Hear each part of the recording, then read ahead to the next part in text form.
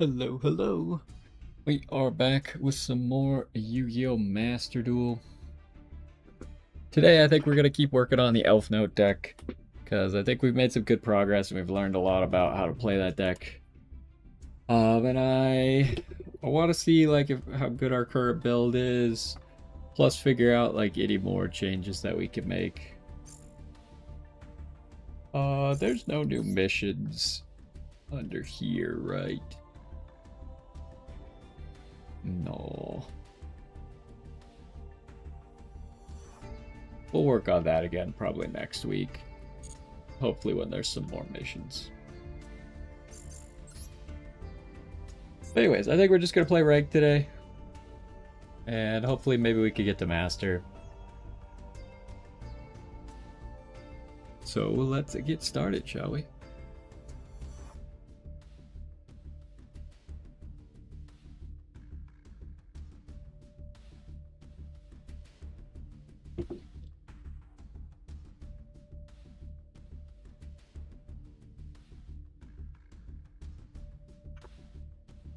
Yo, what's going on? And welcome back to some more Yu-Gi-Oh! Master Duel. In the last few, we have been working on our branded Elfnote deck, and at the end of the last one, we actually made another change to it. And that change was to remove the regular Ecclesia. I just felt like it wasn't really working out. Every time we saw it, it was kind of dead in the hand. And it's really just like a niche thing that only works if you make Dark Dragon first, and then it gives you a way to search Fallen and the Virtuous. So I feel like it just wasn't that relevant, and it more often was annoying to see that card rather than it actually being useful. So we swapped it out. And what did we actually add in at the time? Oh, we added another Welcome. So now obviously Welcome is a lot better because we're not really fusion summoning on our turn. So when we synchro lock ourselves, it doesn't matter because we're only going to be doing synchros anyways. So having more welcomes is just a starter that doesn't actually hurt us like it did with the Fiendsmith portion. So I feel like we are open to running some more of it now. Other than that, no differences in the deck. Still haven't been really making Omega, but I feel like there are situations where we could potentially be making Omega.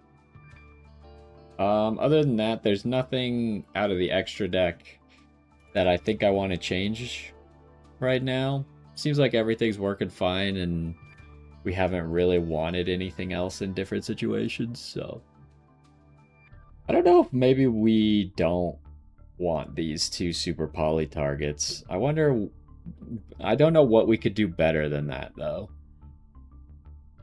We're just not really using all of our resources too often, but let's get back into it. Hopefully we can work our way to master. We've been struggling a little bit. We have been going second a lot in the past few, so maybe we could start to go first a little bit more often. But we are still slowly climbing, even going second a whole bunch.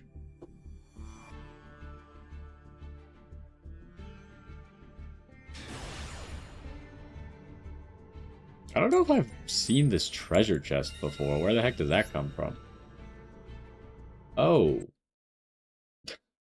I was just about to say, starting off strong with getting to go first. That the game crashed? What just happened?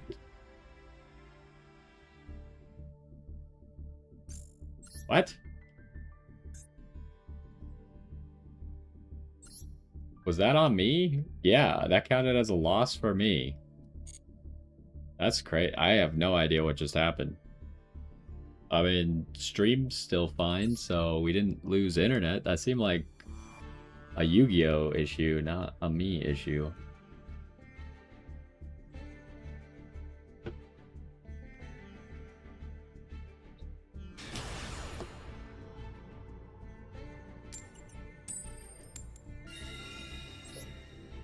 Well, we still get to go first, I guess.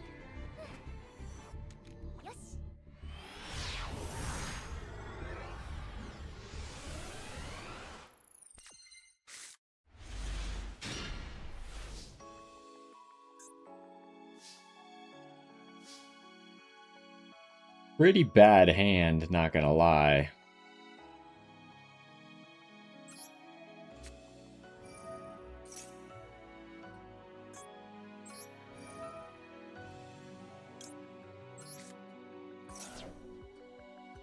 We pretty much have to call by this, right? Otherwise we're dead.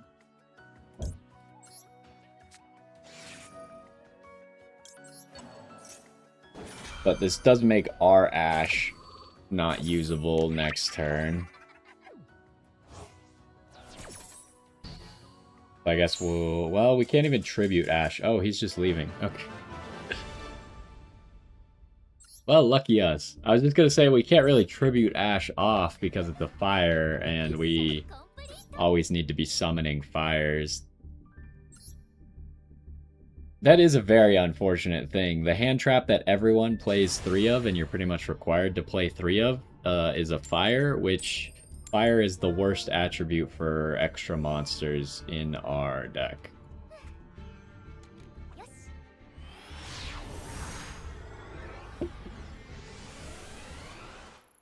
Well, we started off with 2 non-games. The first one we lost to a disconnect, and... Oh, I meant to use Parulia. I'm stupid. First one we lost to a disconnect. The second one we won to our opponent immediately scooping. Okay, so he was just gonna Ash it anyways. Hopefully he doesn't have like TTT or something. That's gonna be a little bit rough.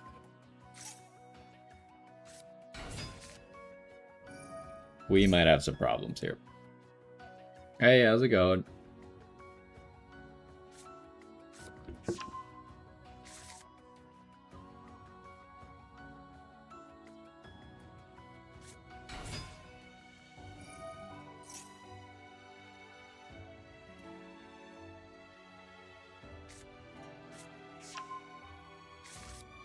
I don't think we can beat this with this hand, right?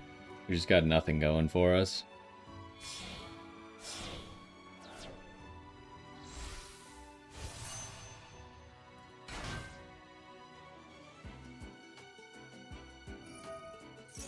Kind of depends on what they have to give us on the top. They're obviously going to look at it with Q.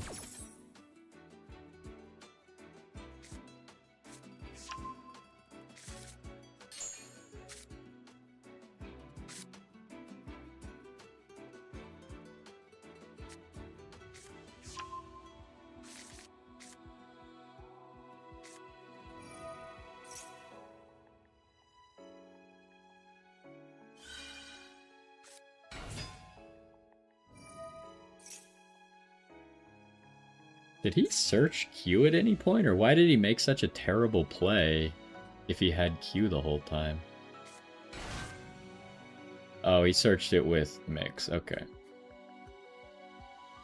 I was like, he really made like one of the worst plays I've ever seen while having Q that whole time.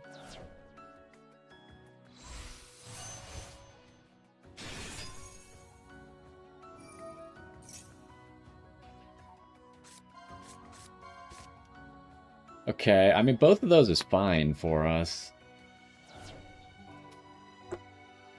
He did give us the Power Patron.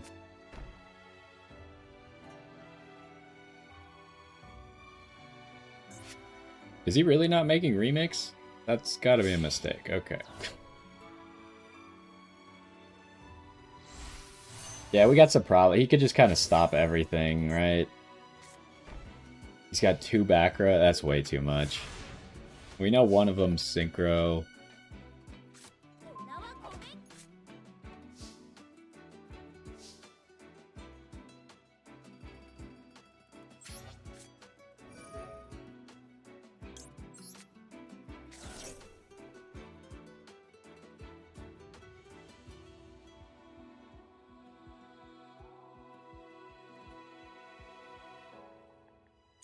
Sure, you can have Nibiru. That's like the first Nibiru I've seen in a while.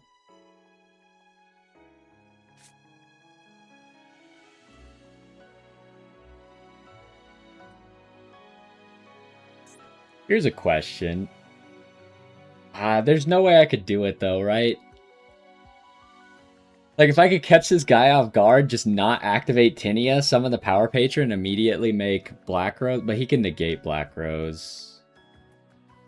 Actually, I could chain block him negating Black Rose, but there's no way he'd allow it to get that far, right?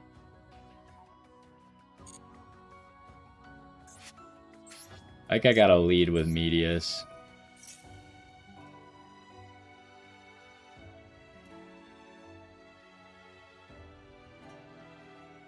Does he have Bell, or what are we doing here? There's not a whole lot he can do to just interact with Medius.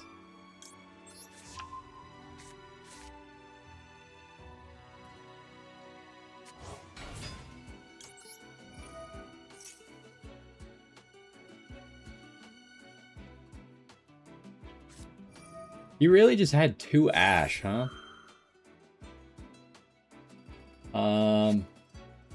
There's no point in...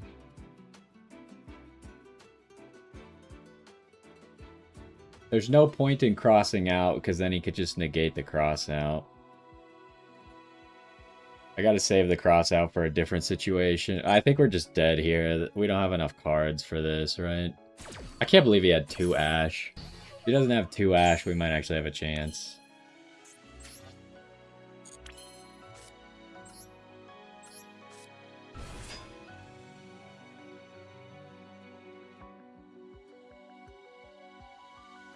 Yeah, I mean, he could... Unfortunately, he could use Remix to stop the Welcome. And kill the Tinia. Which he's doing right now. That's just gonna be too much.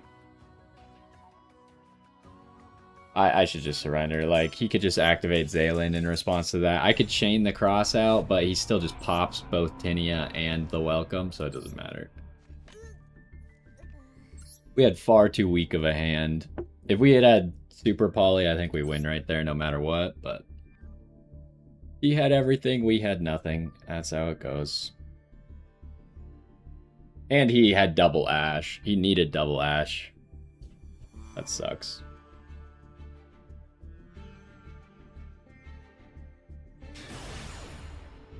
And he got to go first, so... It's literally just a whole bunch of things very unlucky on our part. Extremely lucky for him.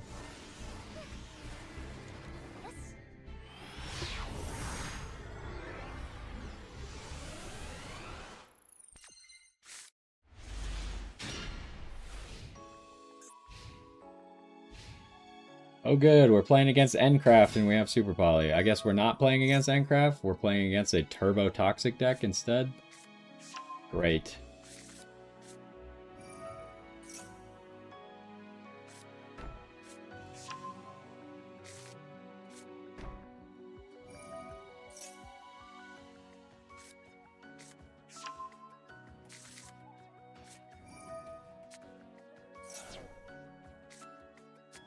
Do we just have to play all these stupid matchups that no one wants to play with today? Like, cool, I finally opened Super Poly against a deck that's completely immune to Super Poly. So cool. I swear, this happens every single time. I only open Super Poly against decks that are immune to it.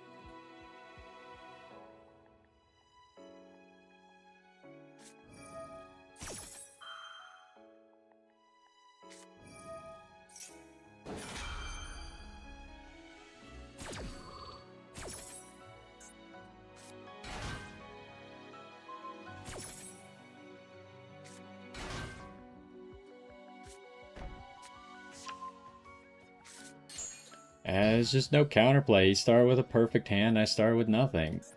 Like, even if I super poly him, it doesn't do anything, right? So cool.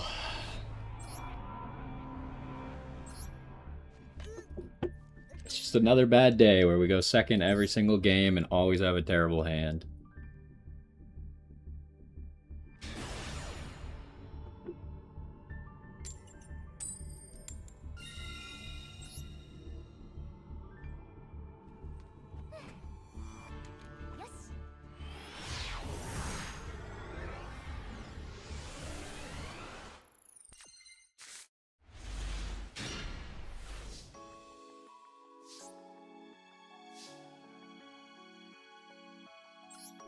We're back to the Regina that's not activatable. Very cool, very cool. Do we give them that? It's obviously pure branded.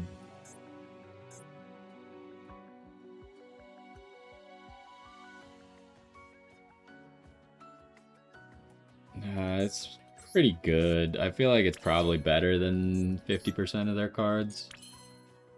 Like, what do I even return here? I guess I have to return the Regina and just hope for the best.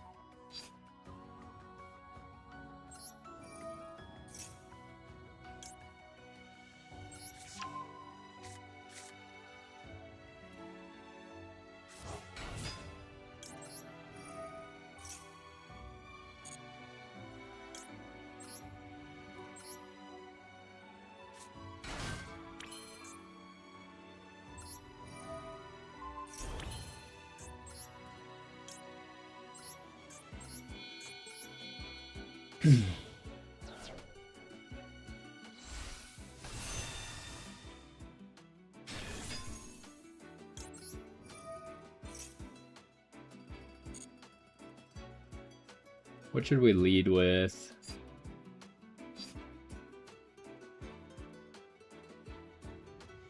I mean, it has to be Tinia, just in case he has Droll, right?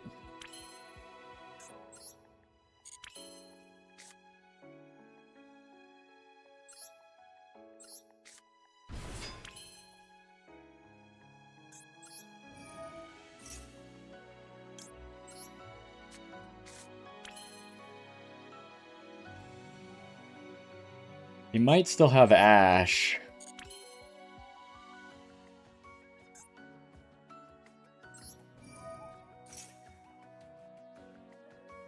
I think he has Ash. He has 5 mana.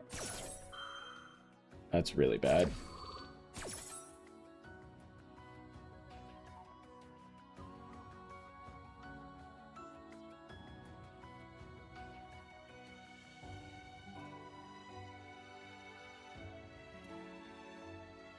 If he has Urgula, we got a problem.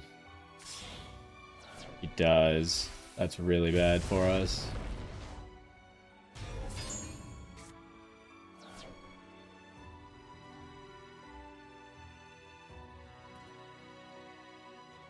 I can't summon Albaz because this guy could just return it first. Or, like, further down the chain, so...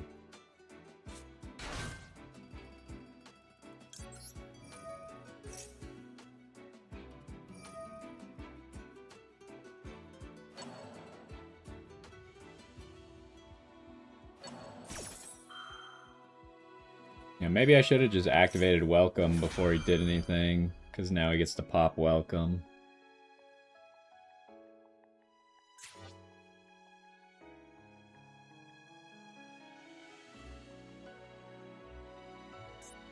There's nothing I could do.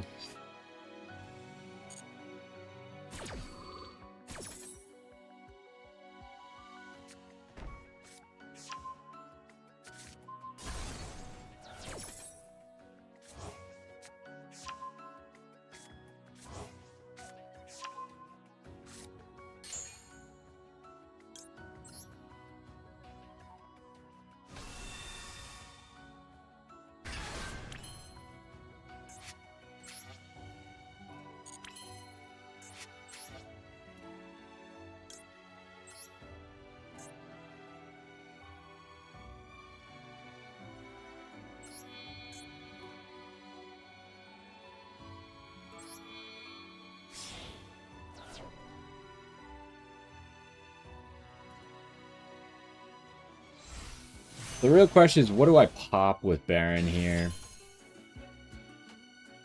Because the Arthalion can easily come back. If I pop the Ketu, we have to assume that he doesn't have a Ketu because he searched one, which might mean that he has a Rahu already, which we could Ash.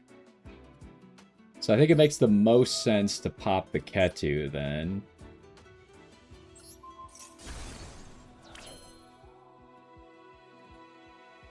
And we need something in hand to use as Super Poly material, but I don't really see a good way for us to do that. Unless I leave this guy.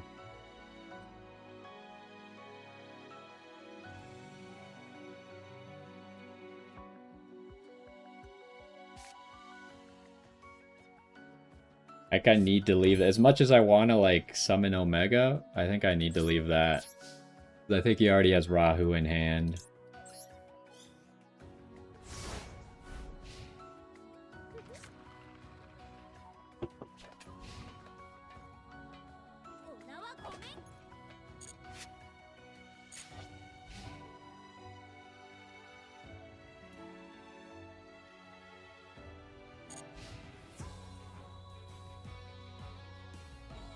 Oh, we're just doing this immediately?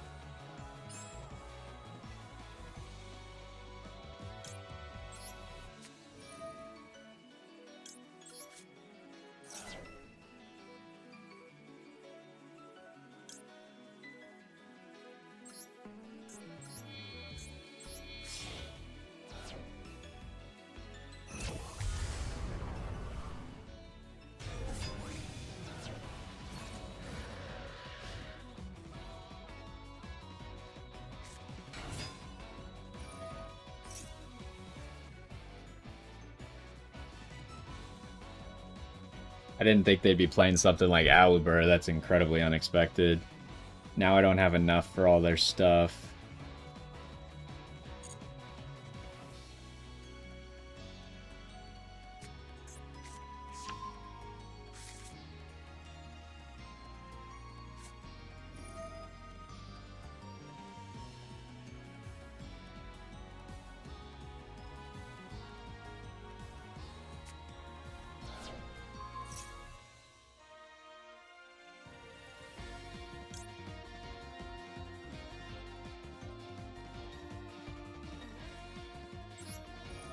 That sucks. He just had like one card, one unexpected card that ruins everything.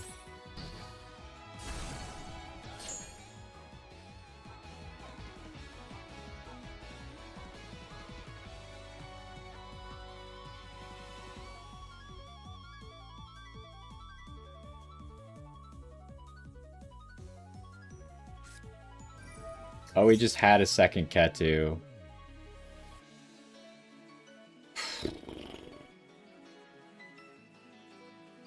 That's even rougher, because now we can search Malulu. I guess I just have to stop that. We know he has Fimena and Urgula. Do we think that maybe if I Ash this, he won't have enough Draco Tails? Like maybe the last card isn't a monster?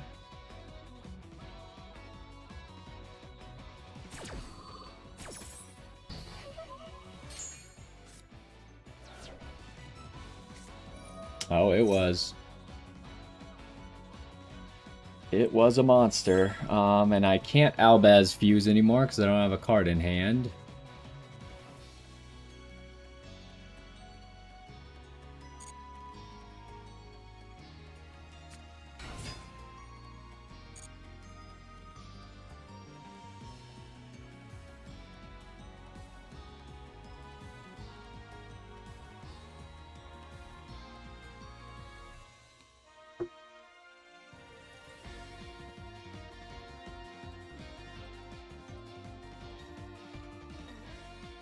Although, if he activates Fimena,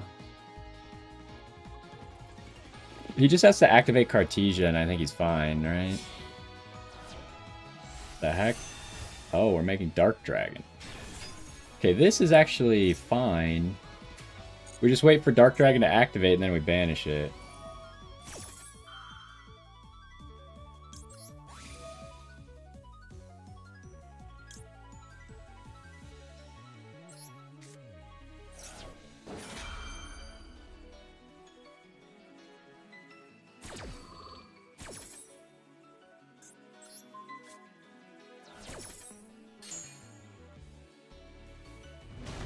Okay, now we can use Fimena again, though.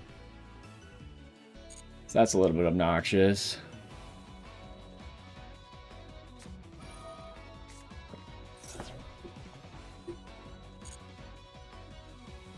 That also means he gets to go into Rahu.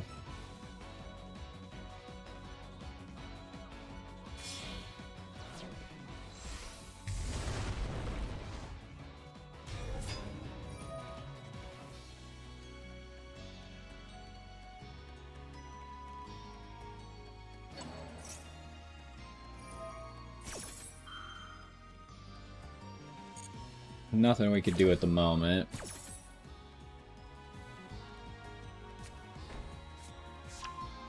Best thing we could do is...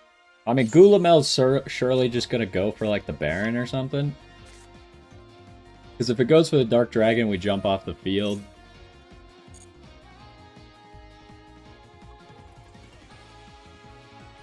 We do need to make sure we jump off the field before the main phase ends, though, because we can't do it on our turn. Because otherwise, you will probably have Horn set up. Ooh. Never mind, I can't do it because of Pan now. I mean, I still have to jump off the field. Just to make sure that I actually come back and to chain block the Gulamel.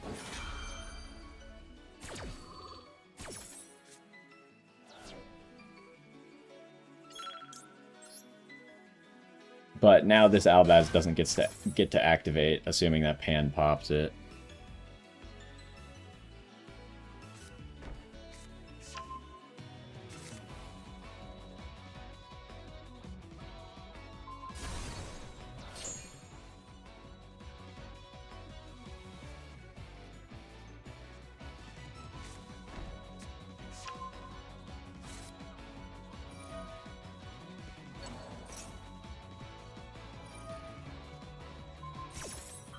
It's just way too much. Like, imagine having a perfect hand like this. We finally got to go first. Our hand was terrible. His hand was perfect.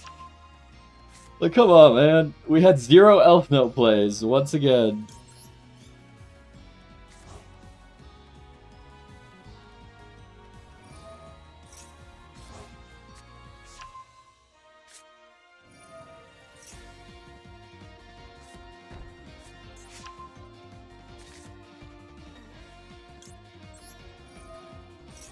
Wait, what was that last card he just set? Fallen in the Virtuous.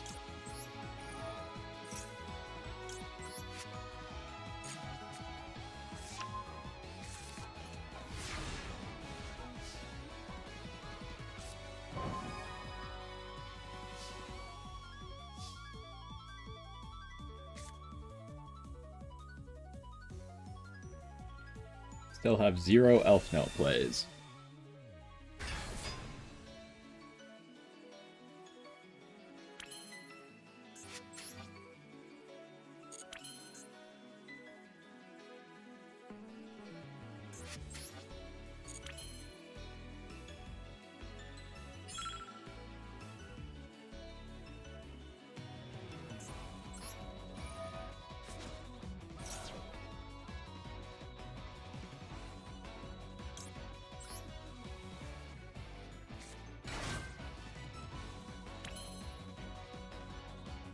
Alright, why is he not activatable?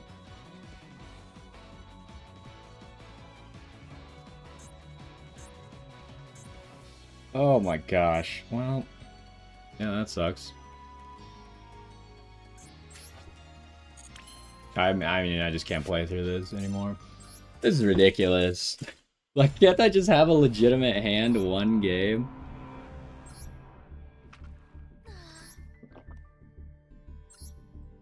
How am I supposed to play through a perfect hand every single game?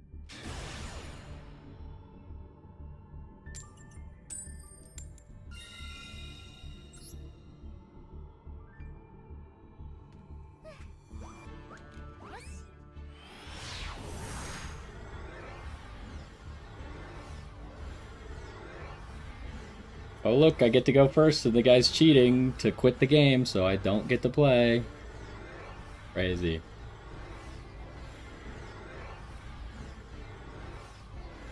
We go second every single game, and then the 2 of the games we've gone first have been DCs.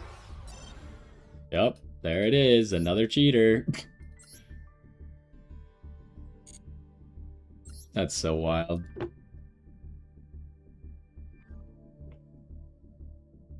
Anyone who does that should just be permanently banned from the game. You should never be allowed to play again.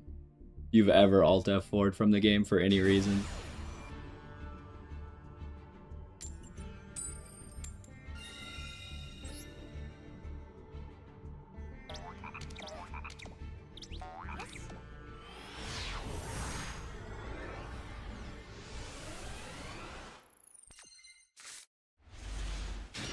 Oh, cool. Another terrible hand.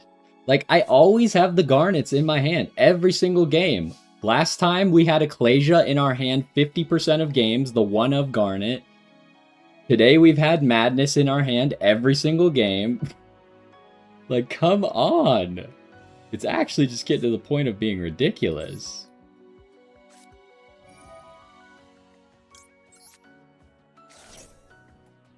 Oh, and we're playing against the most Cancer deck in the entire game. Only played by complete losers. At least he surrendered. Like, I'm just getting to the point where just no matches are fun anymore. You only play against complete AIDS decks that no one wants to play against. And they always have a perfect hand. And your hand traps always get negated. They always have exactly what they need to stop your hand traps. And then you go second 75% of games, as usual.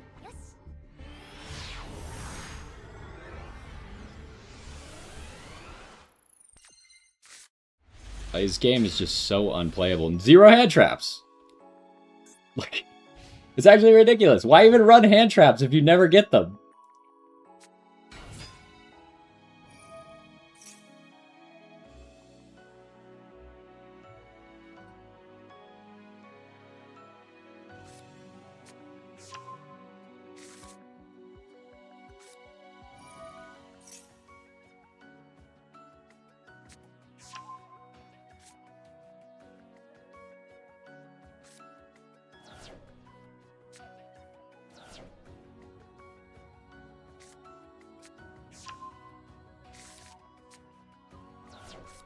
Like, what do we even do here? Like, negate White Dragon's second effect?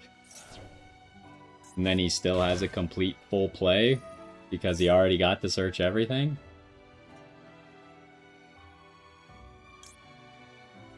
I guess so.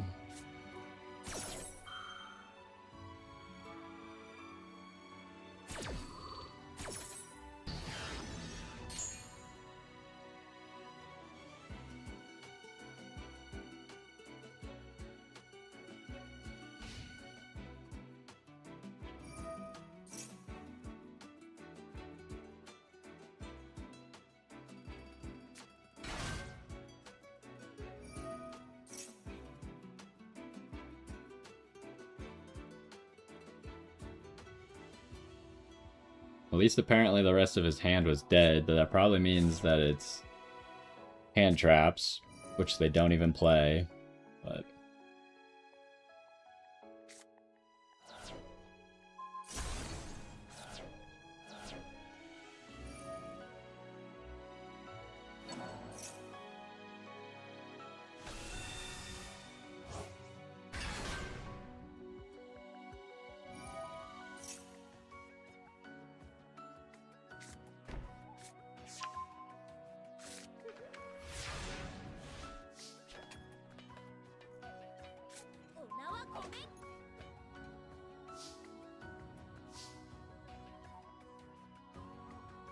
Okay, so what the heck can we even do? I mean, Cartesia... Surely he doesn't already have a White Dragon in hand, because the other 2 Albazes are gone. So Cartesia could really only fuse into an Albaz fusion. Like, Branded Sword requires an Albaz fusion, right? No, it doesn't. Okay, yeah, we're just screwed. I don't think there's anything we can do here.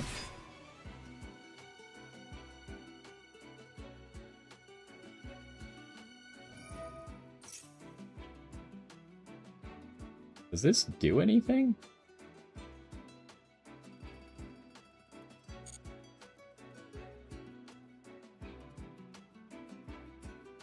Unless he legitimately has the last Albaz in hand.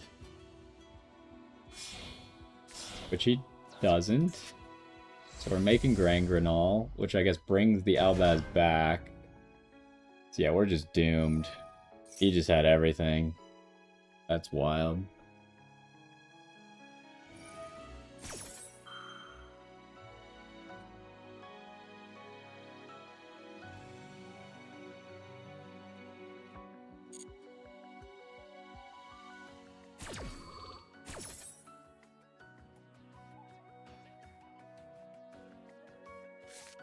And of course, once again, we're going second against a branded deck. Didn't have Super Poly, but we had 2 Super Polys against Odeon.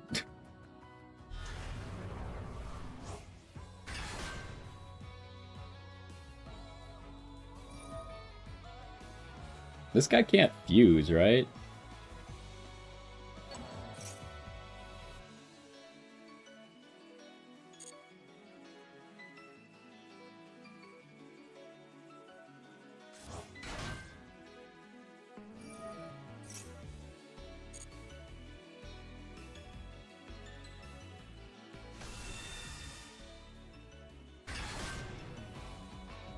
Wow, this person spent thousands and thousands of dollars for this deck. That's crazy.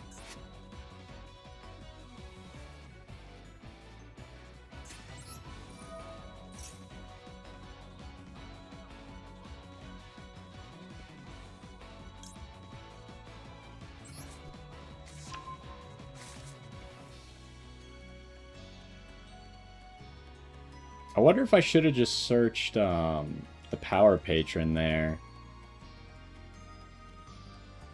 I maybe could have gotten away with just immediately making a Black Rose.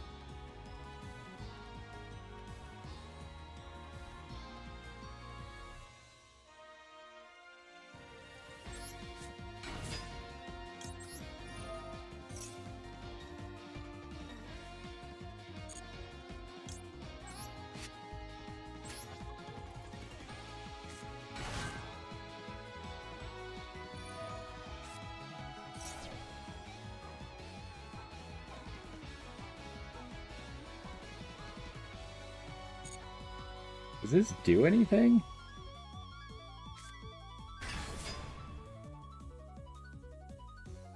Oh, this negates Black Rose.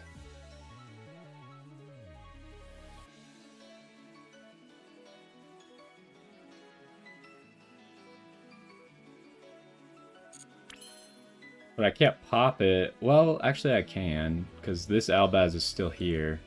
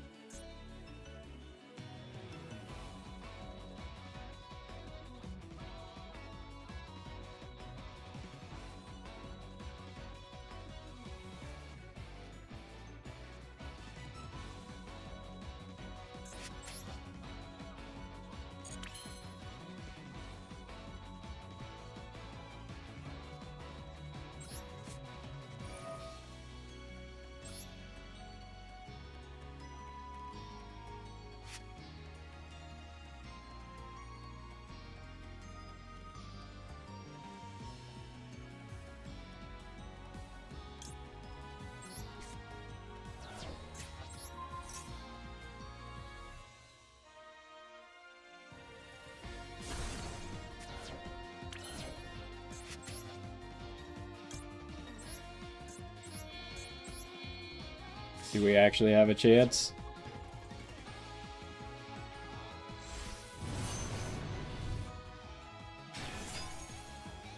Chainlink 1, Black Rose. Chainlink 2, Power Patron. And hope he doesn't have Ash. Maybe I should have done it the other way, just because... It's more... I think his only activatable thing is this. I don't think he'd be thinking about an Ash here.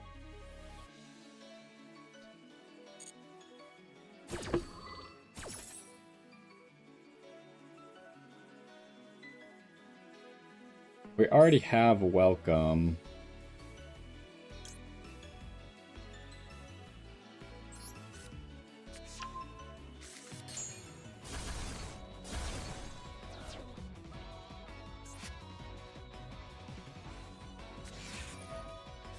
Ooh, we still have to deal with Rindbrum, huh? There was kind of nothing I could do about that.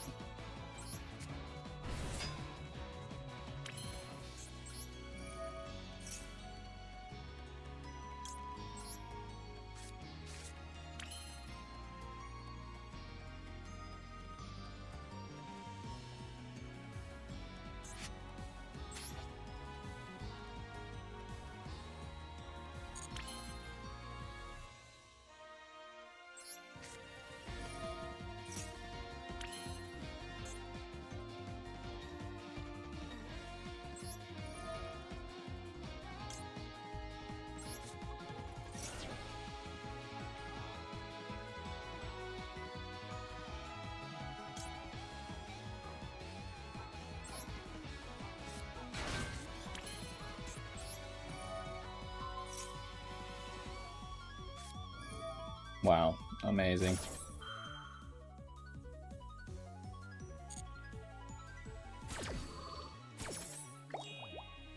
He has to Rindbrum on resolution here, right?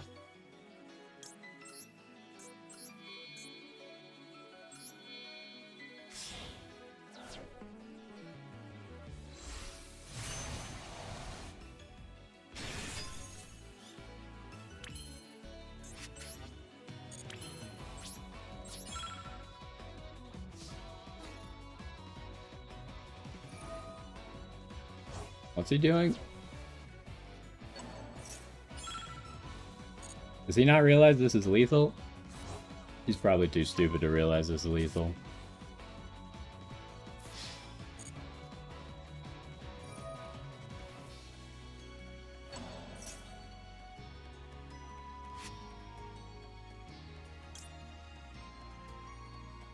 Does he have anything else? Or is that it? I think that's it. I think if I negate this, I win, right?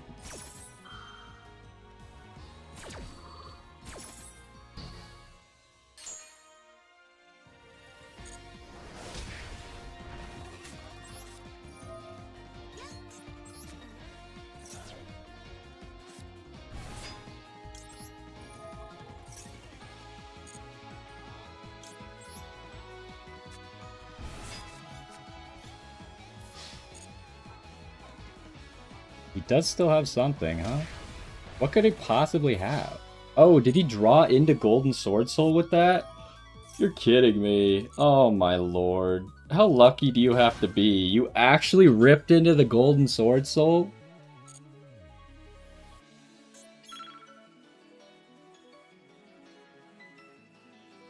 That's crazy. I guess we lose then.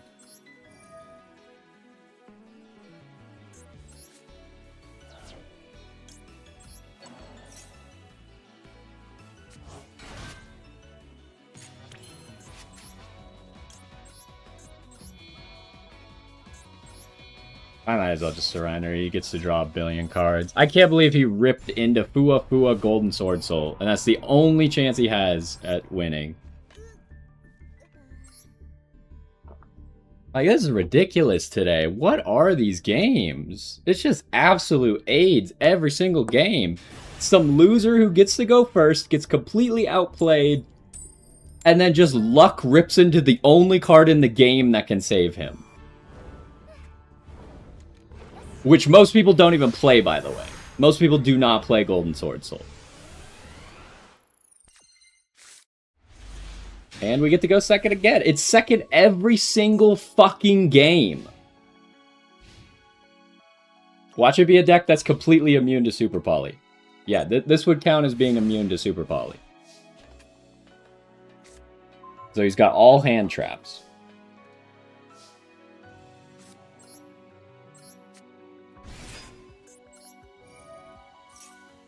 Here comes Imperm.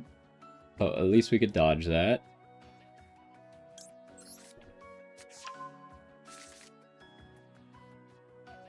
He has Droll as well.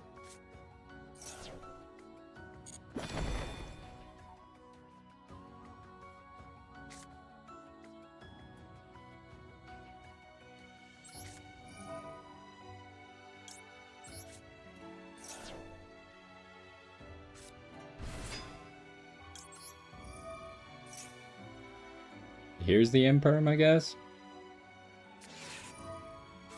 There's Ash.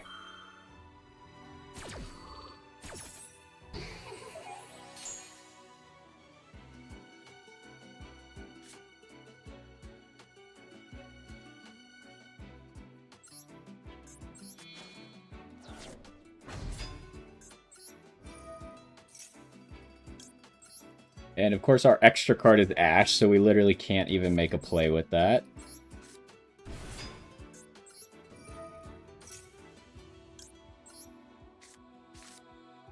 We just like literally can't even play the game like this. So stupid.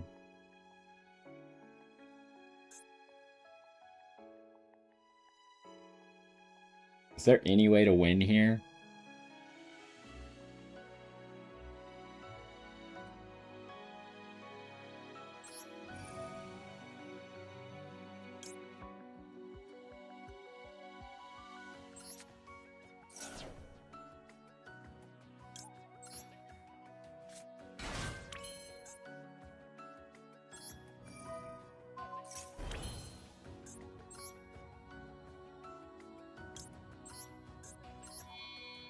I was supposed to make Strelitzia.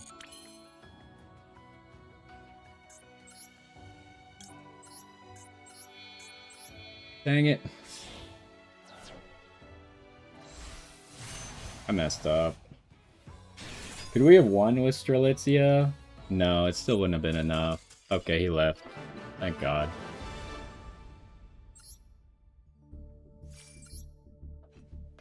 Wouldn't have been enough with Strelitzia. This is just a nightmare. I don't know why we're getting second so much. The past 100 games, I've gone second like 75 of them. Actually ridiculous.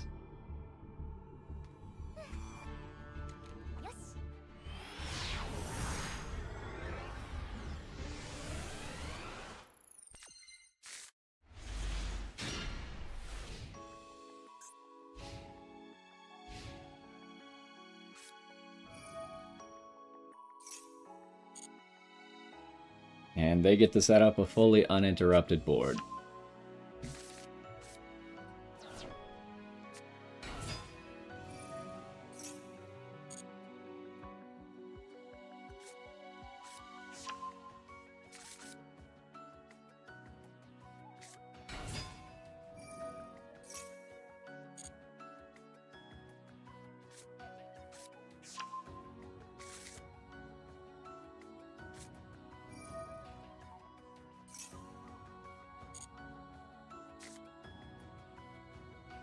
Like, this card needs to make you discard 3 instead of discard 1. It's actually ridiculous. And if you can't discard 3, you just automatically lose the game.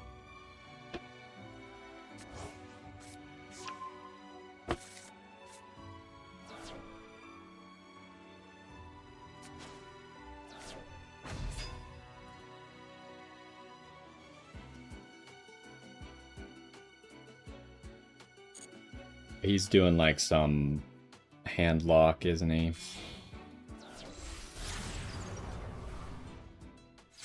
Maybe.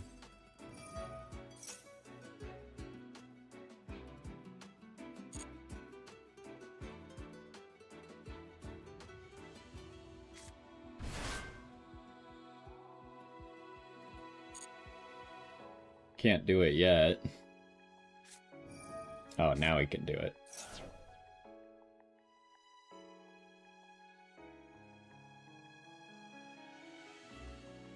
He's just gonna have 2 monsters, so he gets to hand lock no matter what.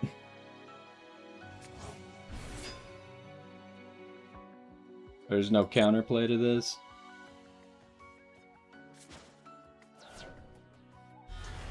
Oh, there it is.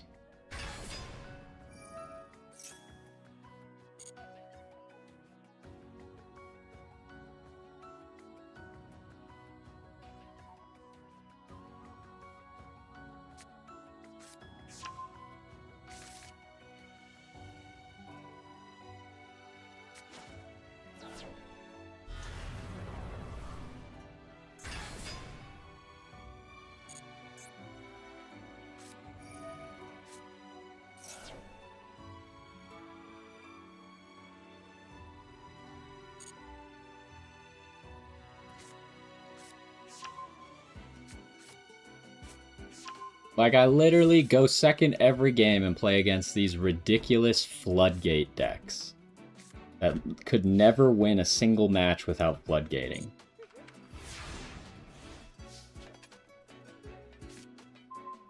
Oh, look, we got Ash.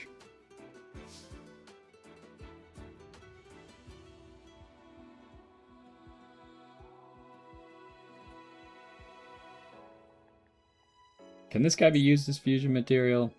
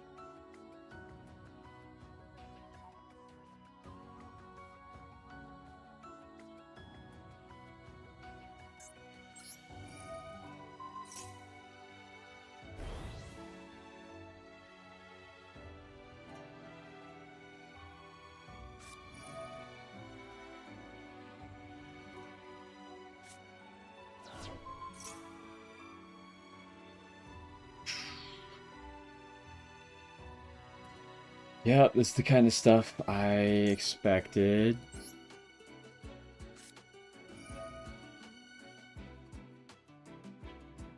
Why does it always do this, where one of my Fallen and the Virtuous is at the top, while the other two are at the bottom? That's definitely not how it's supposed to work.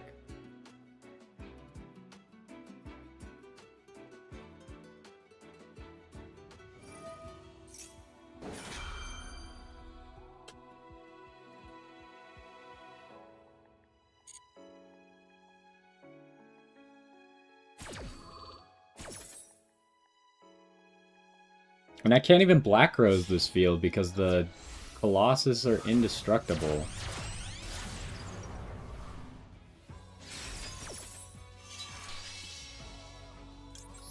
It's so stupid. I can't search any cards, so I can't make a real play.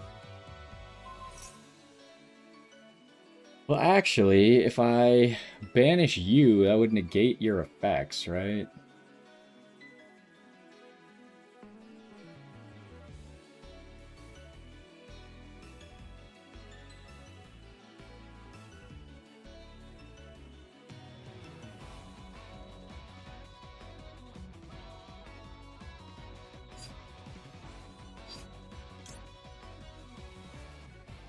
But it's not like I could do anything anyways.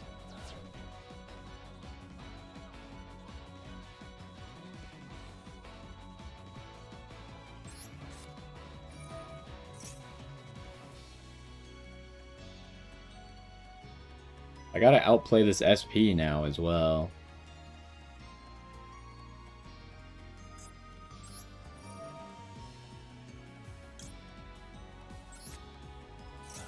Which I can do. Oh my god.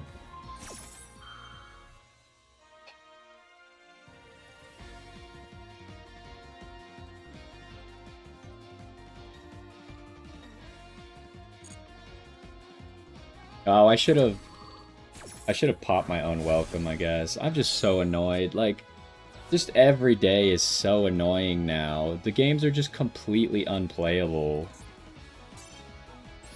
Like, why am I going second against someone who's double floodgating?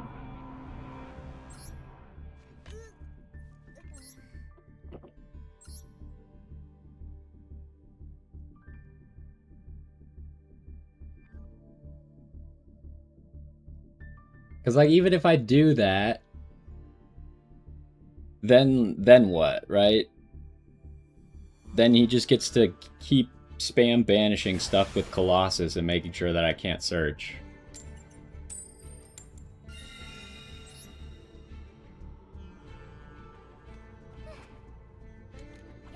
Like, these people that play these stupid degenerate strategies should just always go second like I have to.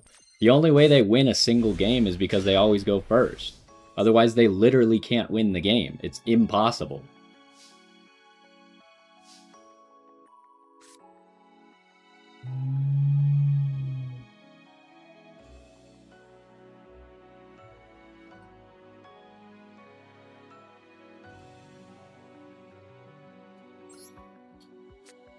I still don't know what the right ordering for this is. Part of me felt like Medius is right first here.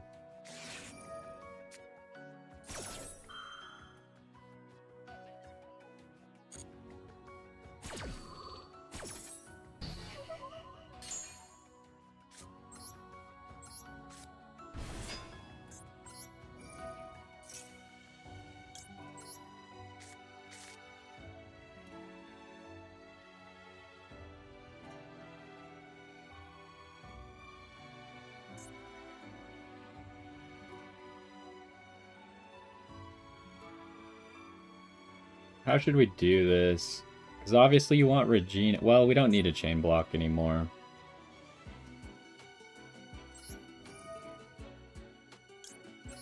He's already used Ash.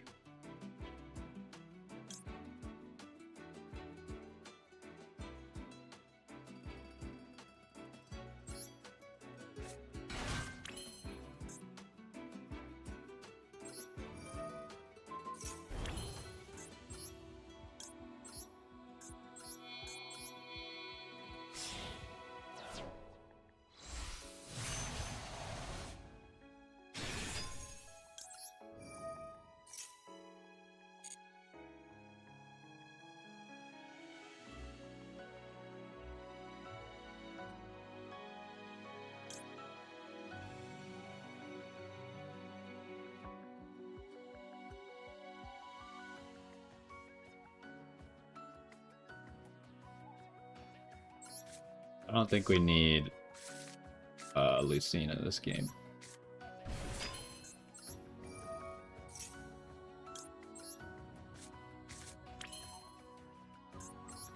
Alright, let's make Chaos Angel.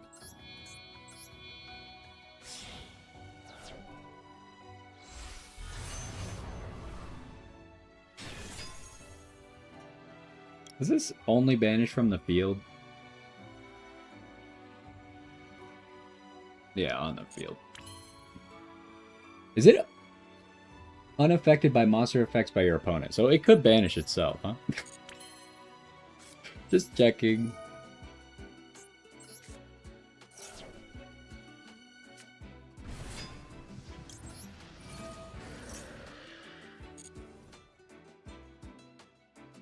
Don't have my normal summon.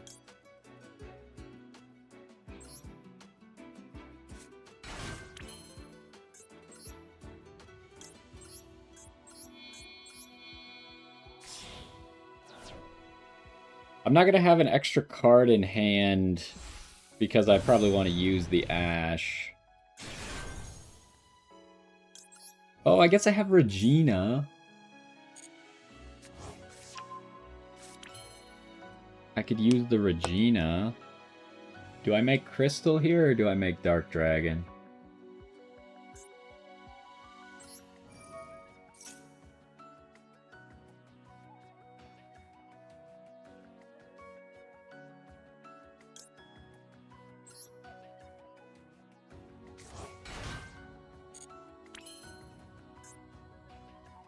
We have no idea what they're playing.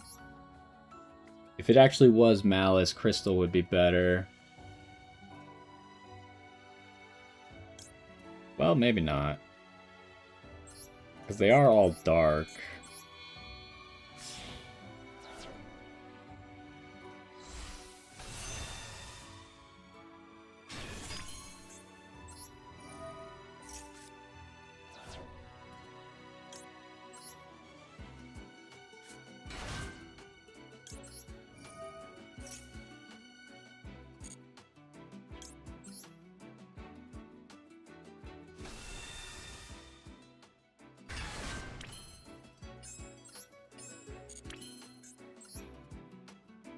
Probably, just in case it is Malice, I don't really want to rip a card.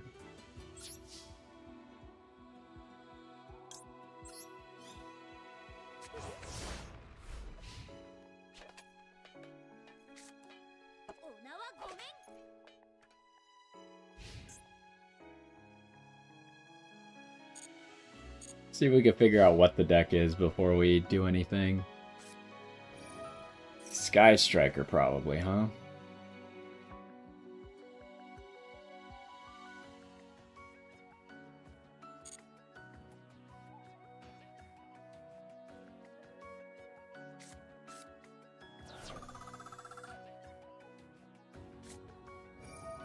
Which is very unfortunate, because it means that my Chaos Angel is completely useless.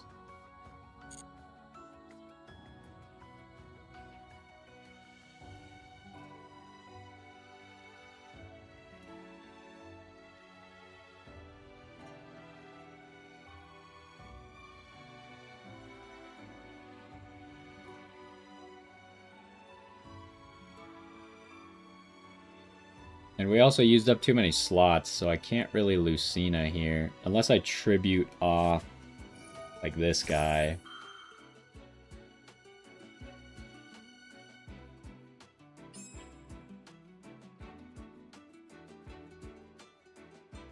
Which I feel like I probably should do.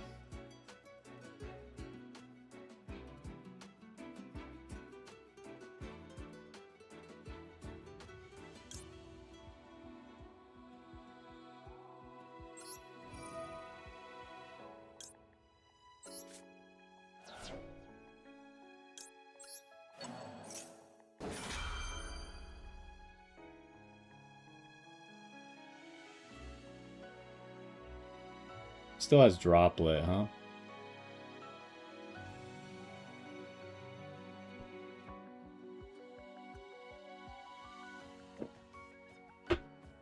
Which would mean then I can't negate that unless he has no monsters in hand. But I still couldn't negate it even if... I could negate the Droplet, but I can't negate the linkage.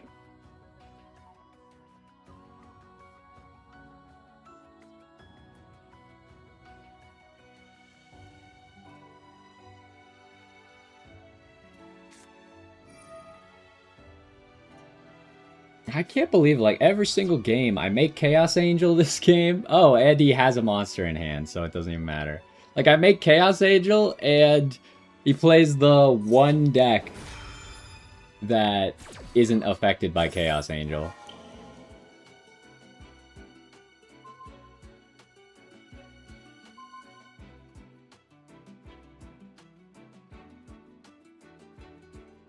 He does have to choose here if he wants Chaos Angel, but like it doesn't really matter because the monster effects are not going to be what does it. Dang it. It's always just so hard to decide whether you should use the trap card against Sky Striker or not.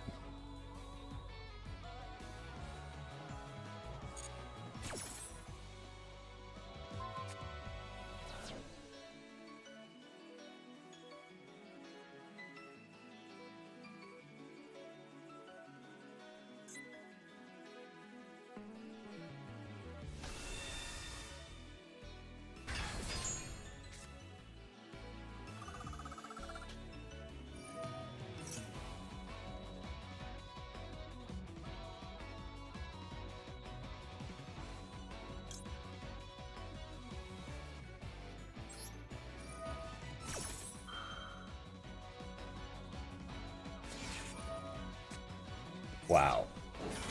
What a draw. Of course he would draw into Max C, huh? Like, the only thing that's okay for him here, because otherwise I can still negate everything.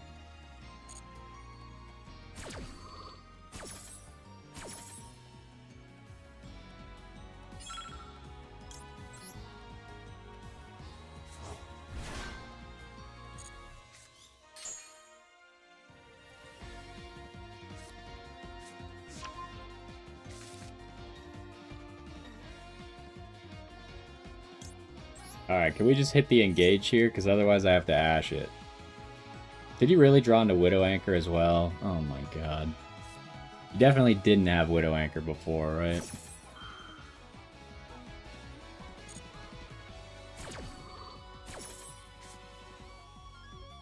Still the same odds of hitting engage, so I don't really know what the point of doing this was.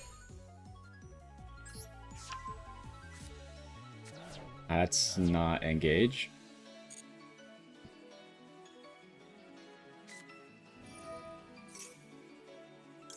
So this sucks because now he gets to 0 for free.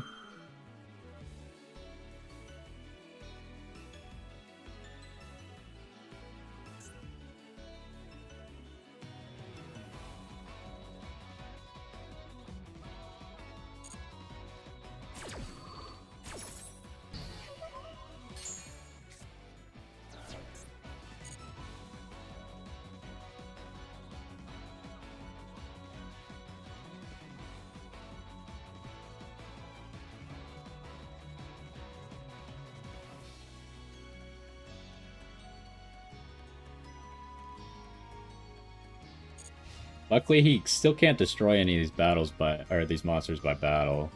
And he has to attack the Tinia because of this. Which he also can't destroy by battle. Because he chose to negate this instead of this.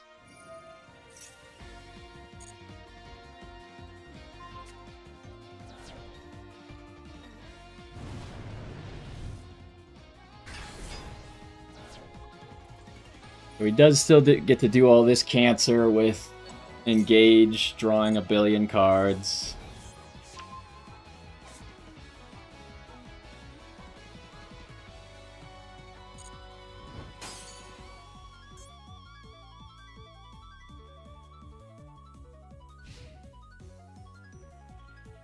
So we didn't use the Baron negate, though. So we will have it next turn.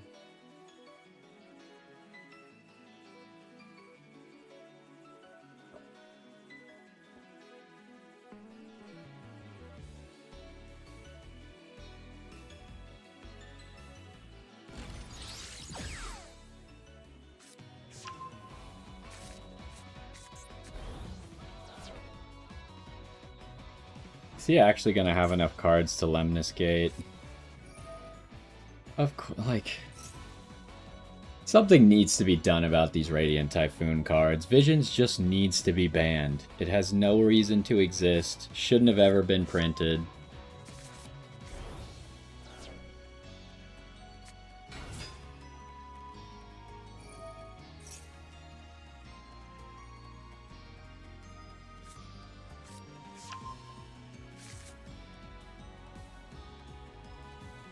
Now he gets to add an MST, even though he's already lost an MST, because that's the one we randomly banished. So now he can negate the trap card as well.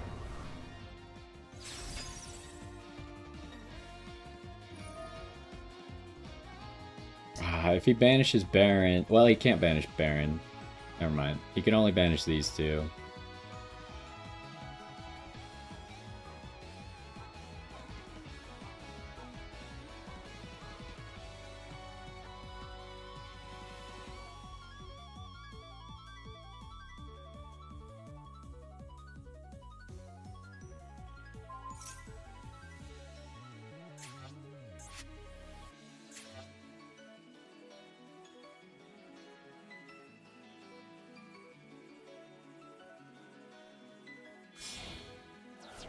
I feel like he made such a mistake not negating the Chaos Angel.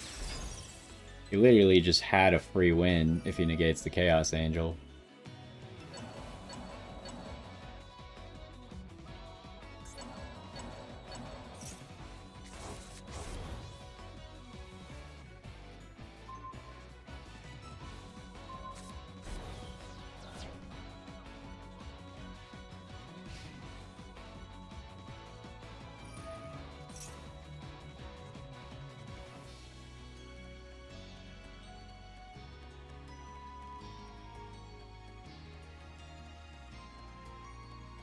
There's nothing I could do about the Lemnis Gate at the moment, huh?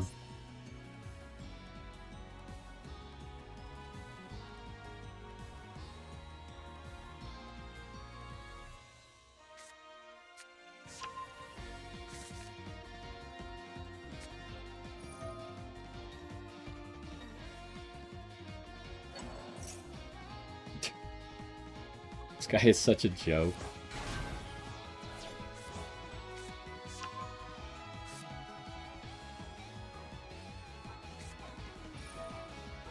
This is so ridiculous. You're so cool. The fact that you were given literally everything and you're still gonna lose. I mean, Elfnote's good. Going second every single game is not so good.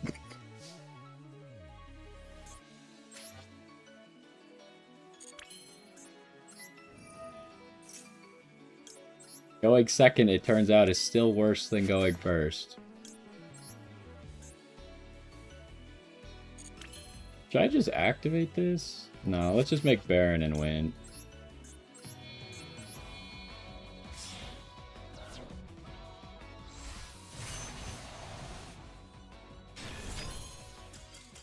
Okay, congratulations. We get to have an incredibly boring duel against some loser.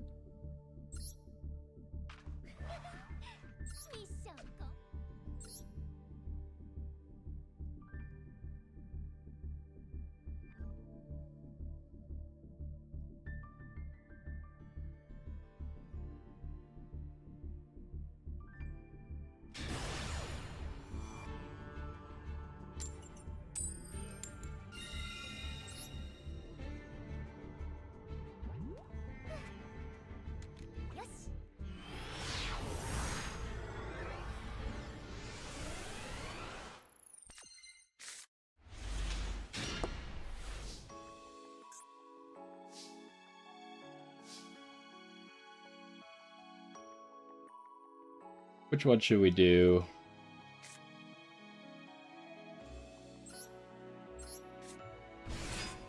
Once again, we have the Garnet in hand again. Who would have expected that? Only happens every single game. Alright, so this guy has Imperm or Effect Veiler, I think. Which means that Regina is gonna get stopped. And then we're in a really bad spot. But there's nothing I could do.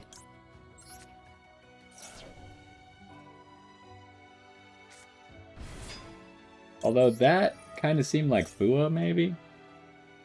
Yeah. They always have everything.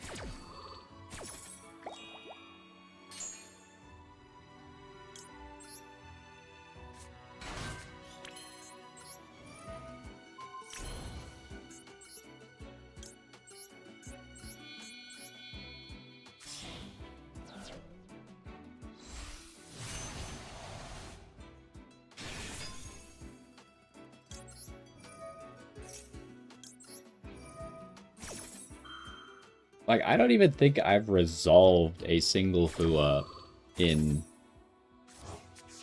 like, weeks. But these people always get to resolve it, because I've never been given the cards that play around it.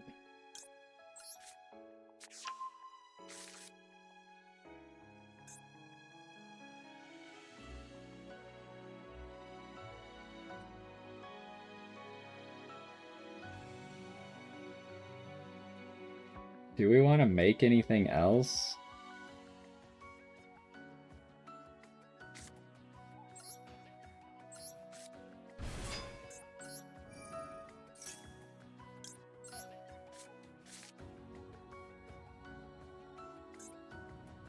We just have to summon so much to do anything meaningful, right? We'd have to give them 3 more draws to make Crystal.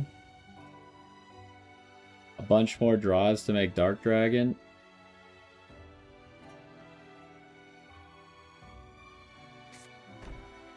I guess we just do this and hope that they don't have a perfect hand like they always do. I mean, they already had a near perfect hand, so... what's a little bit more?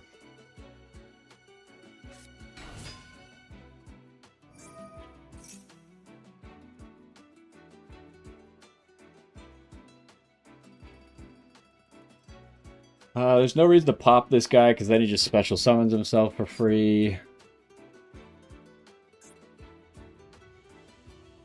You could do it from the hand as well, so that Regina doesn't even really help us.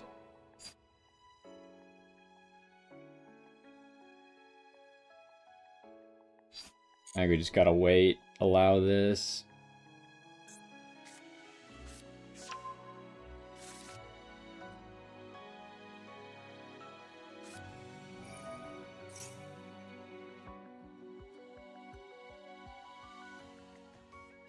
It's so stupid. They should discard first.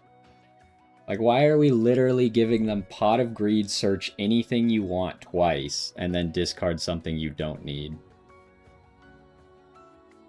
We need to talk about bad game design like that. Is this at least once per turn? So if I do this, I don't want to Baron it. But I don't want to activate this right now. It's such a bad time to activate this. Ah, it's so stupid. I guess I have to.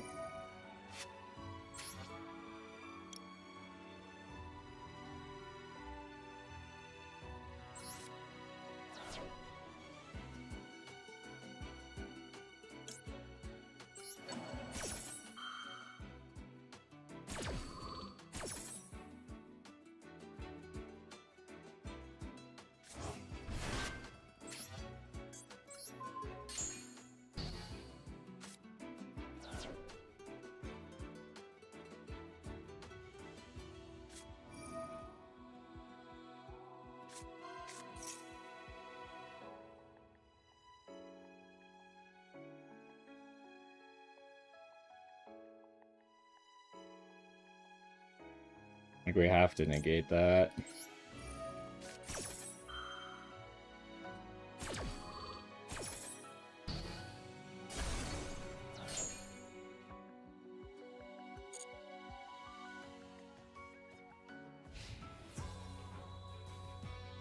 Does he actually not have anything else? That would be nice. Oh, he does have something else.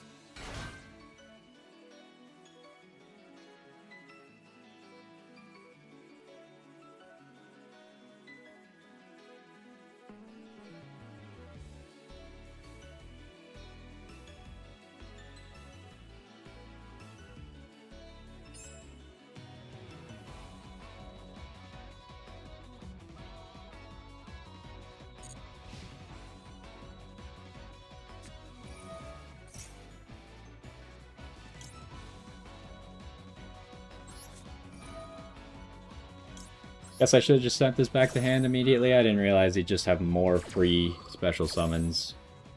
He only has had 50 of those already.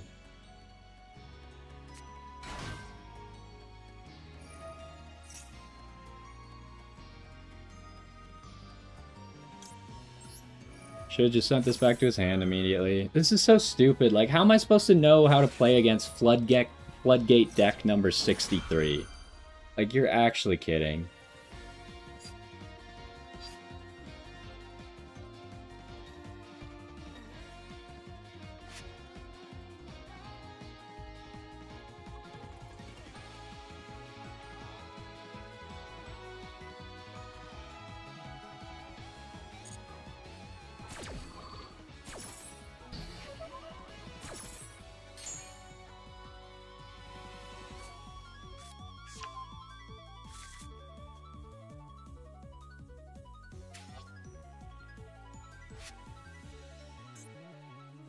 The problem is, like, I don't know what he needs to make here. Like, do they have a level 4? I have no idea.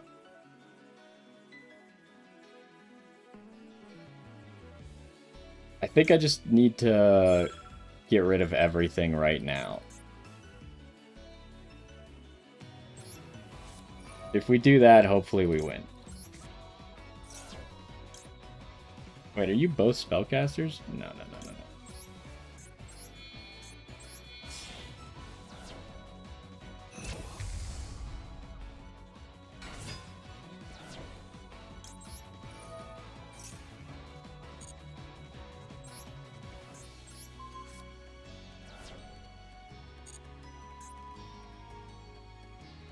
Okay. Jesus. Alright, so you can't let them have, like, a single thing on the board, huh? But again, that's completely luck-based if they have their, like, one-of special summon for free card.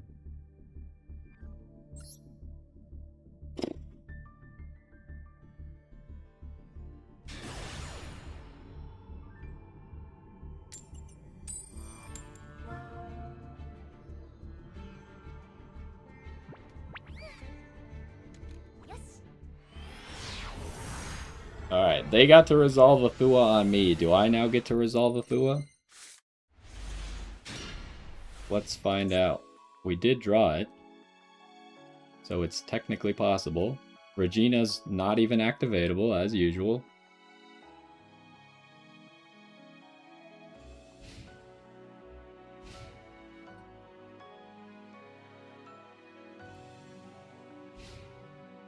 Okay, guess we're not resolving Fua.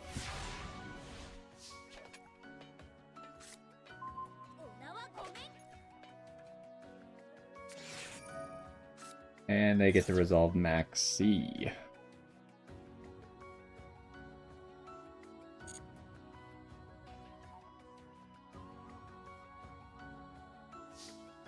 That's pretty bad for us.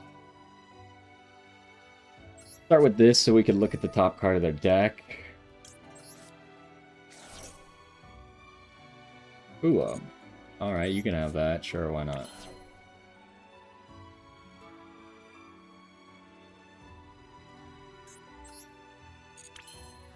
I think we just do nothing.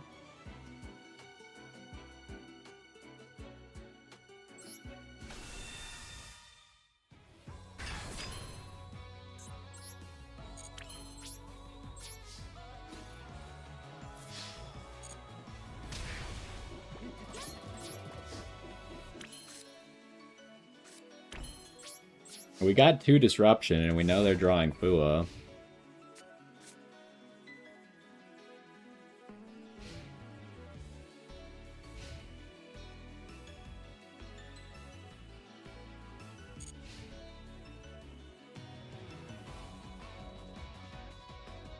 And if I draw any Elfnote card, I think I just win?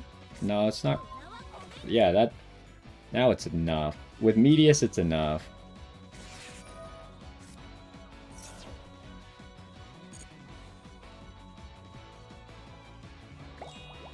Assuming they don't rip into Golden Sword Soul in a single draw, I think we just win.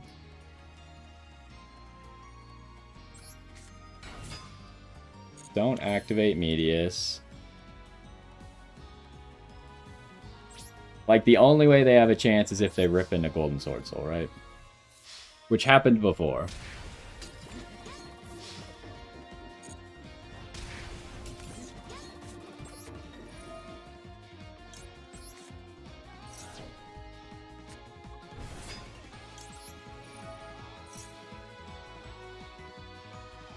Ooh, they had Ash.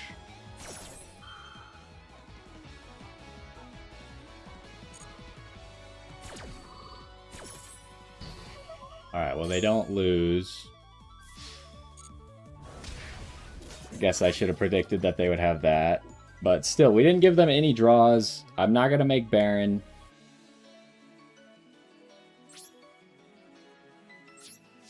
We still have 2 disruption.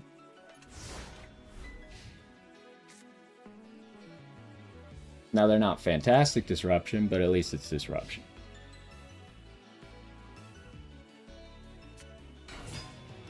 Okay, it's Ryzeal.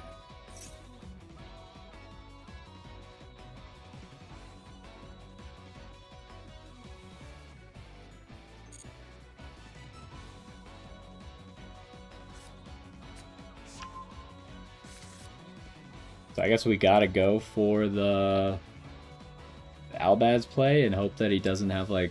Surely he would have set Fallen in the Virtuous if he had it, right?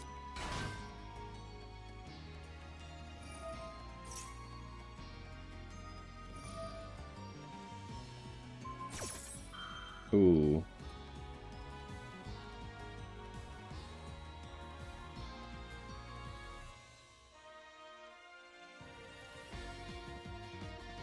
That's pretty bad. So I think I have to use this first then, huh? We gotta get rid of this one.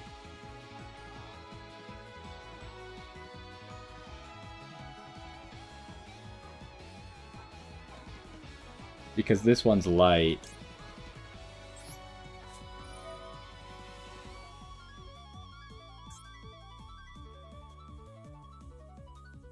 I could make Strelitzia. No, actually I can't because Regina's in the middle.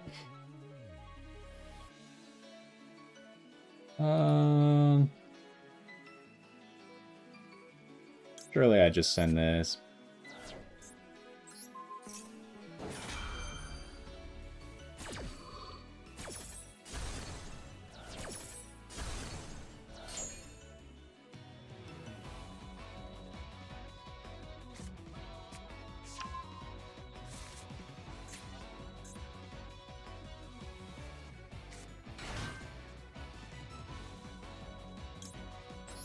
We just gotta hope that he doesn't have a negate for Albaz.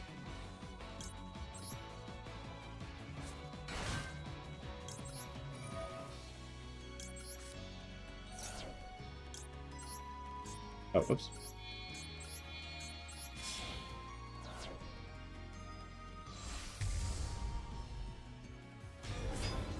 Okay. He didn't have a negate for the Albaz. What a stupid game.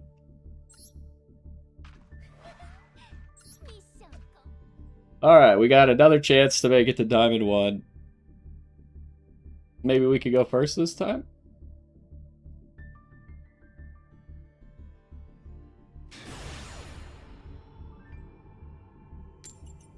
What is this deck box? I don't know if I've seen that deck box. It looks really cool.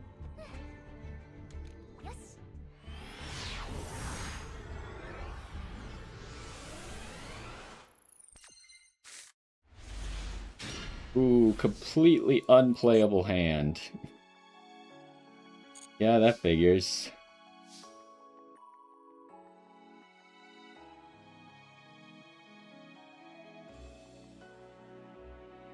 Do I even set Fallen in the Virtuous?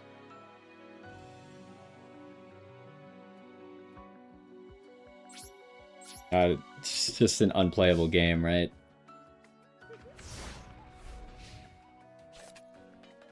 Second time in a row we've drawn Regina with nothing to activate. Oh, I forgot to activate Perulia. Not like it matters.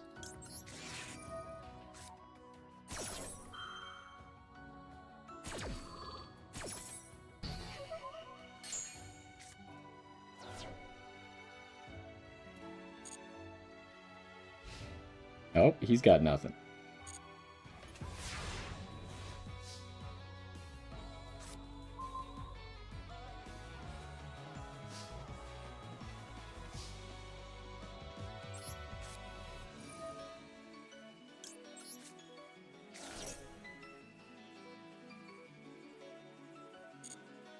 Sure, you can have Effect Veiler.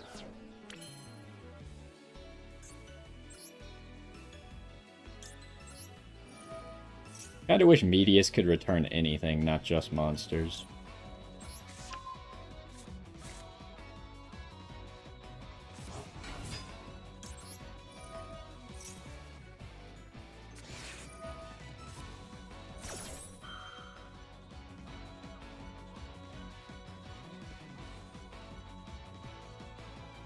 Yeah, they definitely have something. They had Ash. Do I pop? No, no, that doesn't work. That doesn't work. But I can normal summon the Regina. Which is what we're gonna have to do.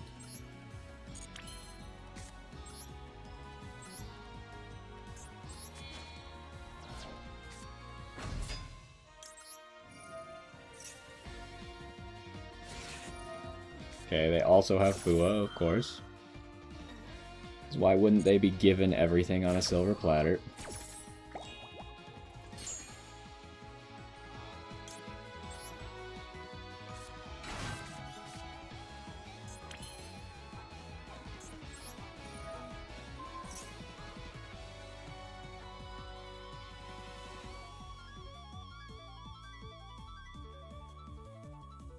Are they really thinking about Imperm?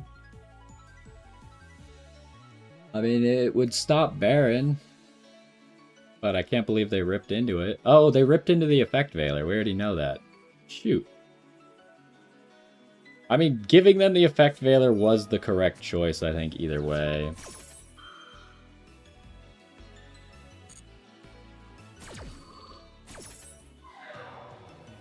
And we didn't know at the time that they had Fua.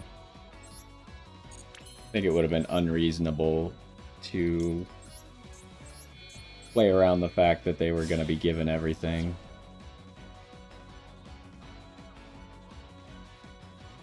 What do we have in here? Just Regina? Put the Strelitzi up here.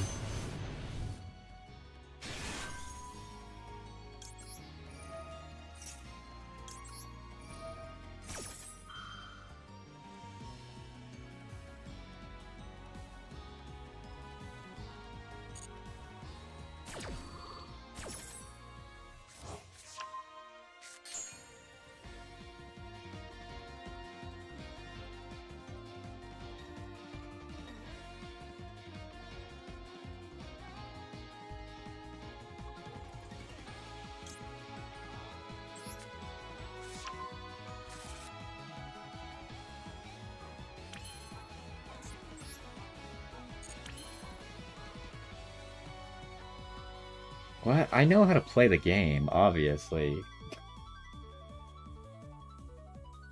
But I can't constantly assume they have 25 different hand traps in hand. That's just completely unreasonable.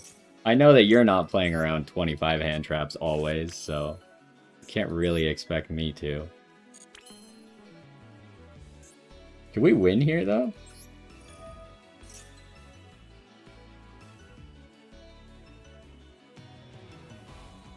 Oh.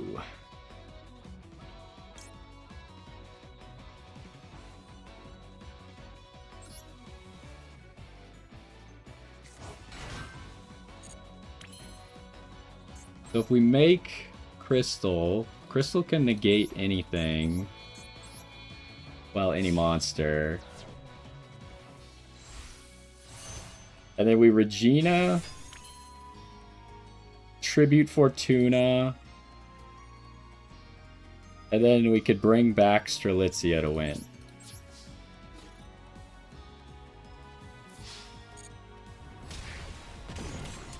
Okay, I don't think he has anything. He doesn't have Golden Sword Soul, so...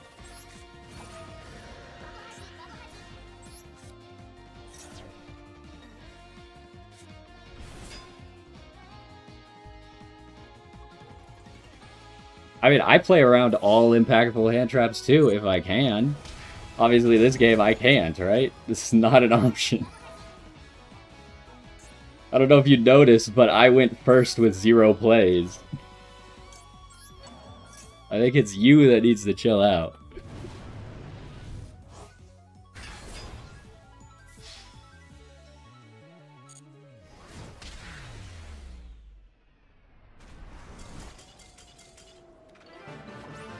It's not engaging to berate someone who is, like, doing better than you.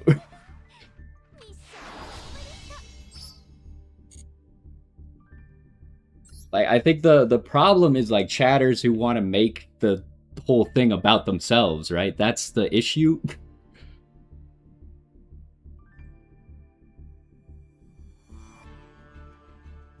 That happens a lot. There's a lot of chatters who are like, oh, this stream isn't about me, let me make it about me. That's the weird stuff.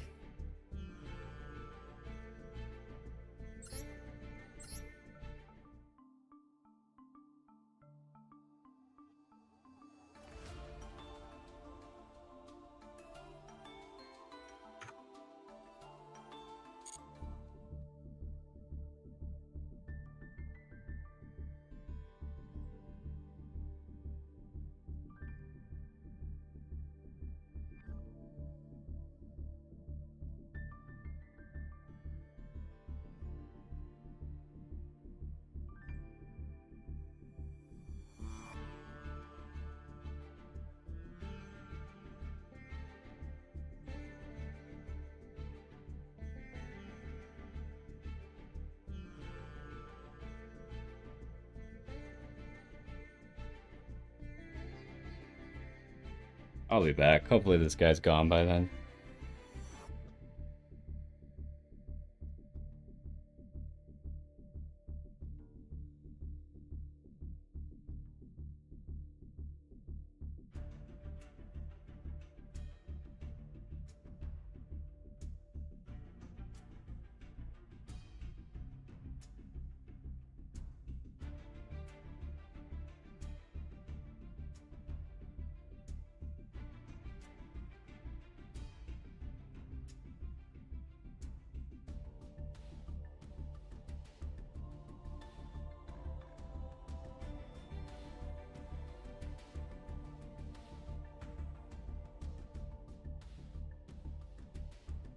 What an idiot.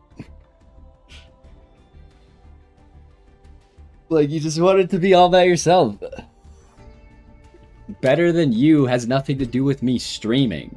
It's that I'm playing the game, and you are not playing in the game, right?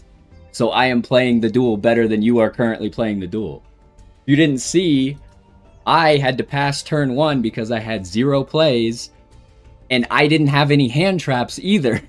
So I have to now assume my opponent has 5 hand traps when he passes, even though I had 0 hand traps when I had to pass. Like, what are we doing?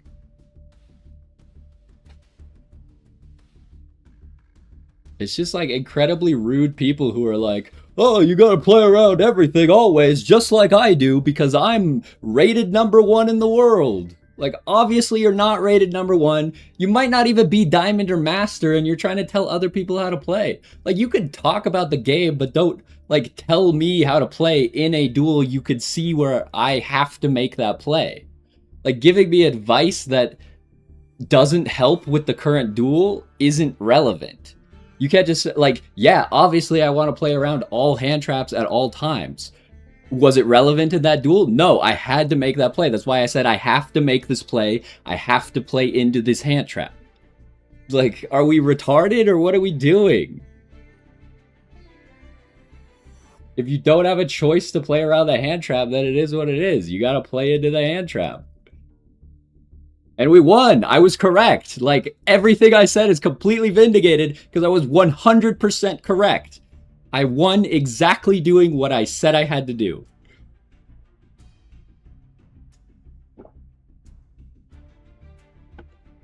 It's so annoying. Cool, you're master with a toxic floodgating deck. Congratulations. I'm not playing the best deck. There's no way you're telling me branded Elfnote is the best deck in the game. And also, I just won. I was 100% correct.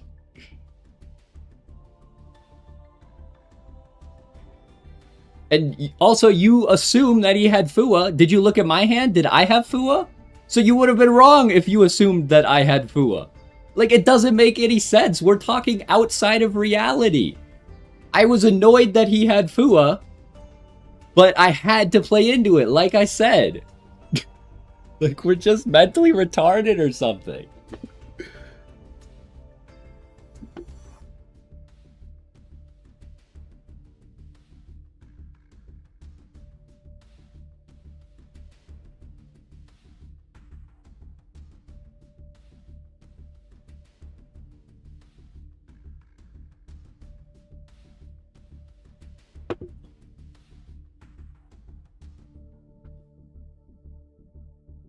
Like, we can't just keep making this argument in hindsight. Oh, look, I was right. He had the one card that I said, even though I assumed that you had the one card that I said, and I would have been wrong. So you're wrong at least 50% of the time, just based on that one game.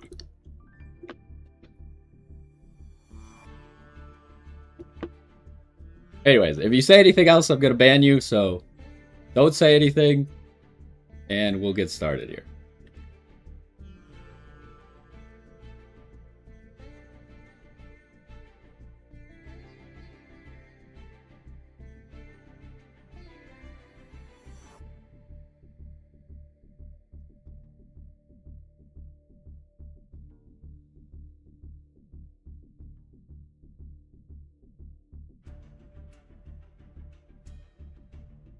I mixed up two top tier decks? What the fuck are we talking about?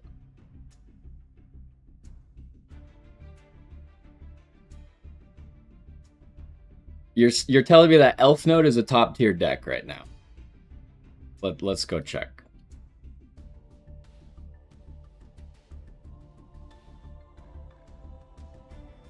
I guess Elfnote's at the bottom of tier 3. And Branded is also not at the top. So we mixed like two low tier decks. Must be the best deck in the game, I guess.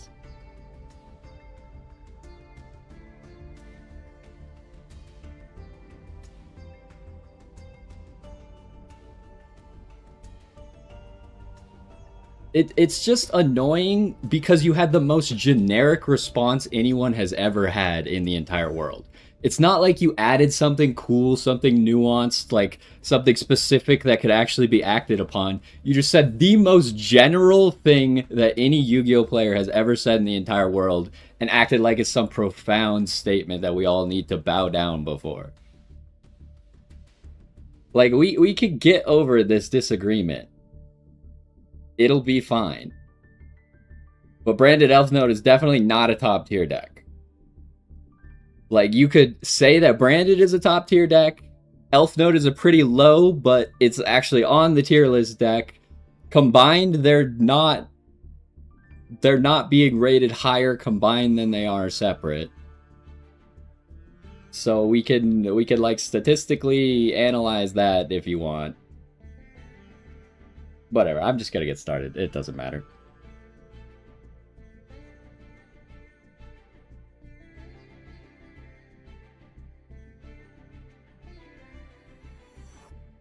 Alrighty, let us see if we could get back to Master. We're still playing the same Elfnote deck. Um, I don't know if we should take out Perulia. So far, it hasn't done anything, but I also don't know what to change at the moment. There's a lot of annoying dead cards. Like, last time we just kept having Regina with nothing, which is really annoying, which is why I was playing 2 Regina. And I don't really want to see Regina with no Elfnotes. I don't actually know. I'm starting to think that, like, Fiendsmith is better than Branded, honestly. After playing this a whole bunch, I don't know if the Fiendsmith or the Branded portion is actually doing more than Fiendsmith would be. We need to maybe go back and try the Fiendsmith deck again and see if it performs better than this, because I don't think this is actually adding anything. But maybe I'm wrong. Anyways, let's get back into the duels. Hopefully we could actually, like, start to go first. Like, the past 3 or 4 days now, we've just been going second so much, it's insane.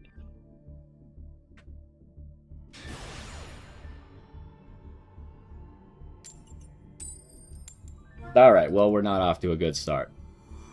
Last time, though, we started off winning the coin flip, and then the game, like, DC'd, even though we're streaming, so I didn't DC. And it gave us a loss for it.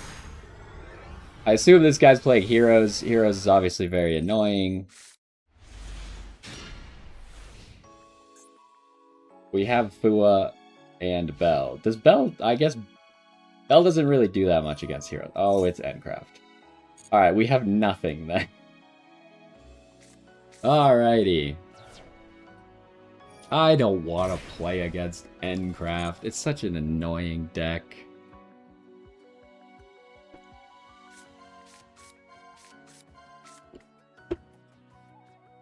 Also, why do they make you choose? Just like... it's random anyways, so just let it automatically add one of the random 3 cards. So that's definitely the whale for sure. Just gonna turn this off. We're not activating anything.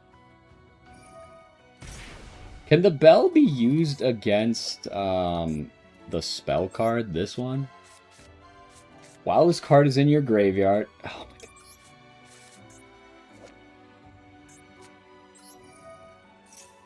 You could banish this card. Yes, so we can use the bell against that to stop him from flipping the whale.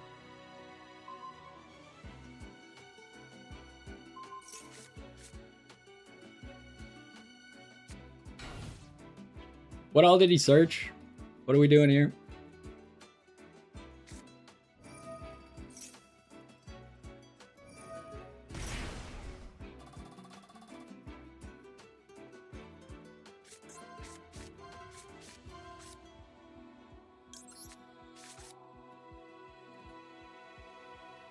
Yeah, like, why are they making me click on these? It's literally pointless. They're just making his turn take so much longer. Okay, so what do we need to do against this deck? We just need to Black Rose it.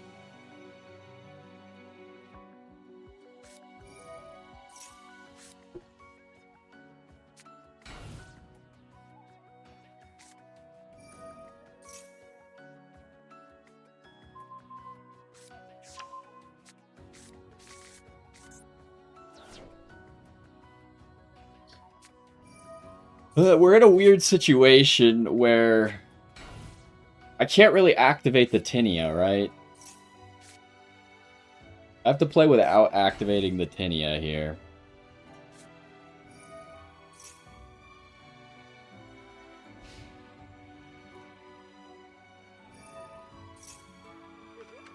Also, we can't activate Power Patron, but that's okay, because Power Patron would target, which turns on Exea or Pixea or whatever the heck it's called. Honestly, I don't know what all they do. I think our only play is summon this, summon the Power Patron, bell the spell card. If he's using it right now. Now is his only chance to use it, right? Why am I not allowed to? Why am I not allowed to react to this? What?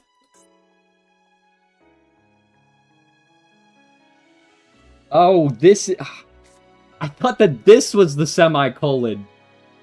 Alright, well. That's a problem. I thought the semicolon was where the colon was. Alright, it can't be belled. Noted.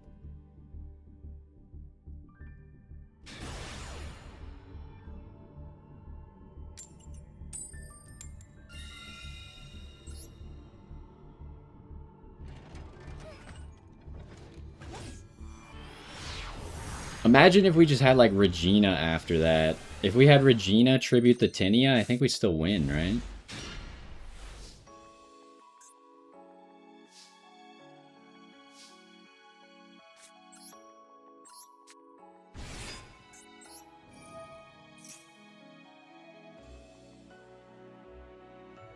We already have Tinia. I'm getting so tired of the Regina getting negated, though. Do I have a normal summon?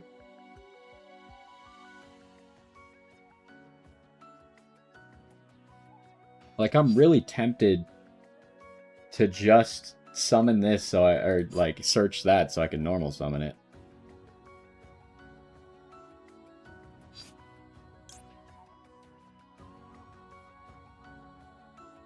I know, like, the best play is Regina. Well, I guess the benefit to going Regina is if Regina gets stuck on the field... Ah, but then I only have 2 fires to tribute. It's so obnoxious. I only have 2 fires to tribute with Welcome Home.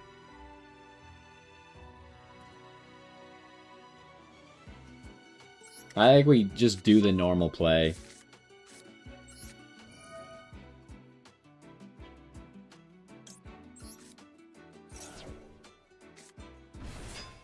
He's probably gonna ash this. He didn't ash it. But it was something activatable on the activation of Regina, which means that it's gotta be ash, right?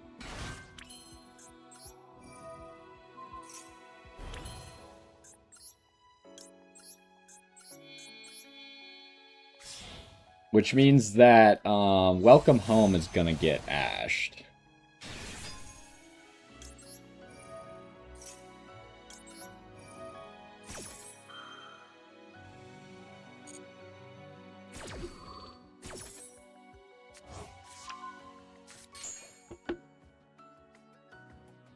We still have our normal. We can just normal over the Tinia.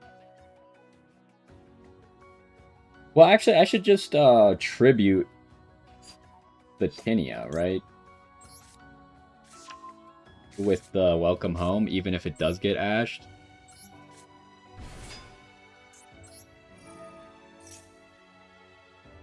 Okay, it's not ash? What is it then? It's also a 60-card deck. You're telling me that you actually have something that's specifically activatable on my monster effects that's not ash in your 60-card deck?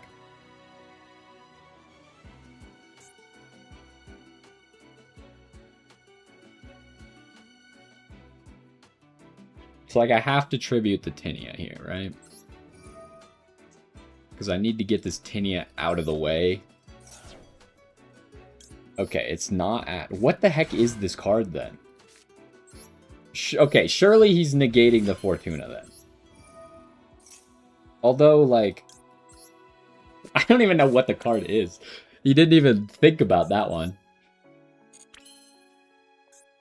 Alright, are we going Dark Dragon? I don't know what this guy's playing. Last time we saw Malice sleeves, it wasn't Malice. But I decided to go Dark Dragon anyways. I think that I will still do that.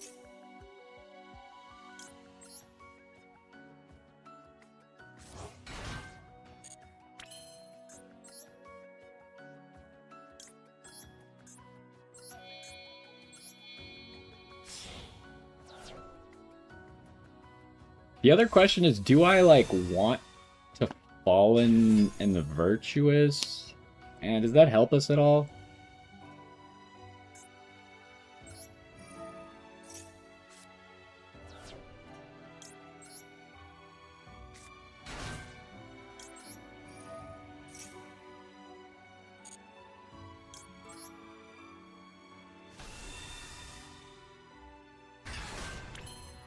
Like, what could I even pop with the Fallen and the Virtuous? I need to summon, like, Ash. That's not particularly good. I guess I could summon something with...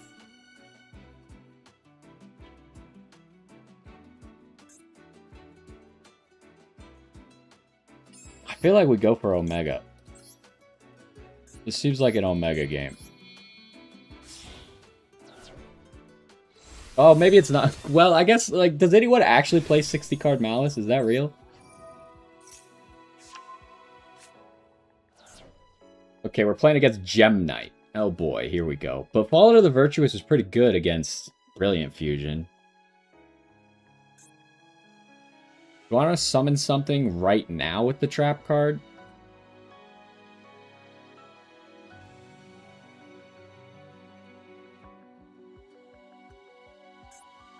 I could summon Tinia right now.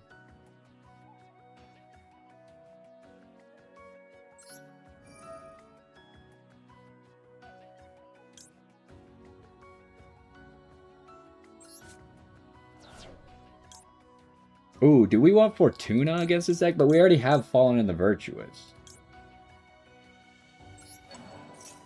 I think we get Fortuna just in case something happens. And we'll summon Regina on their turn. And then I guess Dark Dragon just kind of gotta sit here and do nothing for a while because it takes up too many slots to actually use it. I guess I could just use it to summon Albaz immediately. Instead of summoning White Dragon into Ecclesia, into Albaz, into blah blah blah.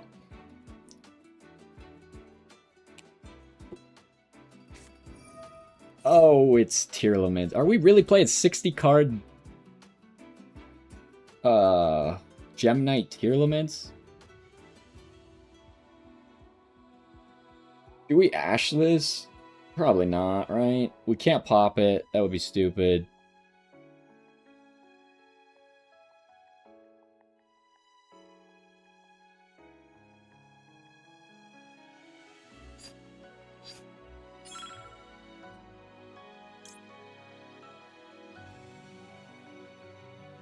I think I need to get Regina on the field. Also, I should have summoned Fortuna in defense mode.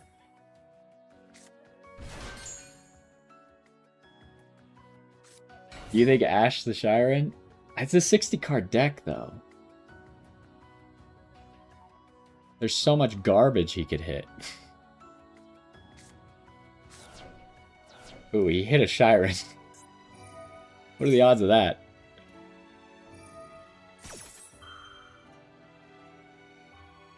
Ooh, I'm gonna take the Regina. I could have canceled the Regina and ashed this. Oh, he already has Havnus in hand. Surely I don't want to ash this either, because he's just gonna fuse with the Havnus.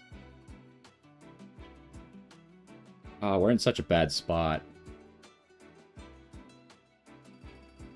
This has gone off the rails already.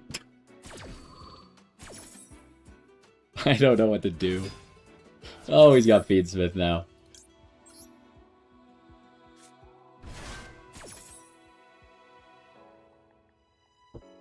He searches Rhino here. They always hit good cards? Oh no, he searches Tier Cash.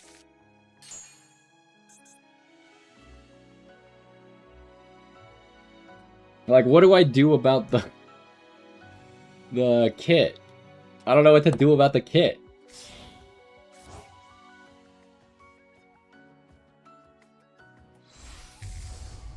I don't really want to pop the kit too badly, but like...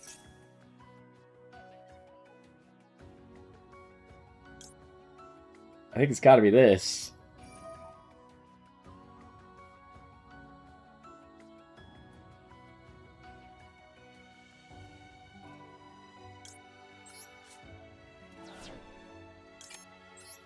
I'm gonna run out of time. You know, some people aren't, like, super rude, so it's actually okay.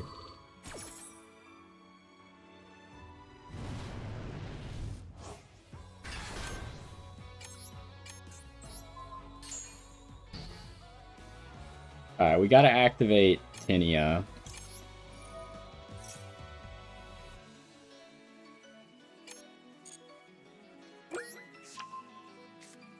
Okay, we didn't hit tier cash. Yeah, we're gonna run out of time.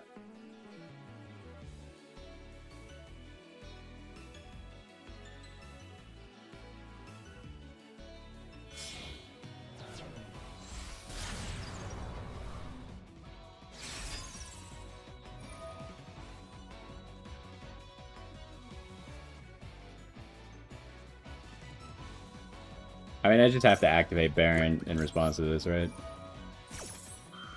It is what it is. And then I think we just toggle off and let him do whatever. I ran myself out of time.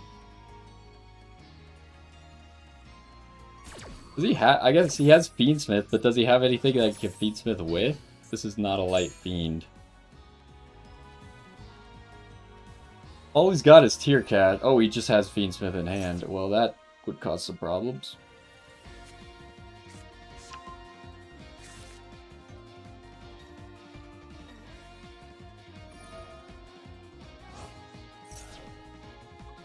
Yeah, surely the person who says chill first is in the correct. I don't think anyone who has ever said chill to someone first is in the right.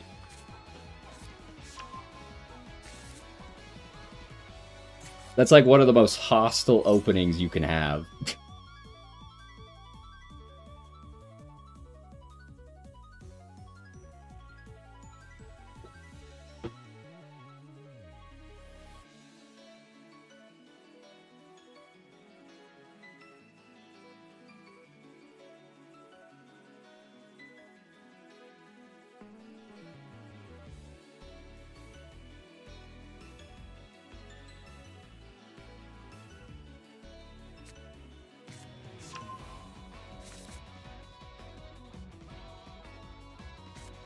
I think I have to try to do this, huh?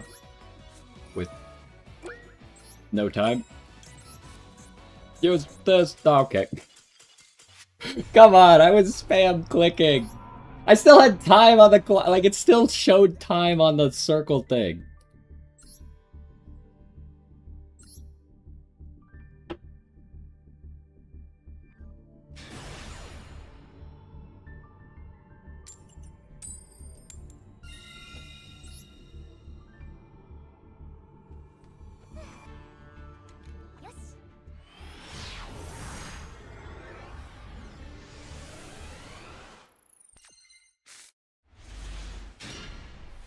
Oh my gosh. Why do I always have this Elfnote opening where you have to drop the trap card and it completely ruins your turn? Ugh. I've had this like 10 times now. It shouldn't ever happen. Please no. Okay.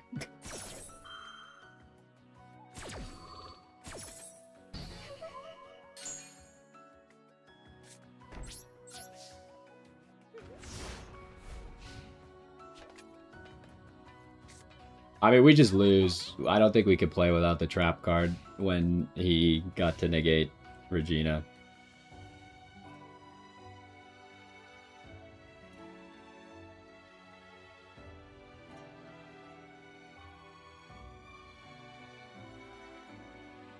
We just gotta hope that Super Poly destroys his... Oh my gosh, it's branded. Or maybe not branded. It's Draco Tail, probably. I don't actually know what the Magistus part of this deck does. I've never seen someone do it. I saw someone with it in their deck, and they chose to discard it and not use any of it. So I don't know what this deck does.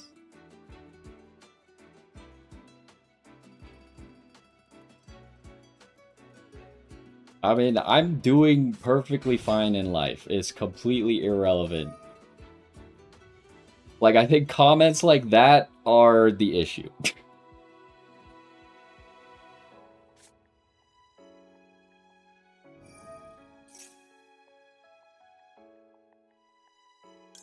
Sure, we'll just negate everything and hope for the best.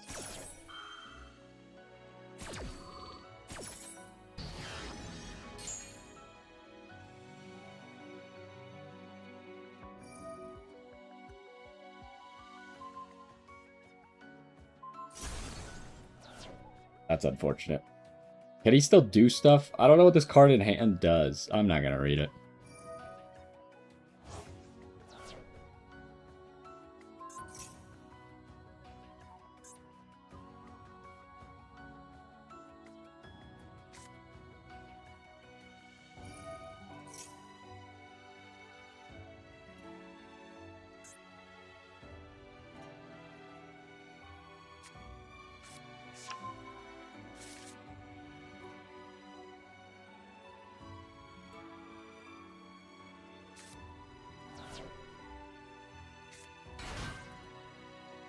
Wait, can he... Okay, so we can't attack into this, right?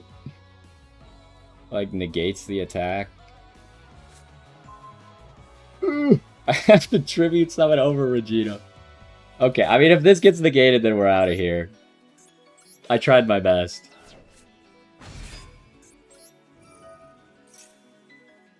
Okay, it didn't get negated. But we already normal summoned. Anyhow.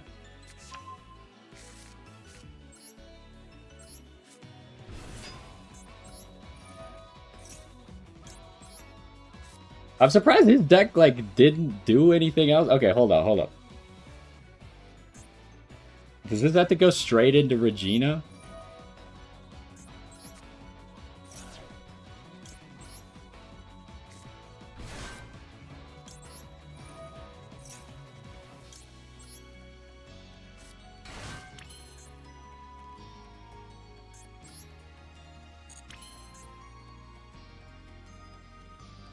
We gotta do this. No, I don't want to do that.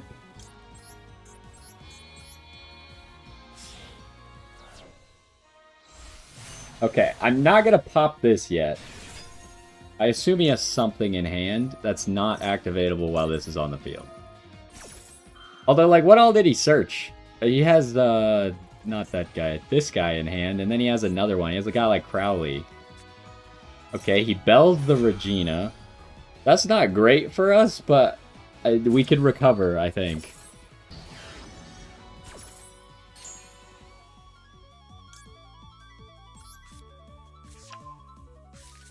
Oh, right, we don't have the trap card. Never mind, we cannot recover. We needed that Regina to be able to win.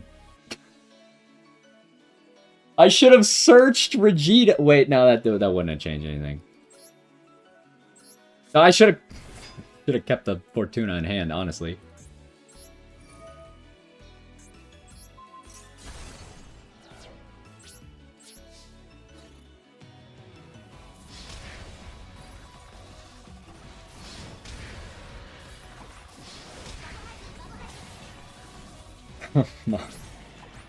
We actually can't win. Yeah, I mean, maybe I should have taken less damage, kept the Fortuna in hand. We got Baron and a Dream.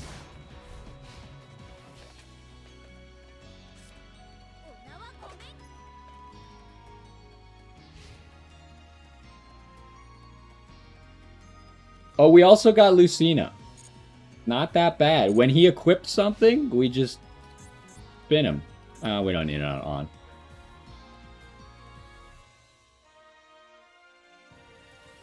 And then we could always... Oh, what the heck? Are you kidding me? We gotta let him activate that, because we can't risk him having two.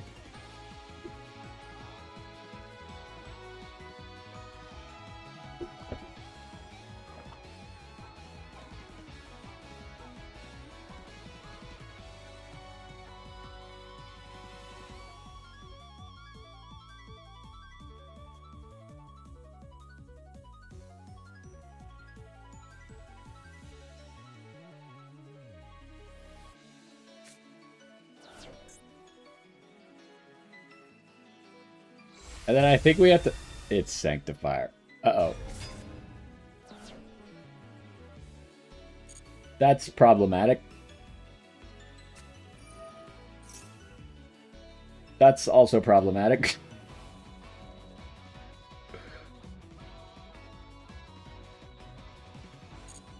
And we're set up perfectly for him to use the secret effect of Sanctifier.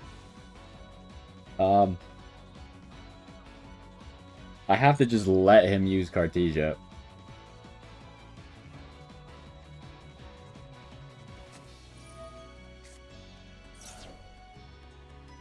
Have the attack. I guess I have to kill that?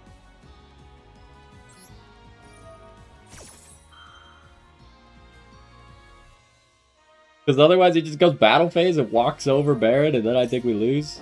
I have to allow this, because spinning it back doesn't do anything.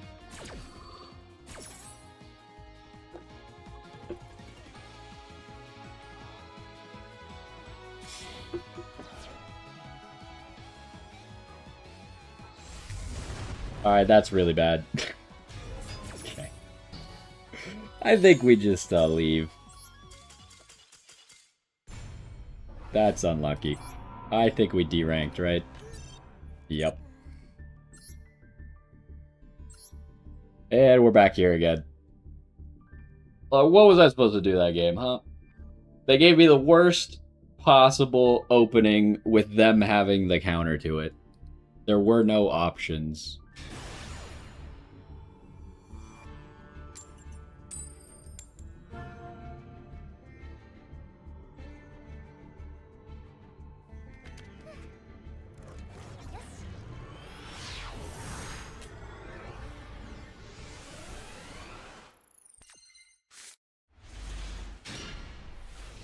Okay, we have an unplayable hand. Very cool, very cool.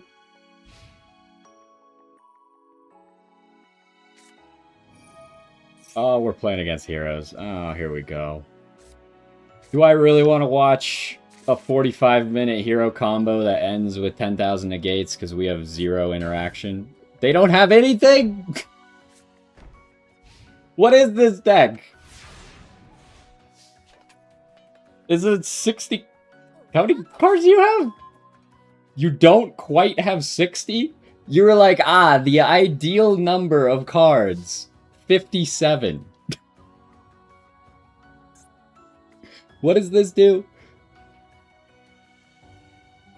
Okay, this is only while you control Plasma. Alright, we don't gotta worry about that yet then.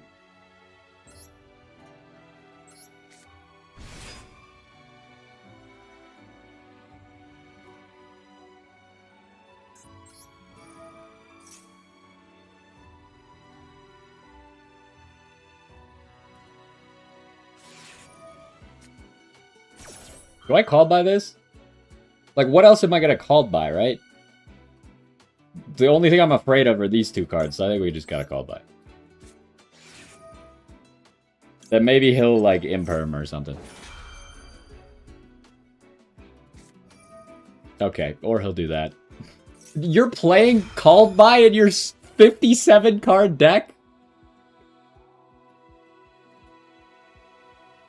Why? Why are you playing cross out and called by in your 57 card deck?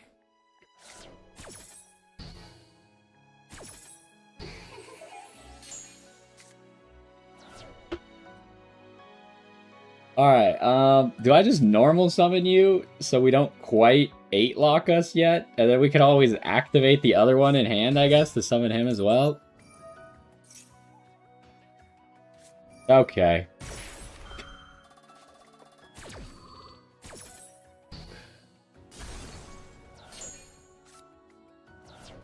Alrighty then, yeah, that's gonna make it a little bit difficult.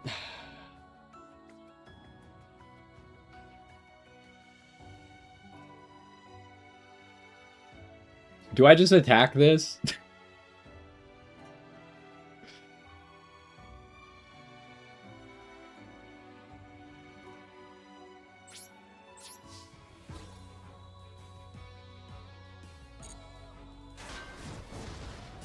Uh-oh.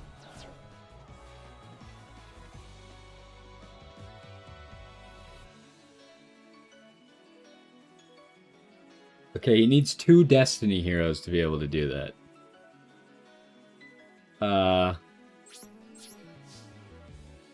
I just save you for next turn, I guess, right? What the heck are we doing?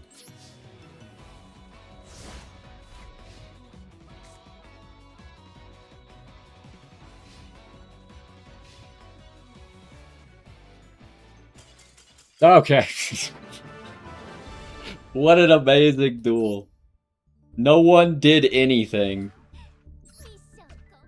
I'm so glad we all got to experience that.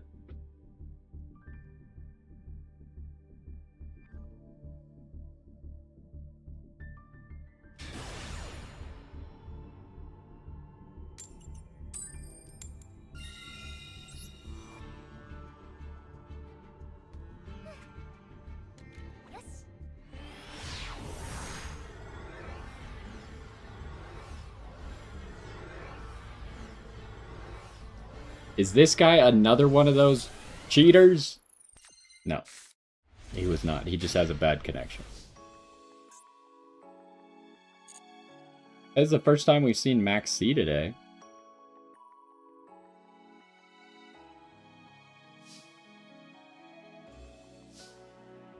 What's better, Tinia or Lucina lead? It's gotta be Lucina, just because... Like, at least if this gets negated, we could probably figure out a way around it. Whereas if Tinia gets negated, we cry. Okay, he's obviously thinking about, like, an imperm. We got Fallen in the Virtuous to dodge it. Alright, we're not going to be dodging it, I guess.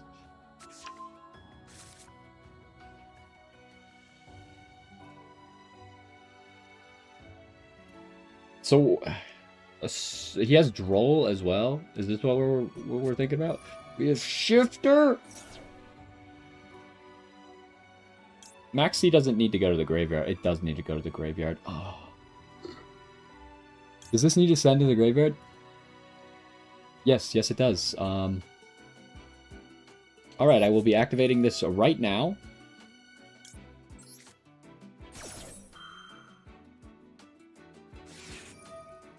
Alright. Yeah. That figures. So, he gets to max C us, we don't get to max C him. We don't get any of our searches, we get nothing. Should I have even activated there? Who knows?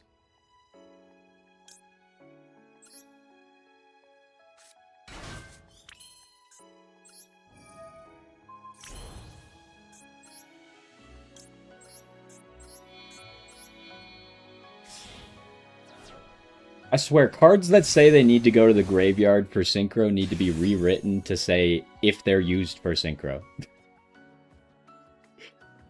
We need to stop playing this stupid game where they have to go to the graveyard because everyone just plays these stupid floodgate decks.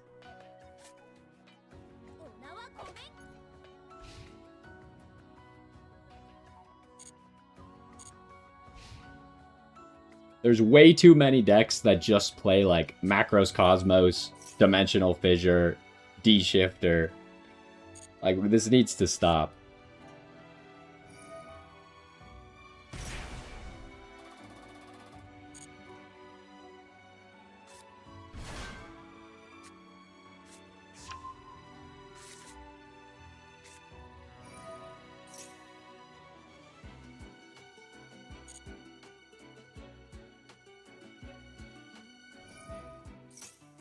Do I Baron this?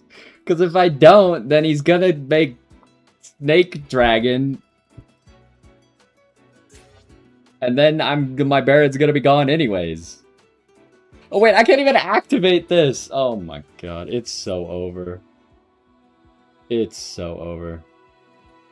I'm just gonna Baron this and pray.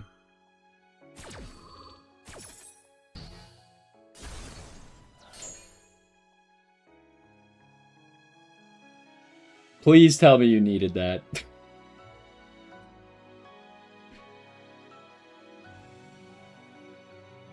I have no disruption left. I forgot Fallen of the Virtuous is not activatable.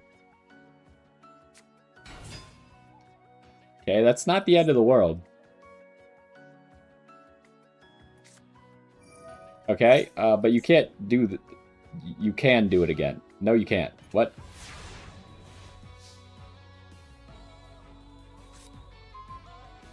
Why did you do it again?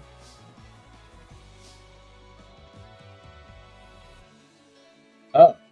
Because it says use, of course. How could I be so foolish? It doesn't say activate, it says use. So Baron actually does stop it.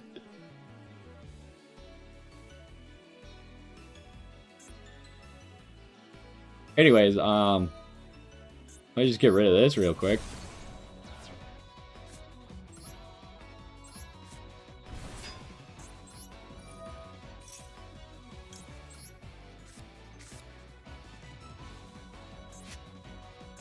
Alright, this is an awkward situation where one of our power patrons is banished, and I don't believe this deck has a way to get it back, no matter what.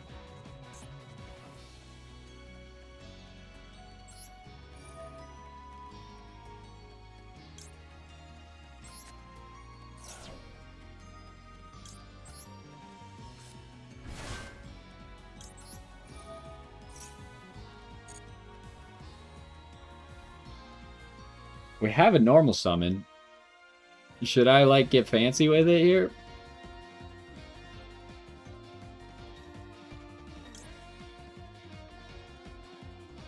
I'm gonna get fancy so we can actually win. Surely he would have ashed the Regina anyways if he had it.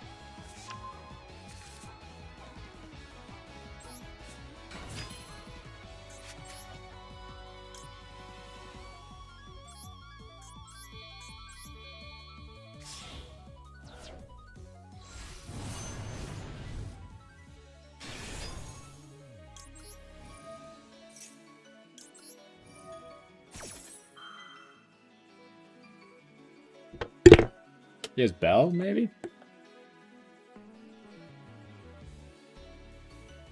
Belling this doesn't actually help him, but he might bell it.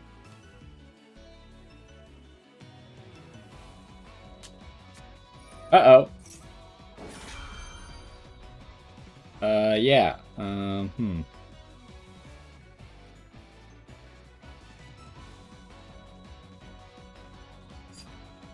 I max see this?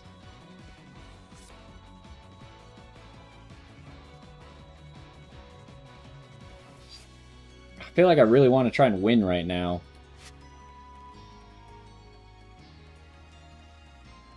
I don't know if I can, though.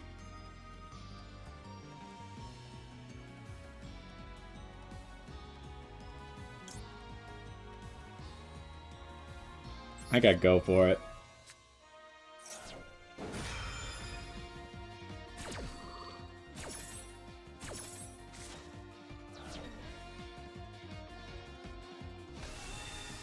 We already used our normal summon, though, right? Oh, that's gonna be bad.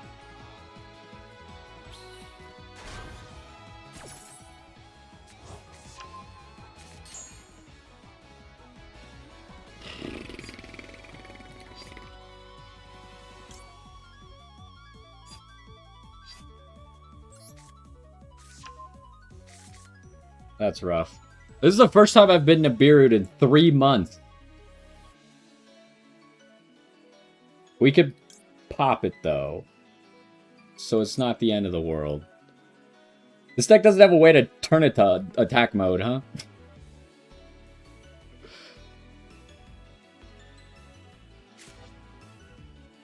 Already used the second effect.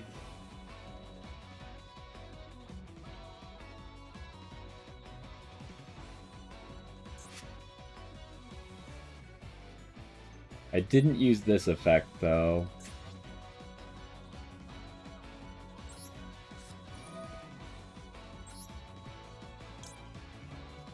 Ooh, I could shuffle stuff back. Hold up.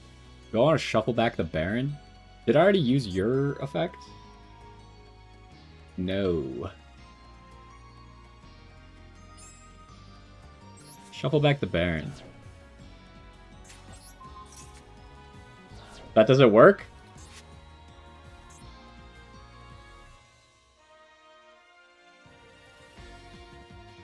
Why doesn't that work? This also doesn't shuffle. Why doesn't it shuffle? Because it needs to be summoned, of course. Why doesn't this work? Why is this indestructible?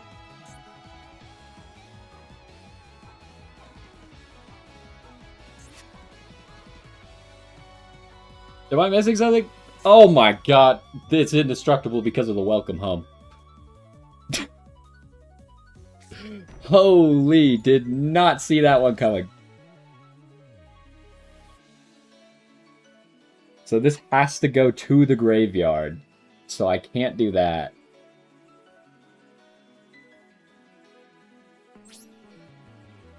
Alright, fair. Honestly, I wish I hadn't used that.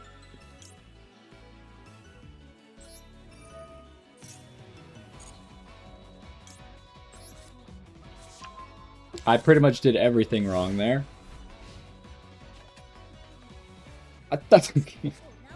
Never had that come up before. It just can't be destroyed by any card effects. It's not opponent's card effects, it's any card effects. Okay, this is the light monster.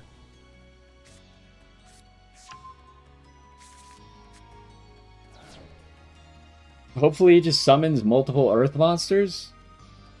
How about that?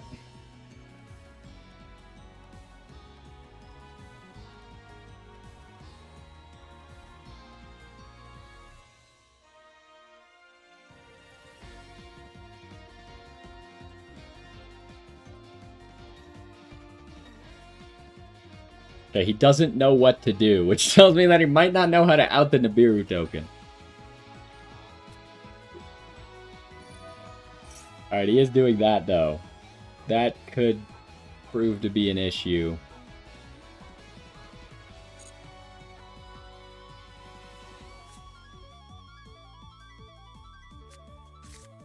But we could just negate the Doom Dragon. Which he doesn't even appear to be Doom Dragoning.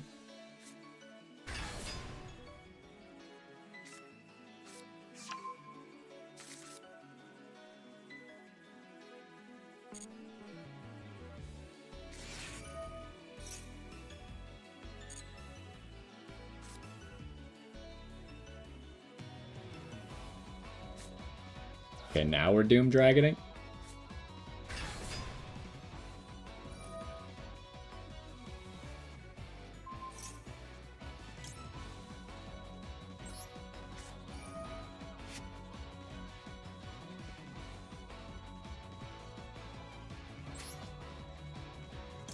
Do we have a Tinia? We do.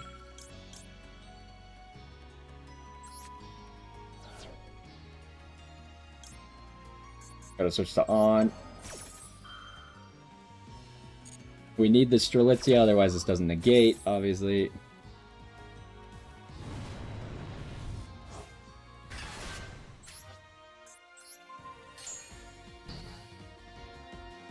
Then Strelitzia. Give me Tinia. Although, do I just not do anything? Because then he has to attack into this. Maybe I just don't do anything yet.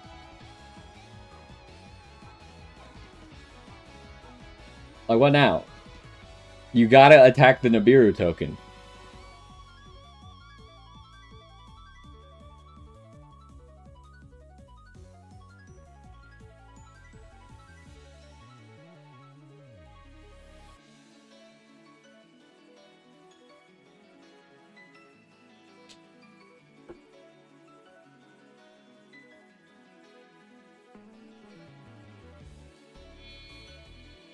Okay, what are we doing here?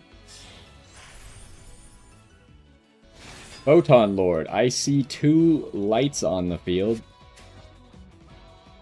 Apparently I can't super poly. Oh, because Strelitzia. Oh, that's bad. That's not good.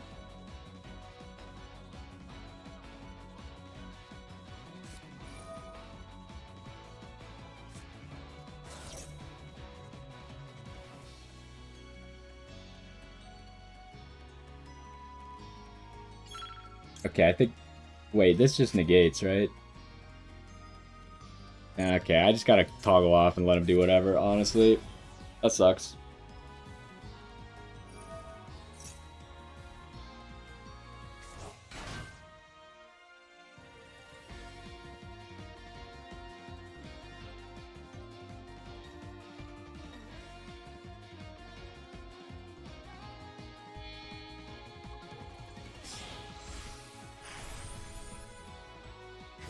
We're doing block dragon stuff? Surely if he does that this late into his turn, he's gonna run out of time, right?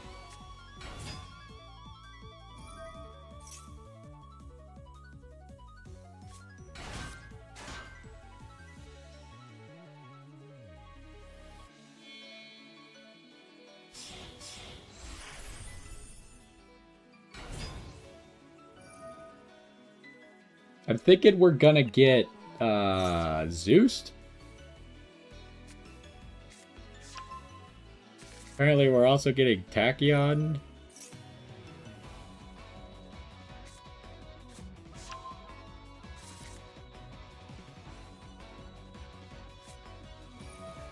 But to Zeus, he does... Wait, he can't Zeus. Because if he attacks into this Nibiru token, he will die.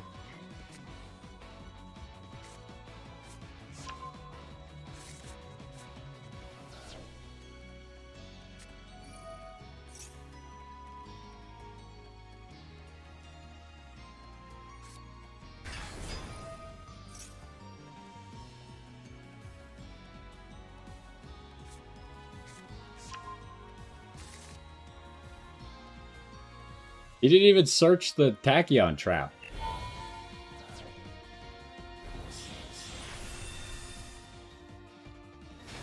Does this guy suck up monsters? The other dude? Can you hurry up and summon him? Why are there so many related cards? We'll just wait for him to come out.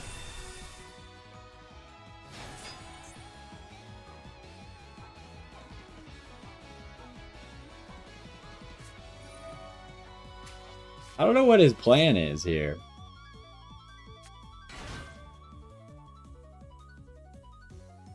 Okay, I mean, that's cool and all, but you can't attack Strelitzia, so... Unless you've thought through how you're going to attack Strelitzia.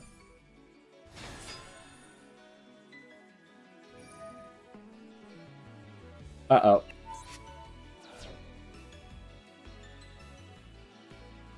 Destroy the Nibiru token. Please. Don't destroy the trap card. Oh!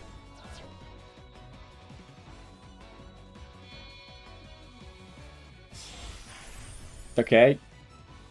This is pretty bad.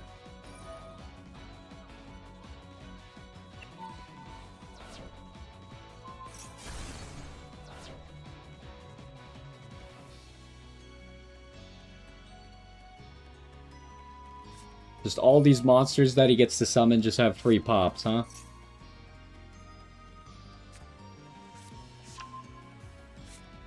Luckily for us, he still can't pop the Nibiru token. I'm starting to think that the Nibiru token is our win con here. But actually, it doesn't have enough attack. So maybe not.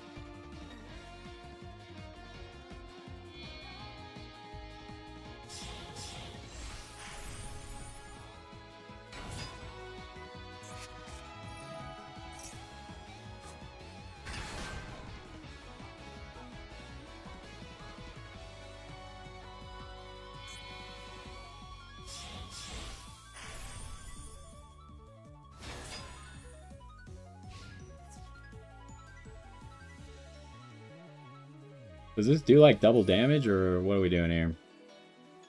That might be lethal. Okay, that's lethal. I can't believe this guy actually had a way to lethal here. I can't believe we got Nibiru.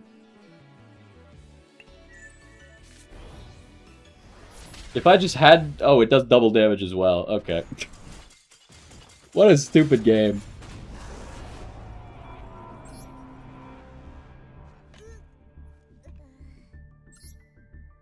What just an incredibly unlucky, stupid game.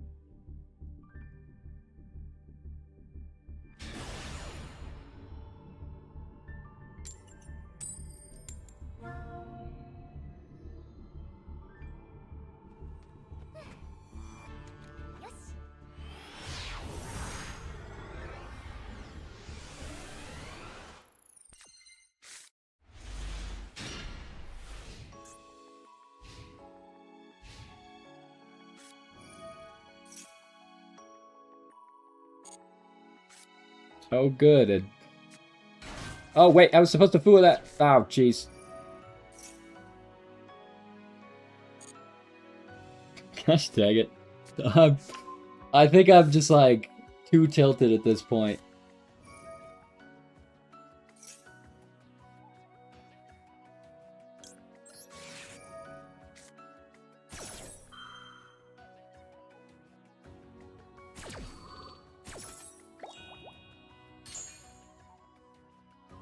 Why didn't it let me activate a second Fua, by the way? Does auto not chain Fuas? What are we doing here?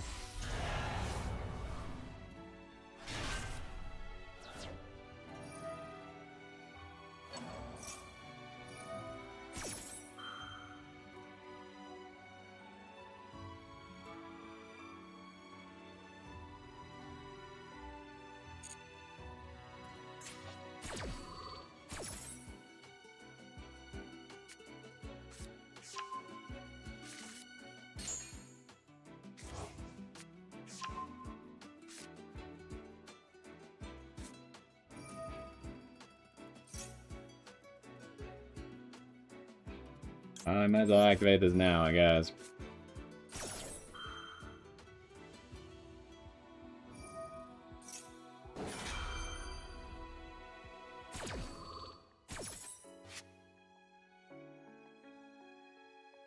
Maybe I shouldn't have activated this. Oh, I need to stop playing this game. I'm tired of going second every single game for 75% of matches.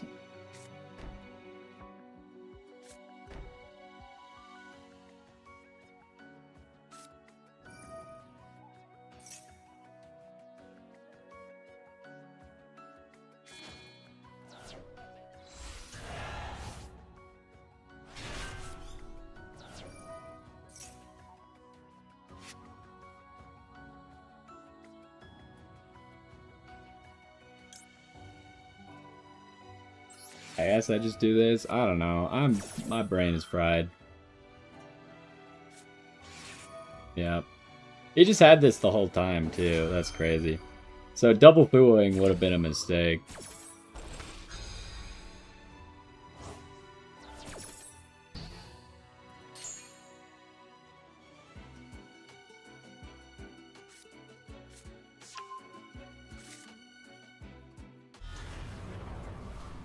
I don't think I want to play this match. Can we just have like a fair game?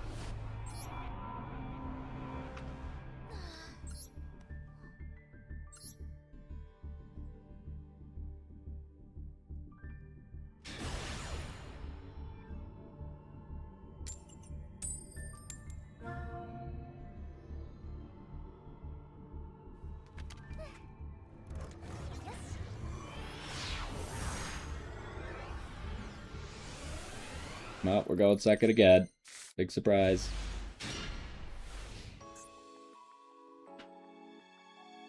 And we have madness again.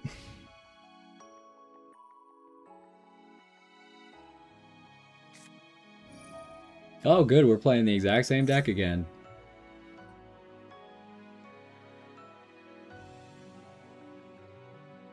Why doesn't it tell you what effect it's using if you click on the card? Oh, it just doesn't tell you. You have to read this down here.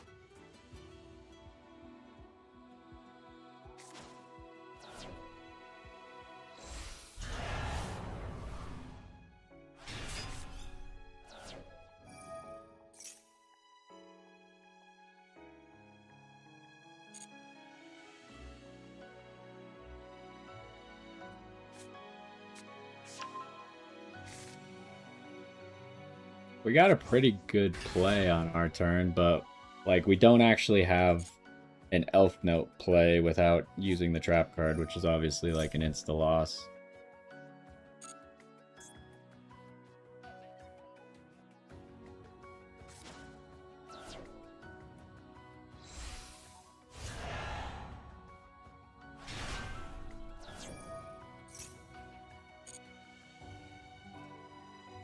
I guess we don't need to Albaz. We could probably just Garura these.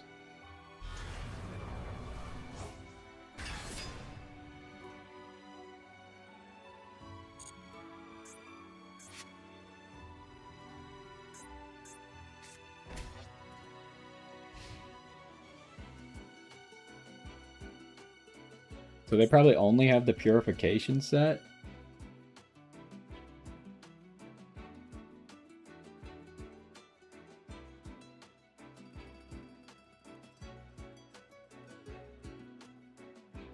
Oh, there's just no limitations on this deck at all. It's been going pretty poorly today. Not gonna lie. Why does, like, every card summon?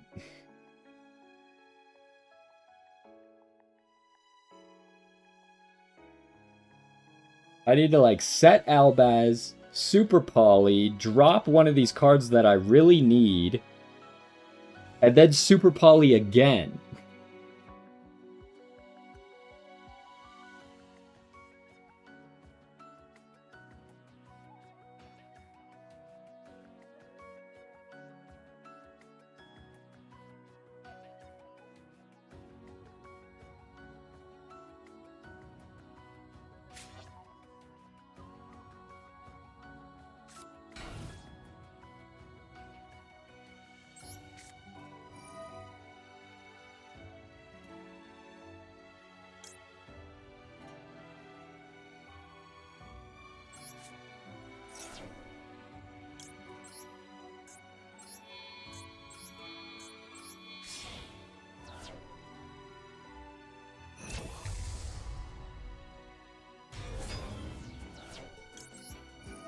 This is non-targeting spins, at least, so they kind of have to activate.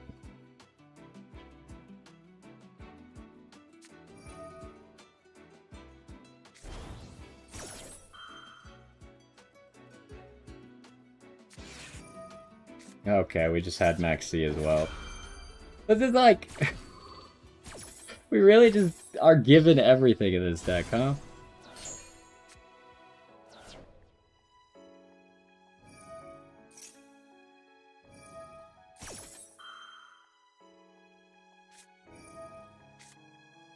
Oh my goodness. Well, we're just gonna give them a billion draws. How about that?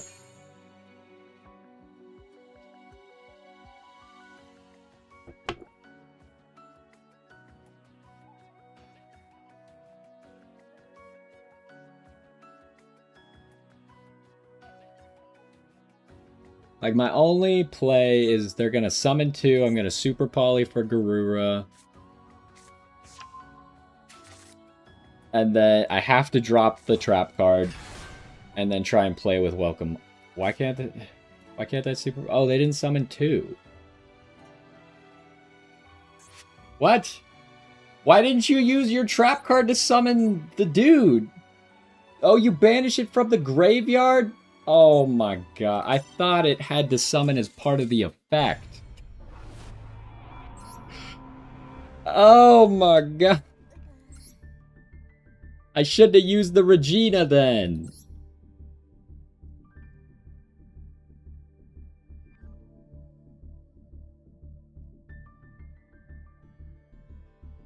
I'm glad that we've got to go second against 2 Mitsurugis now, where they both had perfect hands. They both opened Hamakiri. Like, I thought this card was limited to 1.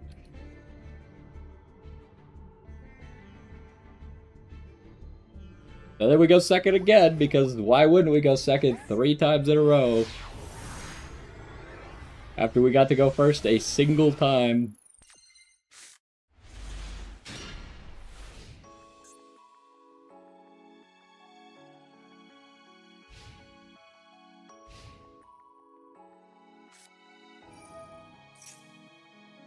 I don't know how Valmonica works.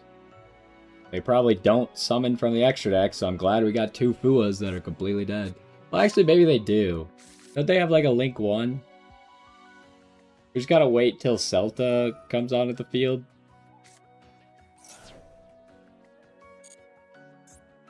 This card. Oh, Celatrice. Oh, Celta's like the spell card or something.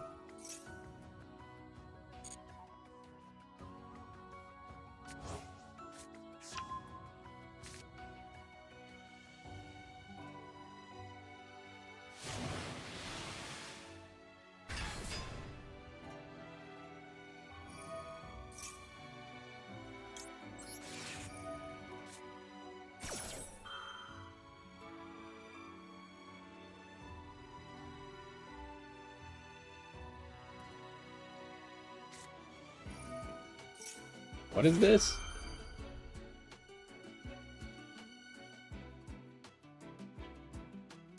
Okay. If he has called by, then I don't know, like, I guess you got me.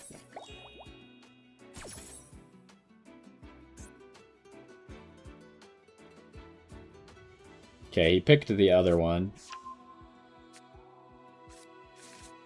But does this deck actually do anything if they don't summon from the extra deck? I don't know.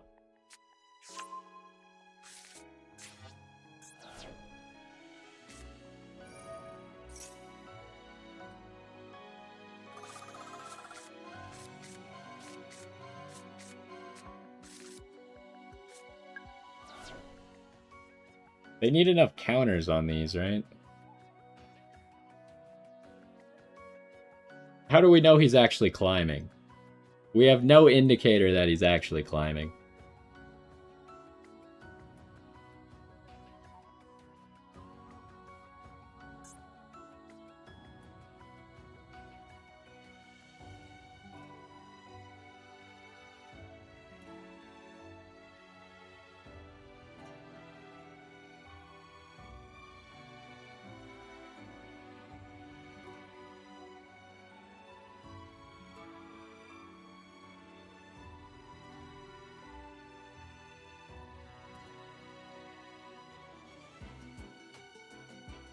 What the heck? I just saw. What is the name of this card?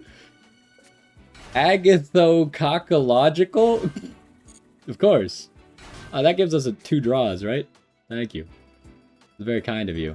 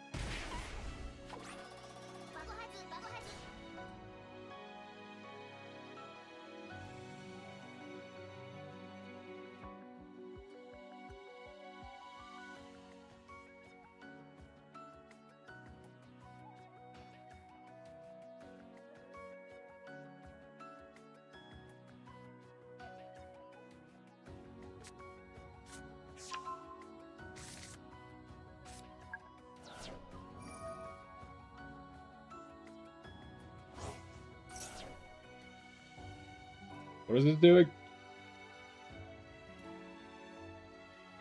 Oh, same thing as before. Okay, so he's got a spell trap slash or a monster pop.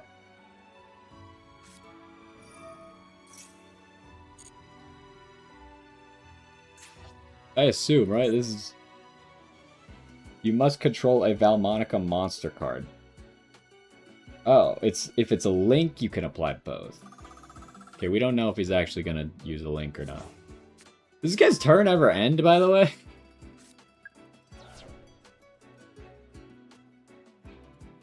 Like, we're like 4 minutes into this turn now. Okay, he is summoning a link.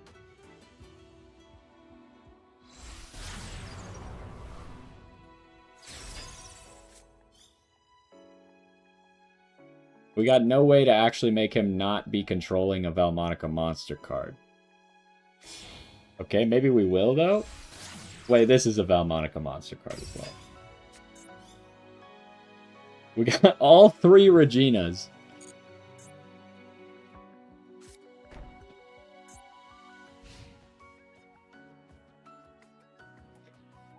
Okay, hold on. We got a few seconds to read stuff here. If you control... Would be destroyed by battle. You could remove resonance counter. Battle or card effect.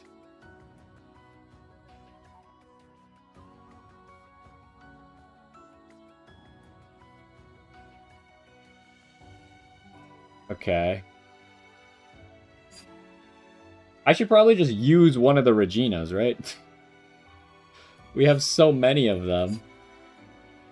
And we don't really have anything else going for us.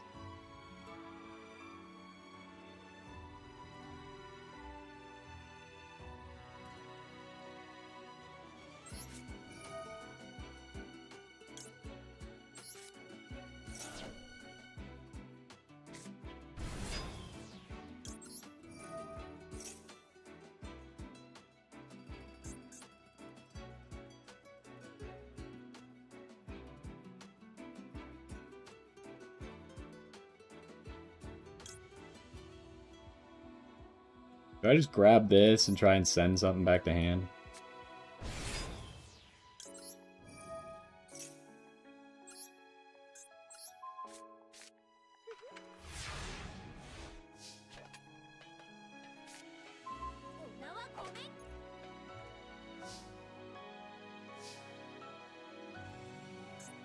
Alright, let's start with this. I think we're just trying to Black Rose the field here.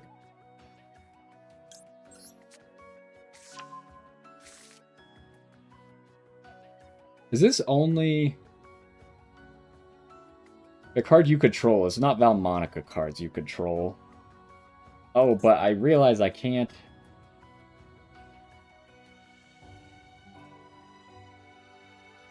remove 3 he's got too many resonance counters, so if I Black Rose, he just stops it, huh? That's interesting.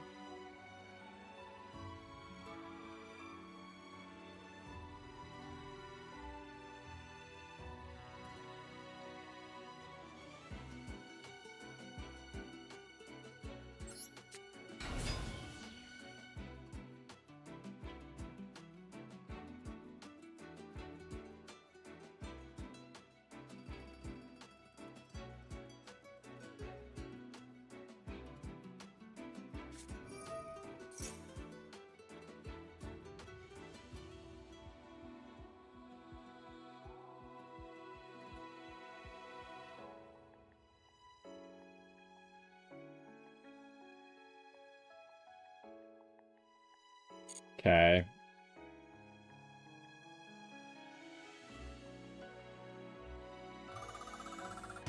Wait, he's got to pop a spell card?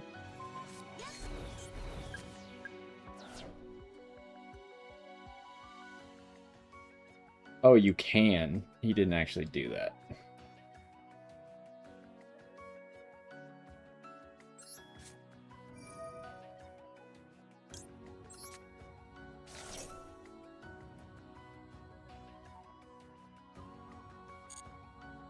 That's what just let him have that. I don't even know what we should do. Because if he just banishes the Power Patron, then do I just lose on the spot?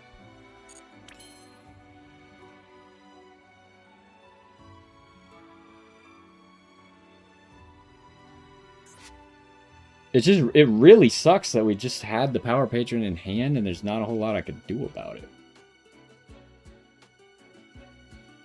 Okay, I got an idea. I think I don't activate this Medius effect. The summon.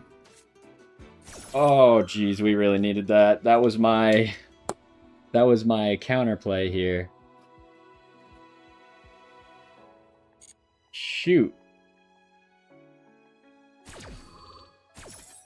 I guess I should have normal summoned the Medius, but I don't think that would have changed anything.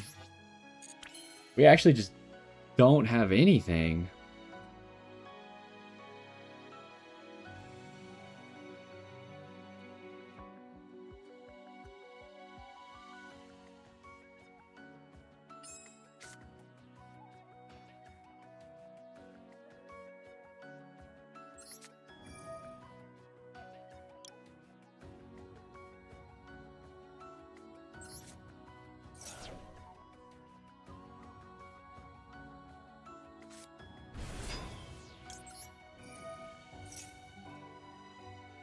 He's just gonna banish the power patron, which is gonna be a problem.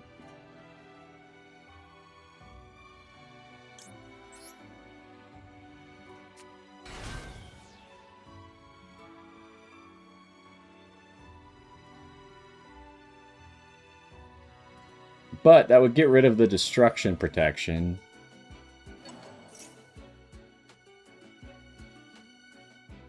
What can this do? Ooh.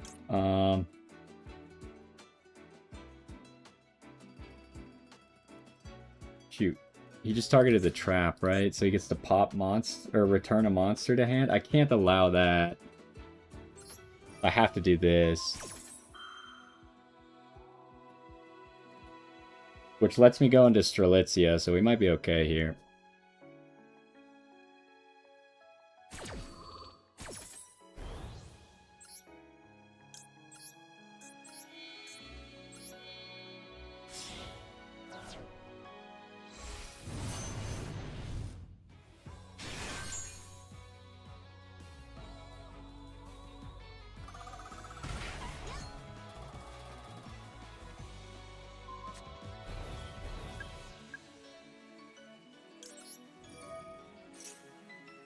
Although now I can't do anything because this Regina's stuck.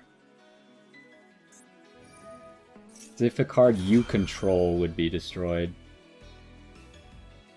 I think we allow that, because if he gets rid of our Regina, that's actually ideal.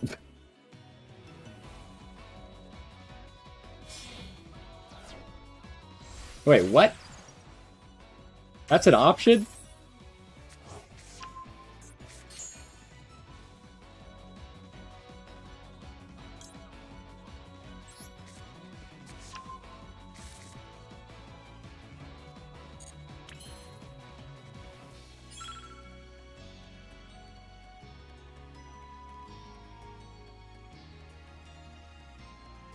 Is there any way I can do anything here without using this?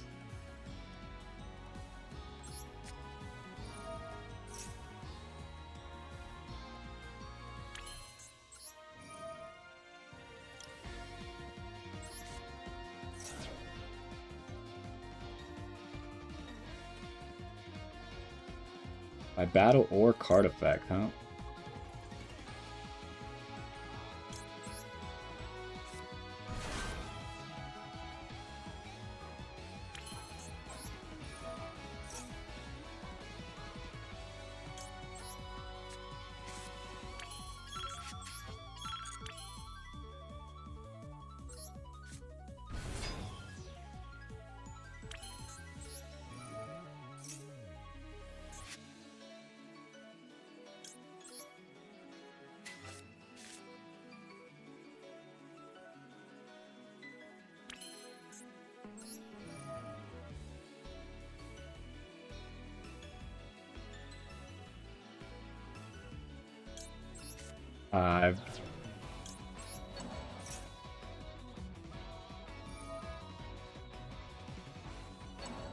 Wait, it doesn't banish this card? He just gets to keep using it over and over? That's ridiculous.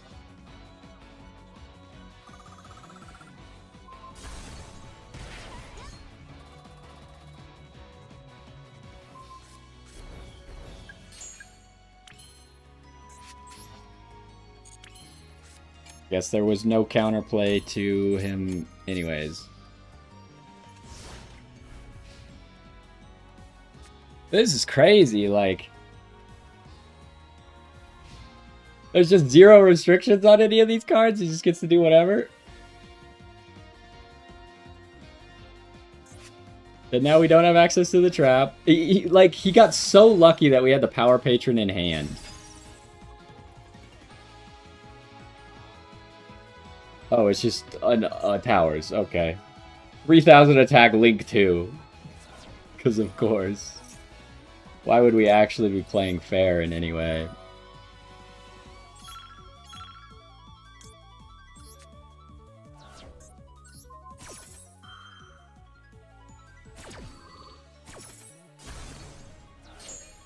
I gotta go to the bathroom so bad.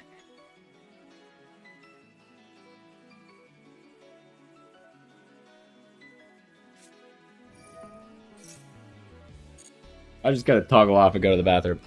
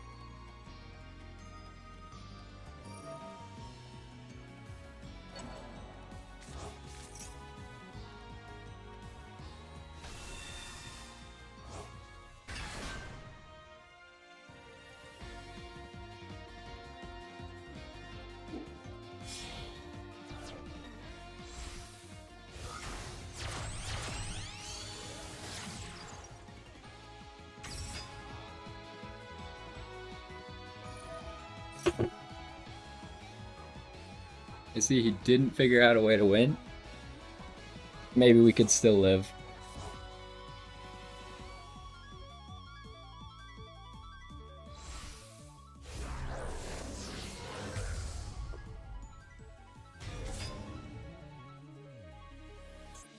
Is this a permanent negate? No, it's until the end of the turn.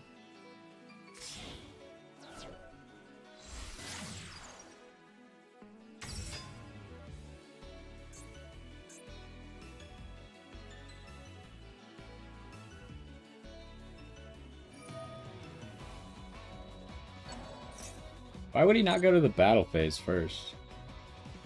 Wouldn't he have, like, the damage?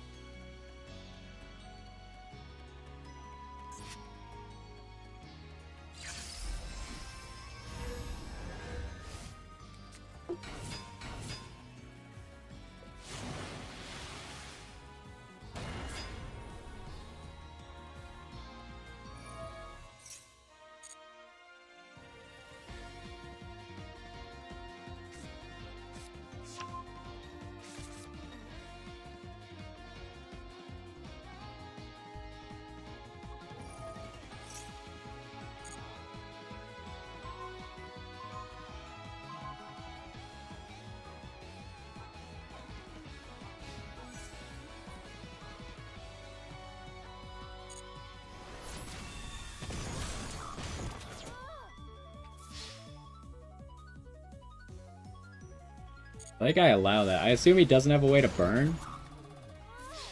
Oh, this gets you attack multiple times? I did not realize that.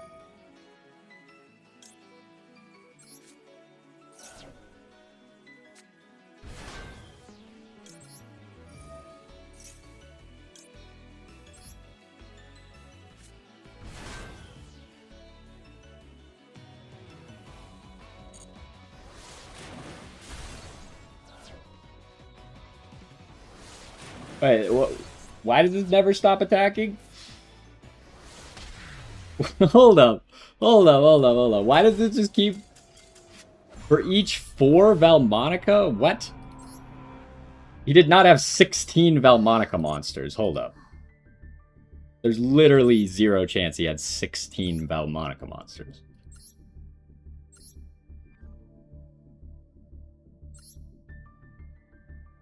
Oh, for each level 4. Okay. If I had spun one back with Lucina, we live there. Oh, jeez. Just another slew of going second over and over and over and over and over. Oh look, 5 seconds in a row. Crazy. When do we get to start going first? It's been weeks now since I've had like a going first more than twice in a row. Oh, we got no plays. Can we at least fix this? Like, at least give me some of the hand traps I have in my deck. If you're gonna make me go second every single match, no matter what, give me some of my hand traps. Like, this is ridiculous. Do I just surrender?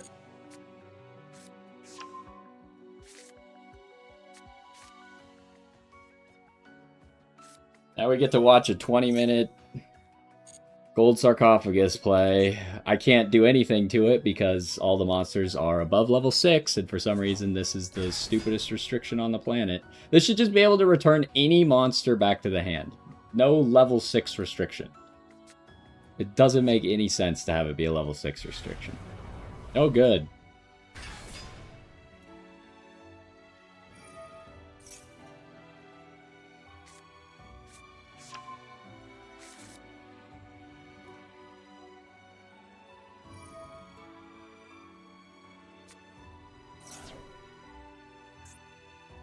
Oh, it's also Orcust, so this is actually a 30-minute turn we're about to watch.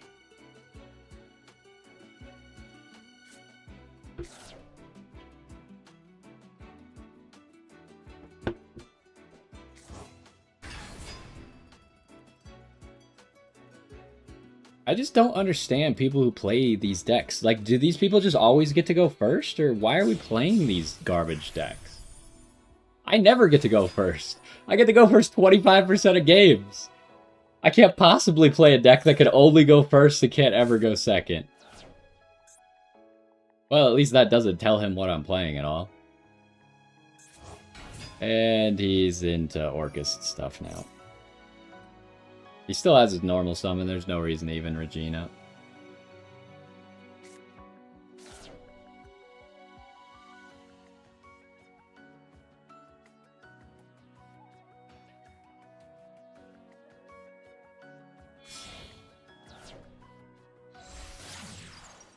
Because, like, it already sucks enough if Imseti gets ashed, but imagine your opponent has any negates on the field and just negates the Imseti. Then you just auto-lose the game.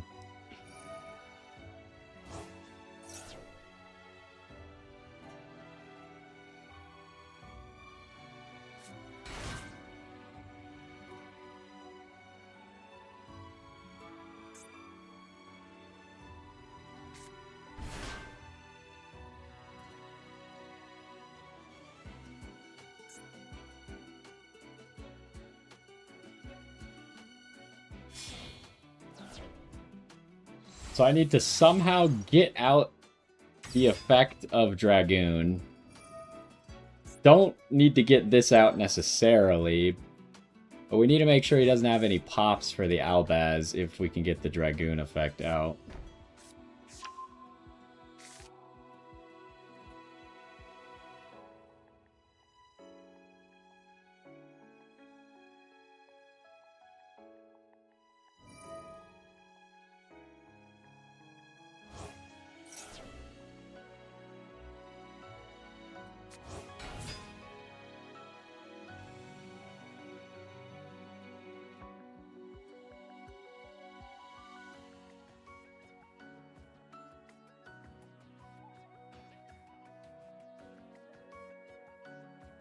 Wait, what was the set card?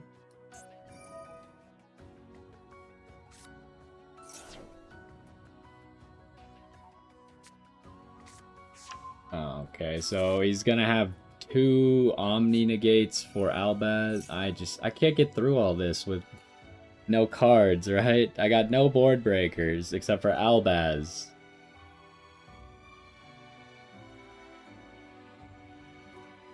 And now he's gonna make that stupid guy who also gets a free effect in the graveyard. It's just so garbage.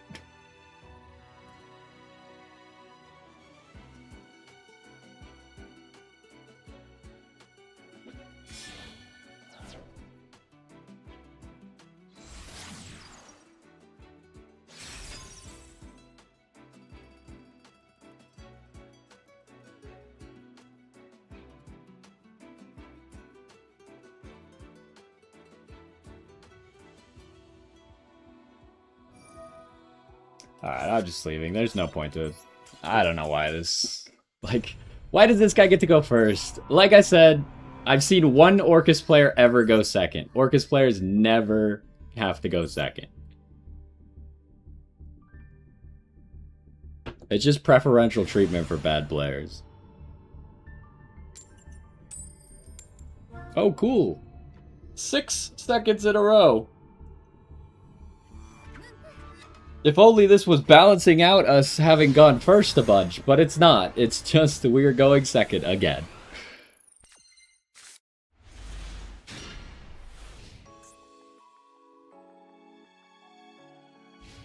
We're just on another streak.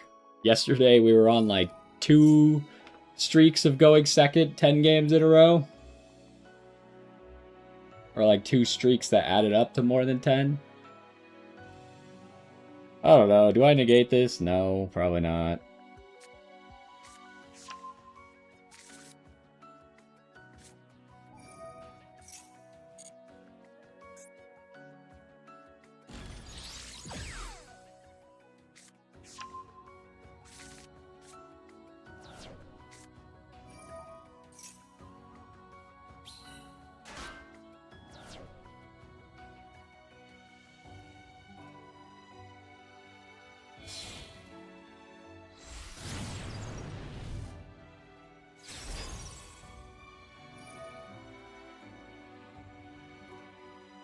And it like doesn't even matter what I do here, right? Because if I ash the card that you're supposed to ash, he still has full play because he's got 3 full plays in his hand.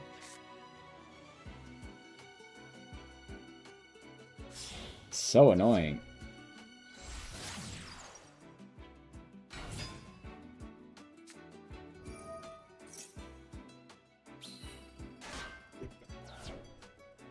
Is this deck weak to Super Poly, though? I don't actually know. Are they all, like, Earth or something?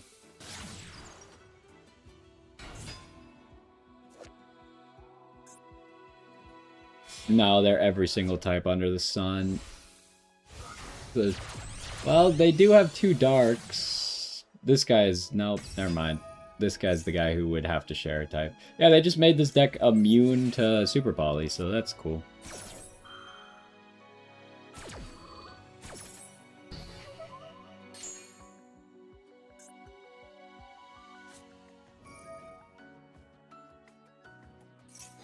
Wow. All that, and he just has everything.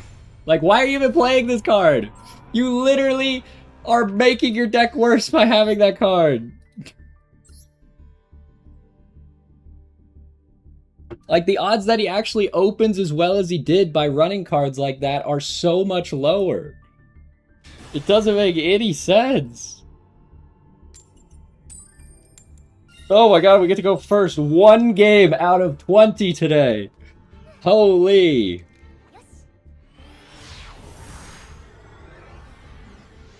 Can't wait to have 0 plays.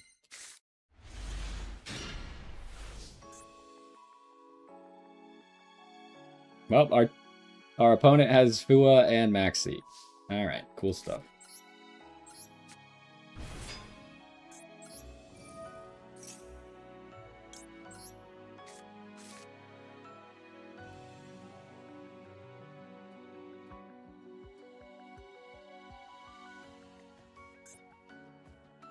What do I do here? Everything I do is wrong. Guess we just go for Baron. Oh, he doesn't have it? He just was holding the thing for no reason?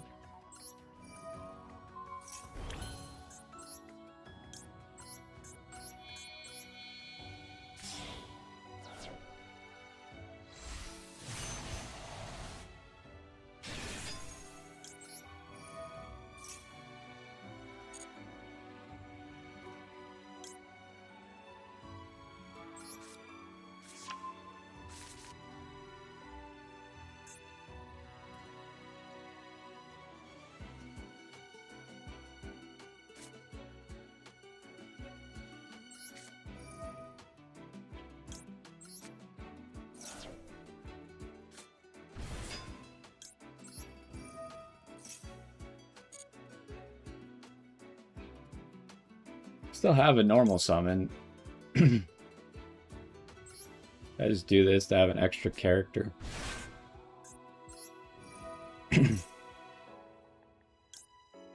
Also, it kind of feels like our deck has just forgotten what kind of deck it is. Like, we never have both of our archetypes. We only get one or the other.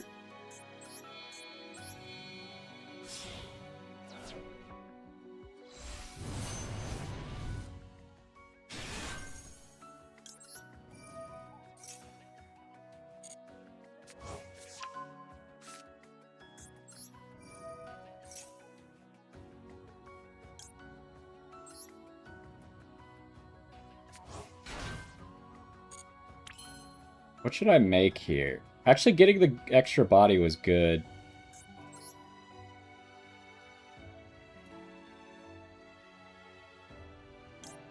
Let's go for Dark Dragon. And then I think we'll also go Chaos Angel.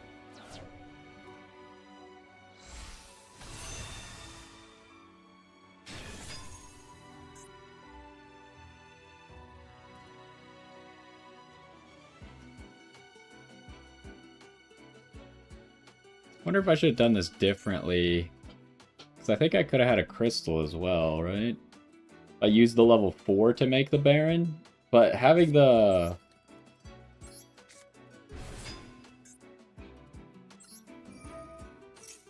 having the Who's-a-Mawatchit early is nice. The Baron.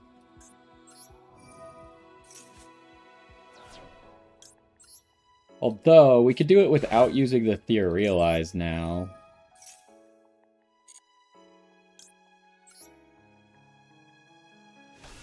Let's use the Albaz.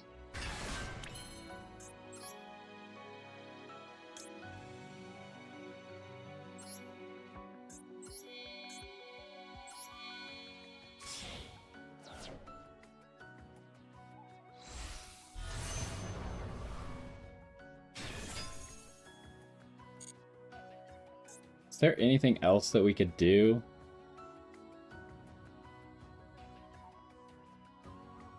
We have both of the Power Patrons in there, so I don't think so. We could use the Theorealize as discard fodder.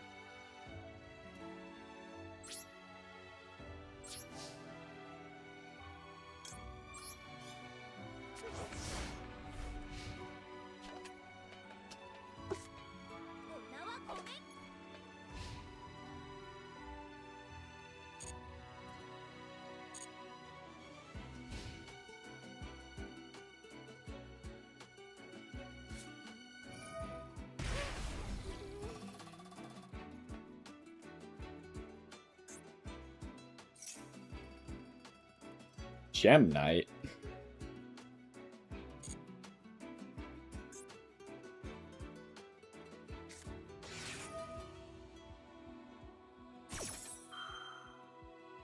They could use all these effects, right?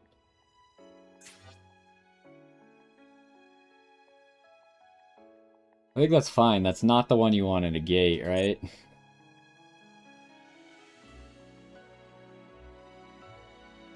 You want to negate, like, the level 8 one? He has to set a trap and a monster here.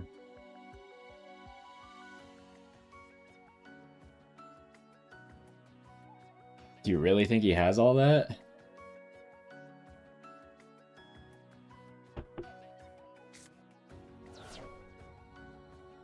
As a monster, obviously.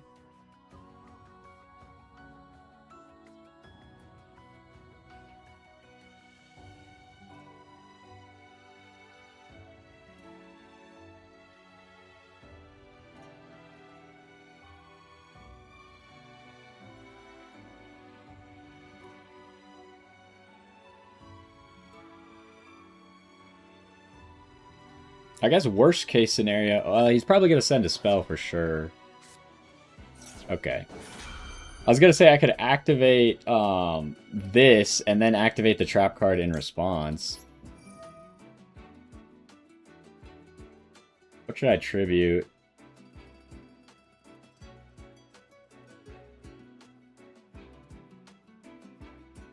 I don't really need this too badly anymore.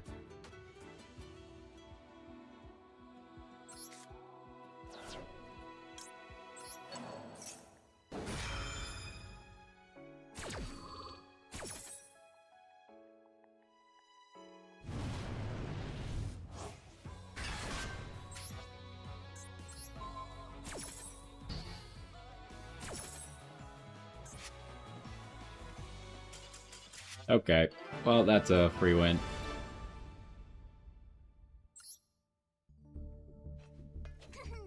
Oh boy. Man, today went super poorly, huh? I don't know, I'm getting fed up with this game. I'm tired of going second so much. It's just unreasonable at this point how much we're going second. And then, like, the few games that we do get to go first, we get cheated out of it by, like, a DC that counted as a loss for us, even though I'm streaming, so I couldn't have possibly DC'd. What else happened? We had like a few where we rolled first, and then the guy Alt F forward, so it didn't even count as a win for us. Stuff like that. Like, that happened multiple times today. Plus, we went second way more times than we went first. So I don't know what to do. I'm kind of fed up with it at this point. If I can't at least get to go first 50% of times on a single episode, which I don't think like the last 6 episodes we've gone second as much as going first. So I don't know, man. It's just not fun to play like this. Do we just need like what would make our deck a lot better going second? Like, you'd think that this would be pretty good, but we never see any of these cards when we go second. We never see Super Poly when we're going second. We only see it going first. We never see Max C at all. We did see Fua a few times, but it was against decks that are completely unaffected by Fua. It like curates what hand trap affects their deck the least and gives us that one.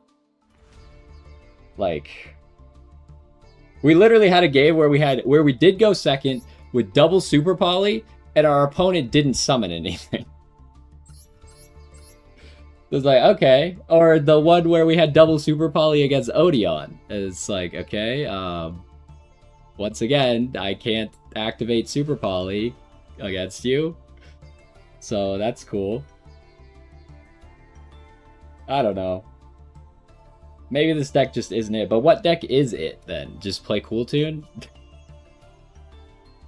Cool Tune was easy. But if we just stop going second, then it's easy, right? It's easy to climb. If we go first 50% of the time, we will climb, no questions asked. But if we go second 75% of the time, we will not. I don't know. I'm done. I don't want to play anymore. Maybe we'll be back Monday. Maybe I'll change my mind by then. But it just seems like every time I come in so optimistic, and then we just go second 6 games in a row, then we go first once, we go second 5 games in a row, then we go first twice, then we go second 6 games in a row again. And it's just not fun to play the game in a state like that, where it's that unfair. Just random luck unfair.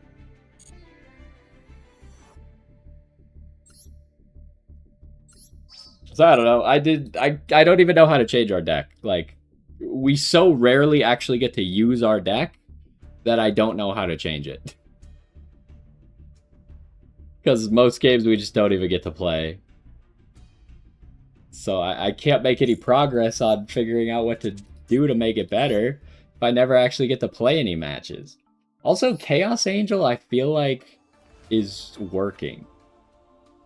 Every time we make Chaos Angel first, we win, right?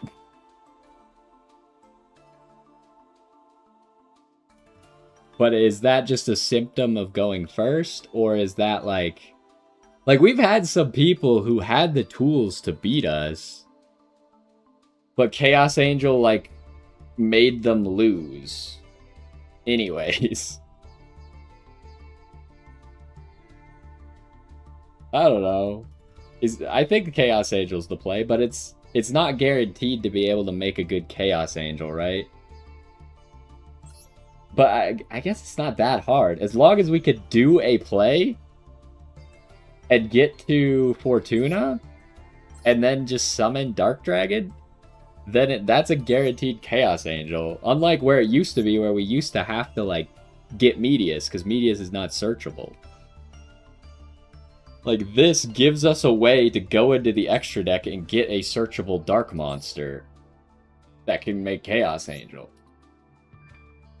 And it seems to work against a lot of people, but it can be super polyed off, which is a concern. But most, like, if we have Baron and this, it can't really be super polyed there, because what else would we have on the field? Nothing dark. We would have Strelitzia that usually hops back onto the field, maybe Tinia.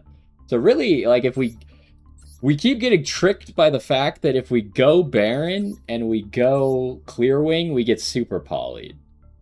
But if we go Baron and we go Chaos Angel, and then we have, like, Strelitzia and Tinia, like, that field can't be super polyed. Now, it could get hit by Set Albaz Super Poly. But other than that, it can't be super polyed. I don't know. I feel like I need some help from people giving me advice on what to actually change about this deck. Like, Crossout seems good.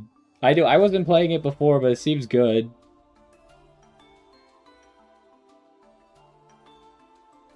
Wait, which Albaz are you talking about? Or what? Extra deck, you mean? I'm not sure exactly what you're talking about. But I'm going to go ahead and end this episode here, and then I'll keep thinking about what to do with this deck. And hopefully we'll be back. Maybe we'll try some of the other decks that we have as well. So that's going to do it for this one. Hopefully you enjoyed, and I will see you next time. Fusion. Which one are you talking about cutting, though? Because, like, these are all Albaz fusions, right? The thing is, like, our extra deck seems fine. It's not like we're running into an issue of... And maybe you're right about this being back to 1. The problem was I hit a game where I wanted 2. And then I was disappointed that I didn't have 2. But since then, I've never needed 2 again, so maybe it wasn't... It happened super early on that I needed 2, so I thought it was going to happen all the time. And it's mostly against branded where you would want 2.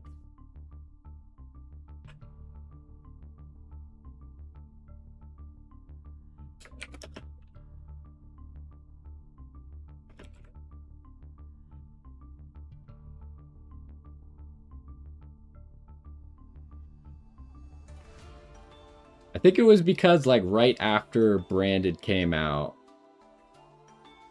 like, everyone was playing it, so there was, like, multiple situations where I could have potentially used 2. It's always, like, if you have a Super Poly, and they have an Albaz on the field, then 2 is good, right? Because then you can later on also summon your own Albaz. Dissipator. But how do we make Dissipator? Wait, hold on. This guy is a Dark Dragon. But we don't have a Dark Dragon tuner, right? Or wait. It needs a non-tuner. We don't have a level 6 tuner. Like, you need a Dark Dragon to make this. Oh, no, it's not Dark Dragon. It's just a dragon. But it's got the non-tuner has to be the dragon. Which doesn't really work for us. We would need specifically Bystials for that to work. Because yes, Ecclesia could do it with a Bystial, right? But she can't do it with anything else. Generic level 10? But, like, there's not that many generic level 10s. There's, like, Cheng Ying.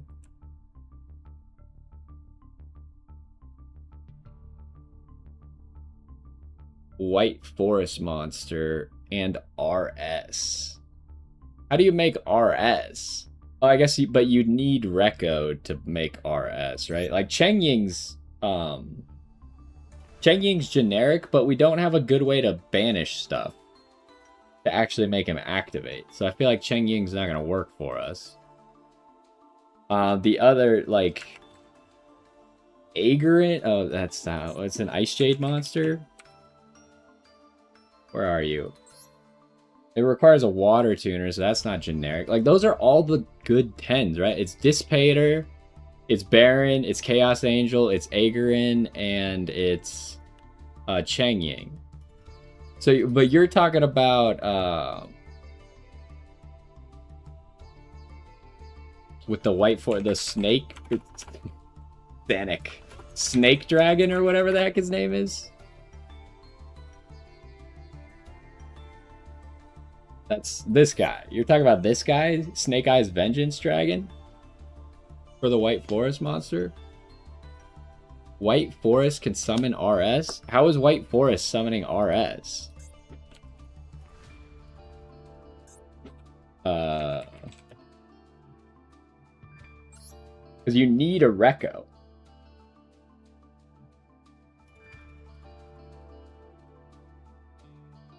So you need a way to get the Reco.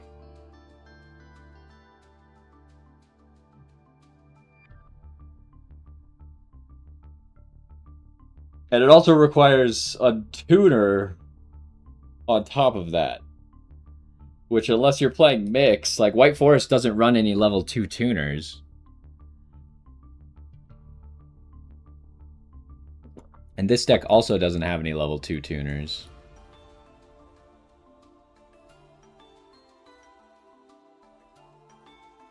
Are we talking about a different RS? Or is this the RS that you mean?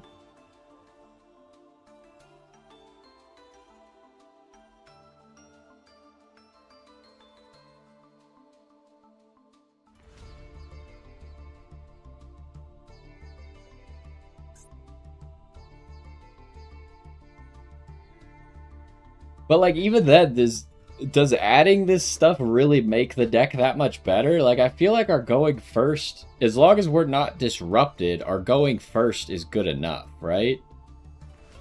We need, like, simple stuff to do if we do get disrupted, or we need something better going second.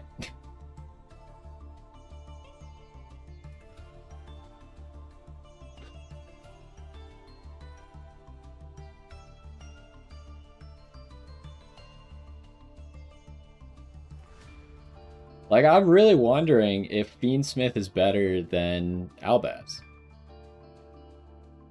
Maybe I'll try the Fiendsmith deck again next time. Because I felt like we did so much better with this deck.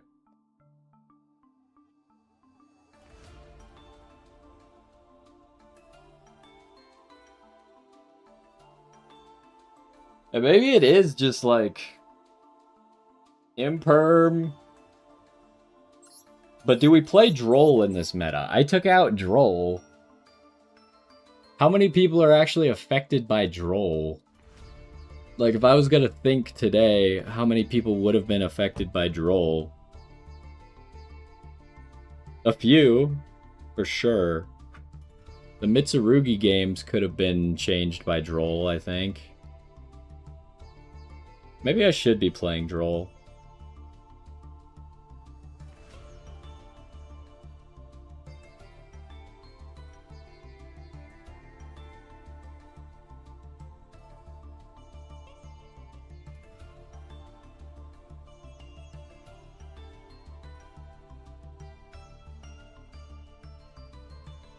And then, like, with this deck, do I take out the Sea Monster for Chaos Angel?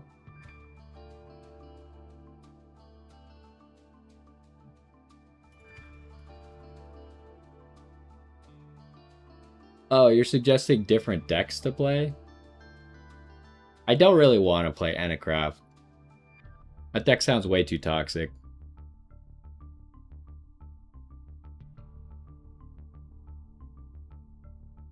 Diabel, Queen of the White Forest? The heck is that? Oh, this? But, like, what benefit does this give us? Oh, to summon RS. You're using this to summon RS. Okay, but the downside to that is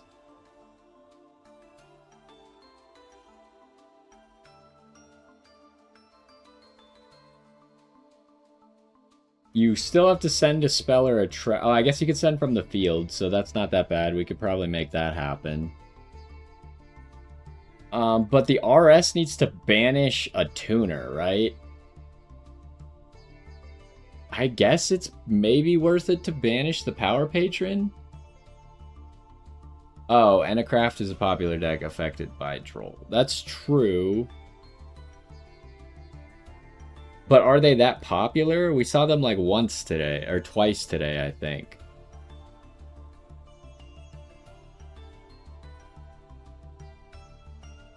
So maybe I should just go back to playing Droll. Because it's probably good against Cool Tune. It's good against Enacraft. We saw a few Sky Strikers. It's not really good against Branded. It's not really good against Draco Tail. It's not great against Elfnote. It really only prevents one Elfnote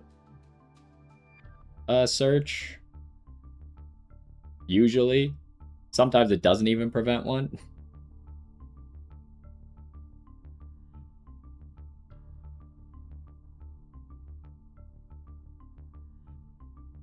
So, I mean, it is easy for us to make this. Using it. Okay, we're not going to do that. So we can't get back a spell or a trap.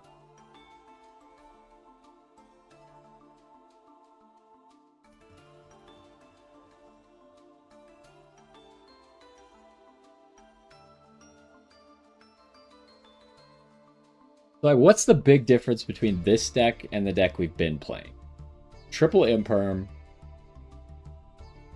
Droll, Triple Tactics.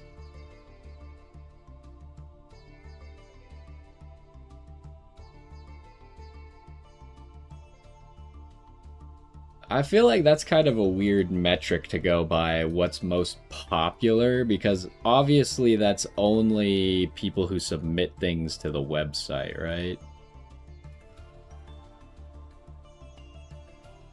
It's right behind Cool Tune, but still. It is the most, or the second most popular behind Cool Tune.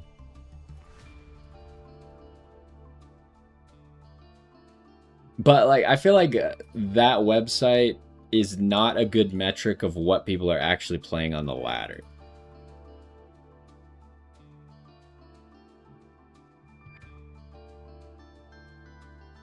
But maybe it is. Maybe I'm wrong. I do think it's a good metric for what's good in tournaments. I don't necessarily know if it's good against...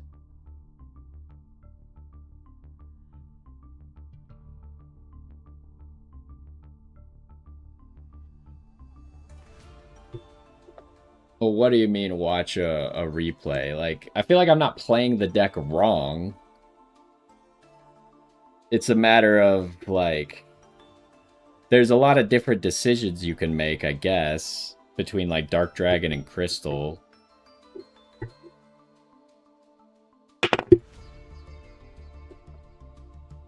But, like, I've watched, Moha's video on branded Elfnote, but all of the plays he makes are obviously, like, uninterrupted, completely free, right? And then he does, like, these lines that it's like, okay, well, if you get hit by a single Ash in this line, then you just lose. So I don't know if you can actually afford to play like that.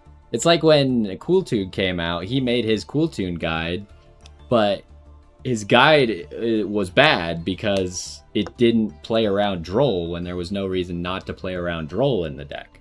So, like, he gives useful information, but because he's playing against zero interruption, he is doing non-optimal lines that get you, like, gets you a better field, But if you play like that, you could get, like, bottlenecked and just lose because of it.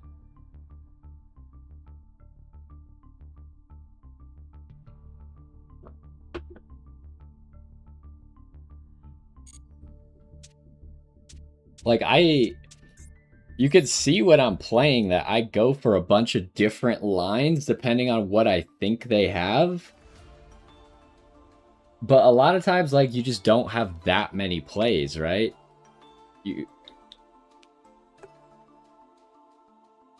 What the deck does with Duel. Oh, okay. I'd be curious what they actually banish with RS. Like, are they really... And also, if you're playing Duel, you're probably not playing the branded stuff, right? Because then, like, how are you ever going to make Dark Dragon? We're really struggling. Like, it's technically possible for us to make 2 8s. But I guess Albaz can make Duel, right? Albaz can make this? So if we Dark Dragon Albaz, then Albaz can make Duel?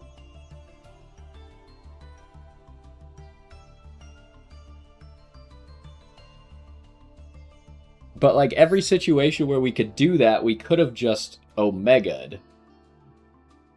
And there's not very many situations where I've been able to Omega.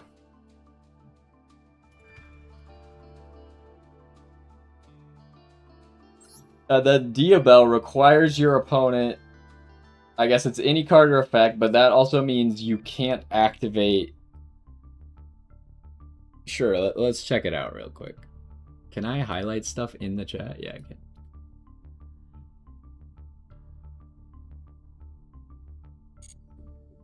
Okay, how do you do this? I've never... How do you search someone's name? Is it here? No. Here?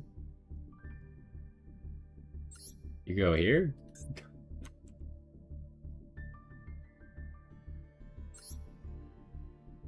Replay.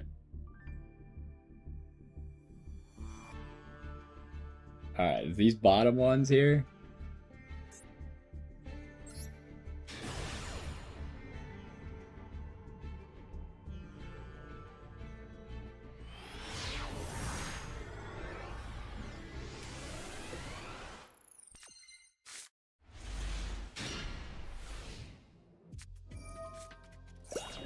Okay, he's going second. Oh, but he just got to Perulia immediately.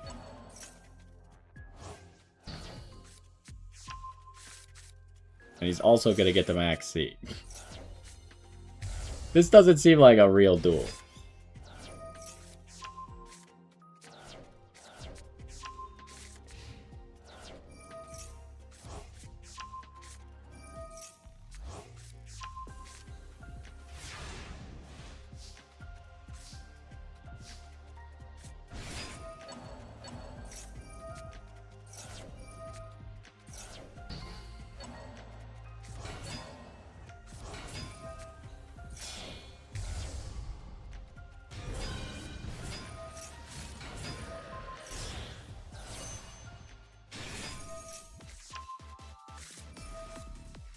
Wait, hold up, what? I zoned out for a moment, not gonna lie. What just happened? Okay, we just went Regina. Or Tinia into Regina, okay.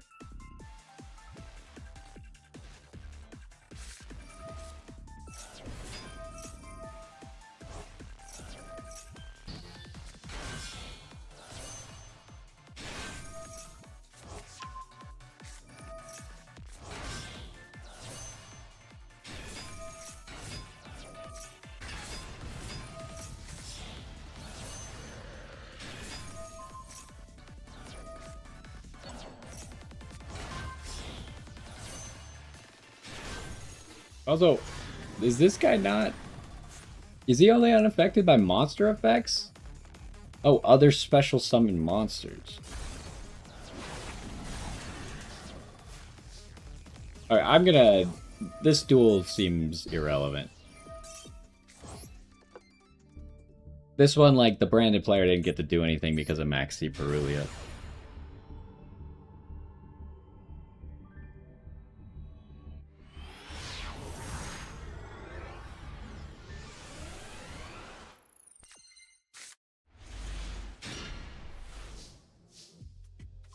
Alright, we're going first. We Albaz right away? I mean, I guess he didn't have a different choice. He makes the Dark Dragon with the Power Patron. That seems fairly reasonable. But now we can't do any Elfnote stuff.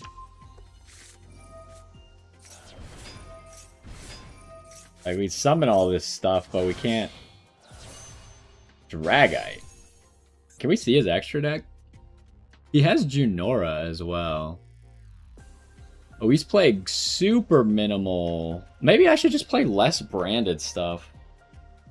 Maybe I'm too obsessed with this branded stuff and it's not actually the play. I should give myself more options, like back to Dragster. I don't really think Junora's good. I actually don't think there's a way to summon Junora. But like SP maybe?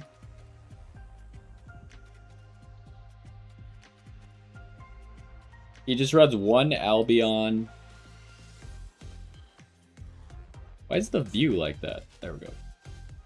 He runs one Albion, one Mirror Jade, one Dogma, and one Rindbrum. That's kind of good. And then, I mean, you're almost always going to have Tinia in the grave, so Dragite's pretty good.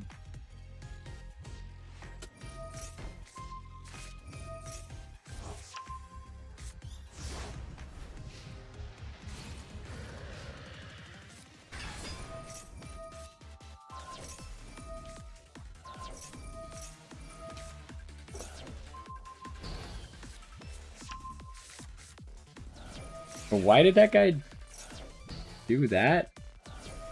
Is Dragite not able to be negated, or was he just fine with that getting negated? What? Oh, we already had branded fusion.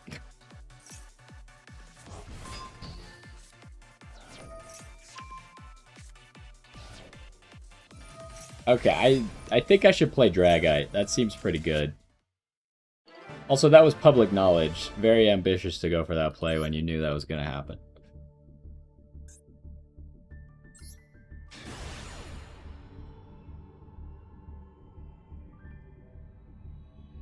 But wait, this guy's not actually playing the Diabell, or are the Diabell matches further up in the WCQ? Because like these down here where we could actually... Oh, now he's playing the Diabell. Okay. Maybe he was playing it? Okay. He definitely has it now, for sure. Hold on. I need to pay attention more. What the heck did we just do? We went Medius, Power Patron, target the Power Patron. The same thing I do. Make Dark Dragon, search Tinia. All that's fine. Dark Dragon activates, summon Albaz.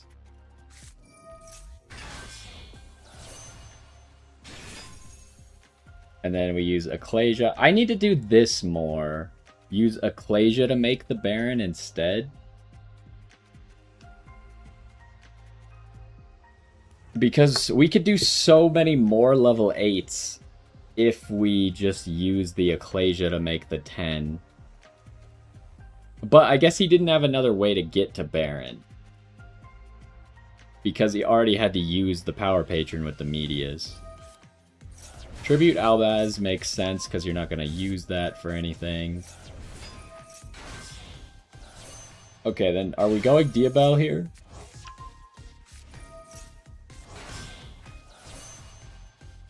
Yes.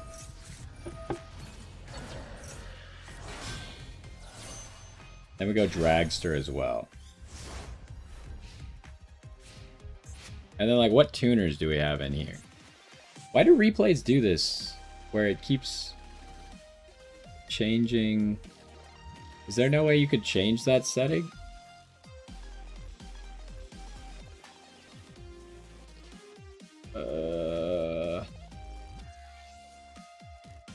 Oh, this. Wide. For some reason, it's different when you're in the duel and outside of the duel.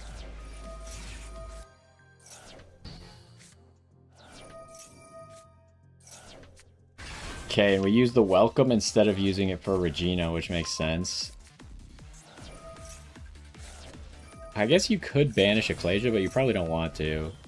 Oh, you could banish stuff like Ash. I wasn't thinking about that. That's real smart. Do we have anything left? Still have this, right?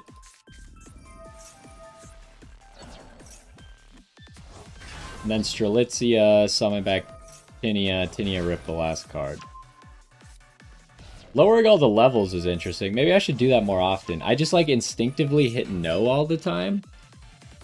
But it probably would mess some people up, especially if I don't plan on using it all. Wait, how did this happen? Hold up. How did we get here? End phase Cartesia. Oh, Titaniclad summoned Albaz. I was like, White Dragon can't summon Albaz. Oh.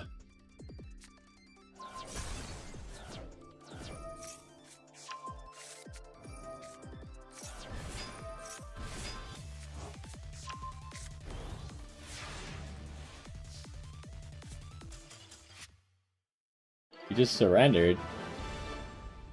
Why'd he surrender? He had the unaffected dragon that devours the dogma.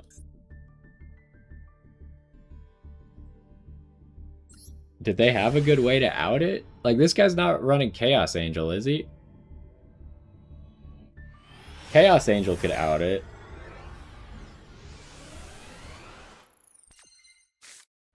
So, but he swapped out the the Adamancipator Dragite for the Diabell. And he's not running a 5. Like, we don't count RS as a 5 because he can't make that with Medius. So he's also... No, he has the Dragite. Hold up, hold up. So this extra deck... This extra deck...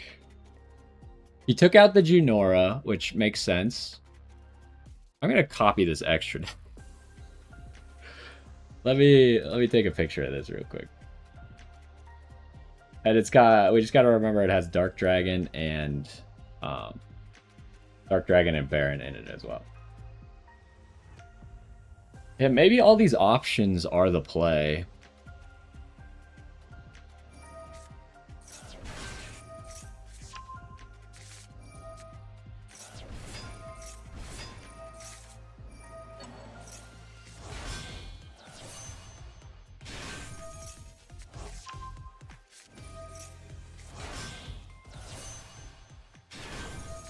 And then he always likes to make Dragster, which I don't have Dragster, so maybe that's another thing that I'm missing.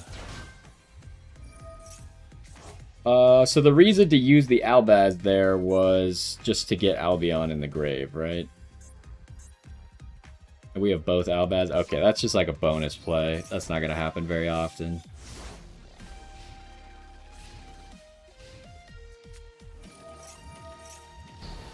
Do you negate activation or negate the activation? So another branded fusion would be activatable.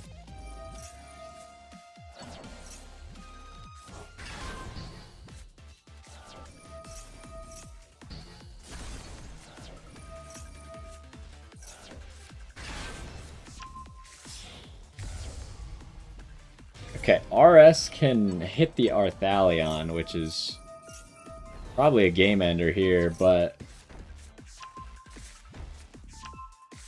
yeah, that's the game. Why did he do that? Hold up. What was the point of popping the Arthalion? The Arthalion can only attack the Strelitzia, which it can't beat over. I feel like that was a mistake. What did we send? Did we really want to send this badly for some reason? Let's see what he does with that. Because otherwise I don't see the reason of popping. Because now he's used his bell as well on this.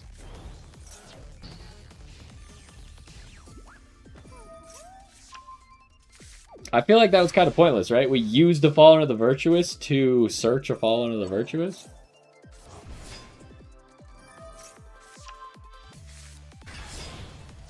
And then we just make Baron again. That's a good play. Okay. I like this. Let's look at his whole deck list.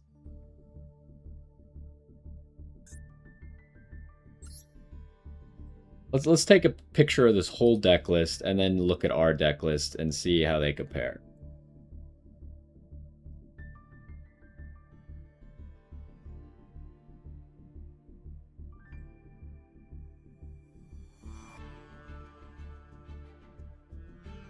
So, he's got 2 Perulia. I don't have 2 Perulia. He also has 3 Ghost Spell.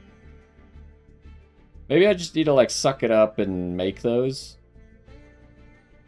He is running 3 Theorealize. I've been a Theorealize hater, but... he's running 1 Magnamut as well. I kind of like that.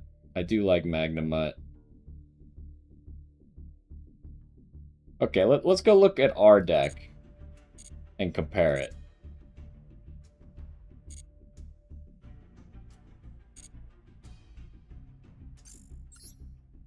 This guy seems like he's way better than me. Alright, let's look at these 2 things. This is all obvious.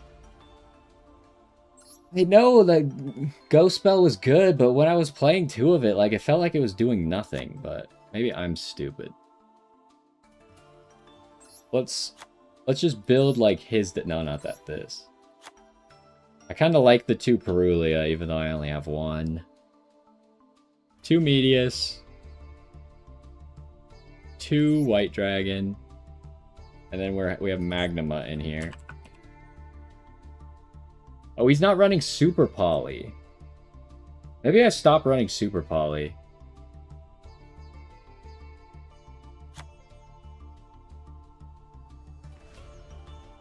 We could also probably run I feel like it's too inconsistent, right, to rely on finding this. We have no way to search that, so... and we're not going to run Lubellion, I don't think. And we got 3, 3, 1, 3... He's running 3 of this. Let's do that as well. He's only running 1 Welcome Home, which I think is reasonable. And then he's not running Crossout, which I also think is reasonable. It was doing some work, but mostly against Fallen and the Virtuous. Let's take that out. And then we'll just try his version of the deck next time, huh? So we don't have to play any of this.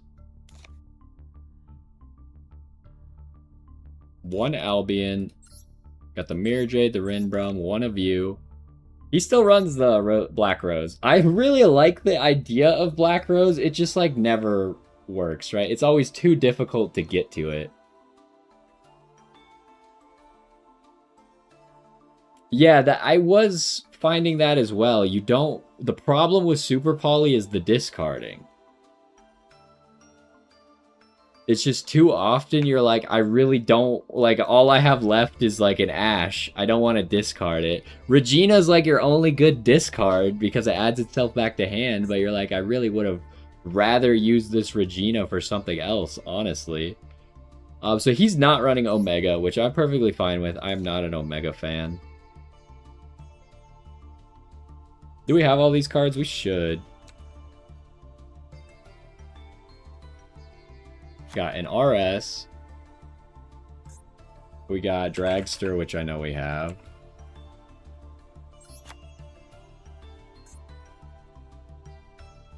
We got Dragite, which I know we have. We got Diabel, which I'm sure I have. And then we're just missing SP, which I also have. Where are you at? There you are. I don't have the alt art for that one. So, like, this list. All I gotta do is craft 2 cards to make this. That's not that bad. Maybe Super Poly was the mistake. I really haven't tried... have I tried Triple Theorealize? I might have tried it at one point. I think I mainly played 2. But maybe we'll just do this because the bad thing is, see, because I was just talking about like Moha's video, and he would always tribute his welcome home with Regina. But this guy was obviously using his welcome home with Diabel. Because you don't want to use the trap for that. That would be bad.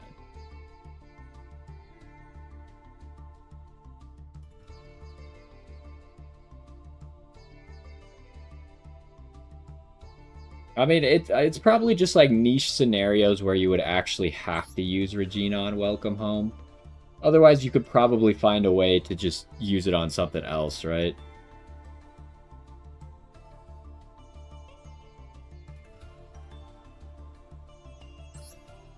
And then what is the use for Magnuma? Is it really just to search White? I guess White Dragon's just a really good card, huh?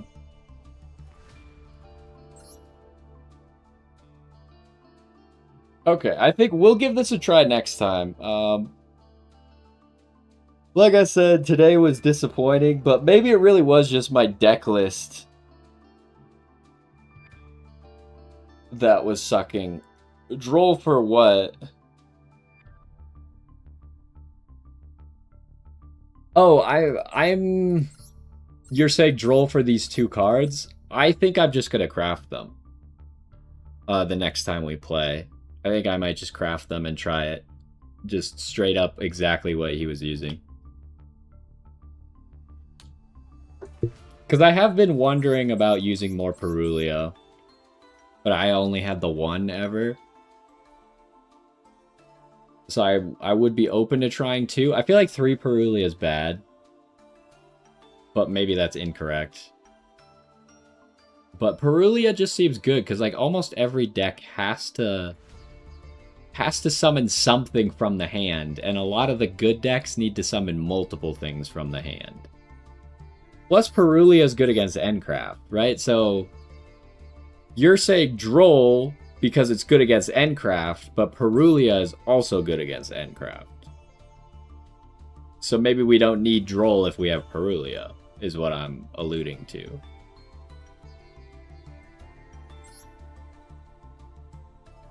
The other thing is, like, I don't know what I'm supposed to be belling. I feel like I'm always belling the wrong thing. Are you just literally belling, like, White Dragon? Like, every time I use Bell, I feel like it doesn't accomplish what I was hoping for. And that's why I was hesitant to play any more of it.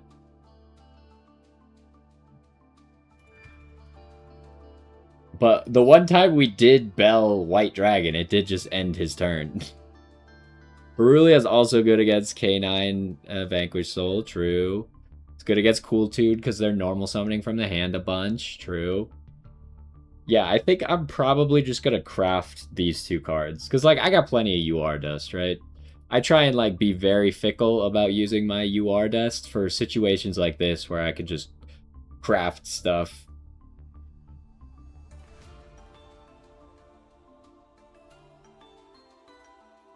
But yeah, that was a good showcase. I think that's at least I want to try this stuff, right? And I think it might be correct that Super Poly's just not the play in this deck. It's just not working out for me.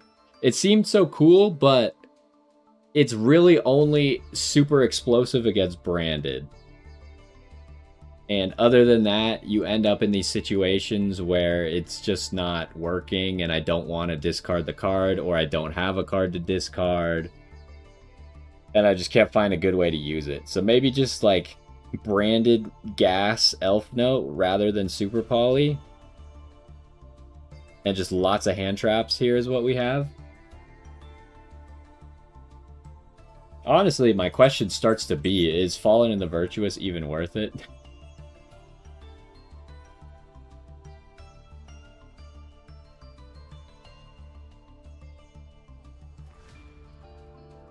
Because, like, would I rather just have 3 imperms here?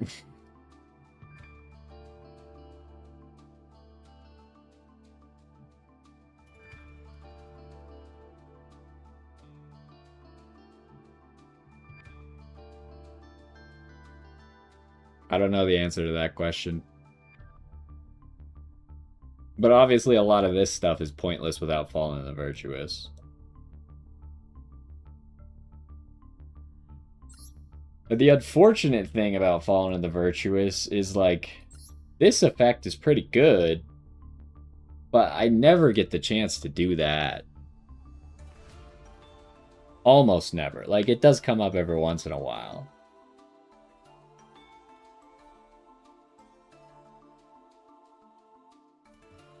I think we'll give this a try. This should... Like, how many more hand traps are we running now? We got 4, 7, 9, 12.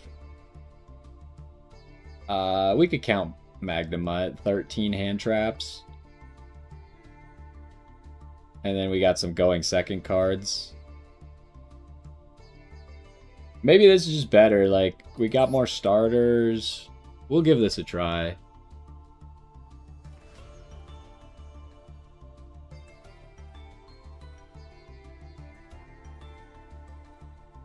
Yeah, because we were... We'll save this. We were previously playing triple Imperm. With the Fiendsmith stuff. Where is it? There it is. We're playing this, and we had Super Poly here, and I wasn't complaining about Super Poly with Fiendsmith, but I'm complaining about Super Poly now. What's the difference? I honestly couldn't tell you. This is not like Fiendsmith is adding extra cards to our hand.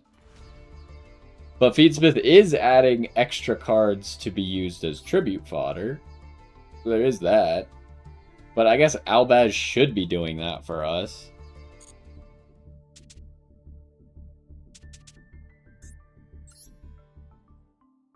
So yeah, I think that was a good... That's like a big change to our deck, right? So we can see how this plays compared to what we were playing. My question is, are these hand traps enough to go second? And they might just be enough to go second, actually. So if we could go second with this deck, then it might just be better than what we were doing overall. Because, like, what's our opponent more scared of? Us having a Super Poly in hand, or us having... Or them giving us a draw that could potentially be Super Poly? They're probably more scared of giving us a draw.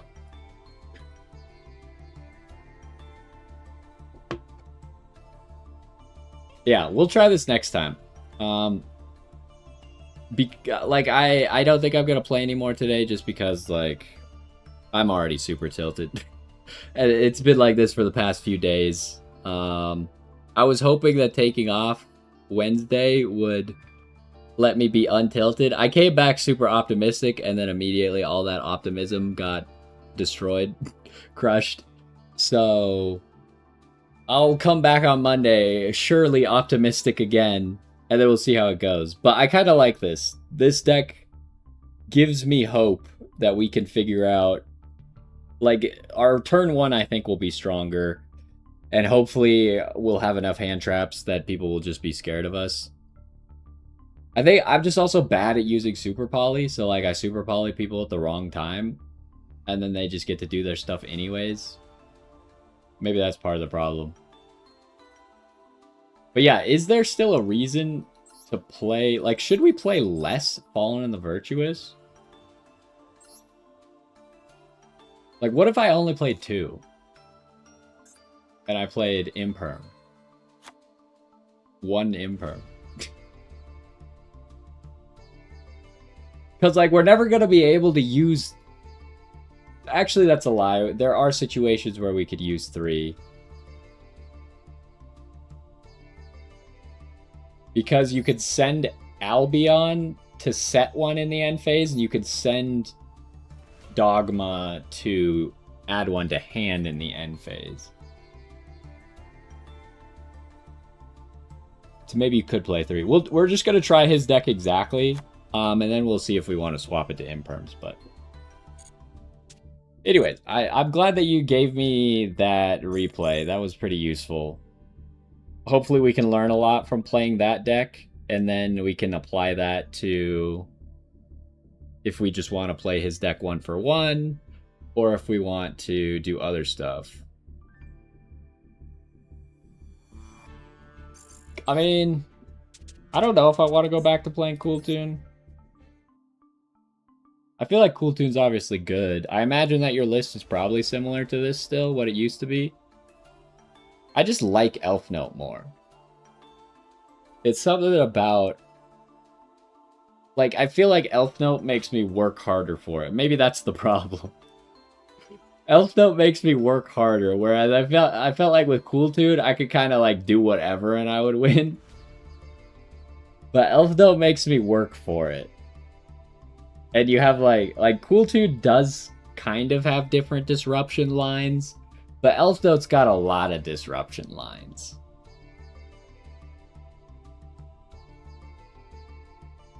Also, can Cool Tune play against Endcraft at all? That's one of the reasons I really want to play Elfnote still, is because in theory I should be able to make Black Rose against an Endcraft player and wipe their field. Now, that didn't work. The one time we tried it, I misread how his spell card works. I thought I could bell it, but I couldn't.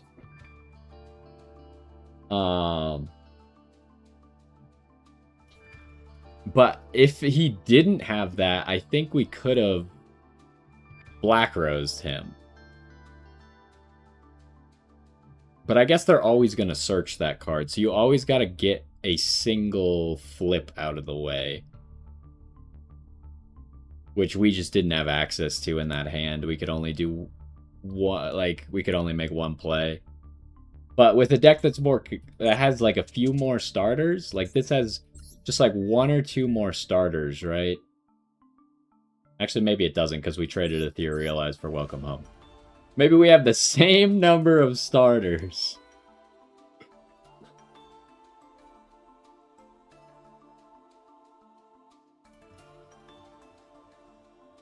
Back-to-back kills Endcraft.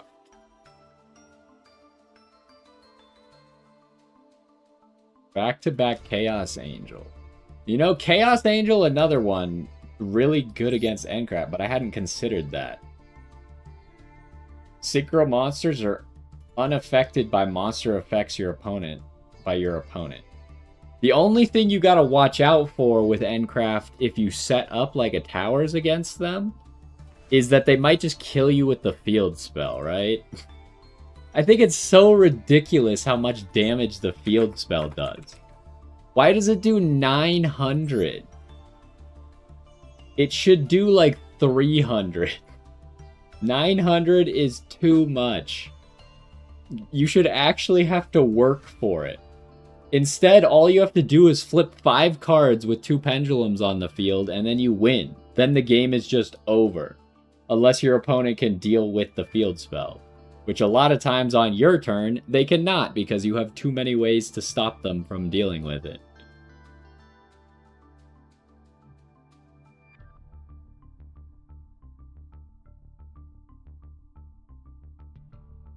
And I guess I should search them again. Can back-to-back just, like, attack over all of these guys? That guy doesn't count. They're all 25, huh? So back-to-back could just kind of punch over everything. So you're really just beating them in the battle phase with back-to-back, huh? Especially if you have a Chaos... Well, how do you Chaos Angel in Cool Tune?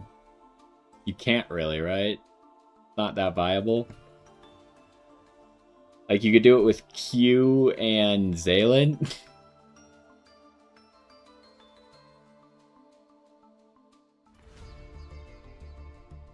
You could make RS. Oh, that's a... Wait. Yeah, make RS. And then you use the Recco to pop it. Yeah, I see. And then you just have to chain block the Recco, which should be very possible. That's one good thing about Cool Tune. You can always chain block the effects. But the other problem that you're going to run into is Endcraft players are all running Di-Fi, right?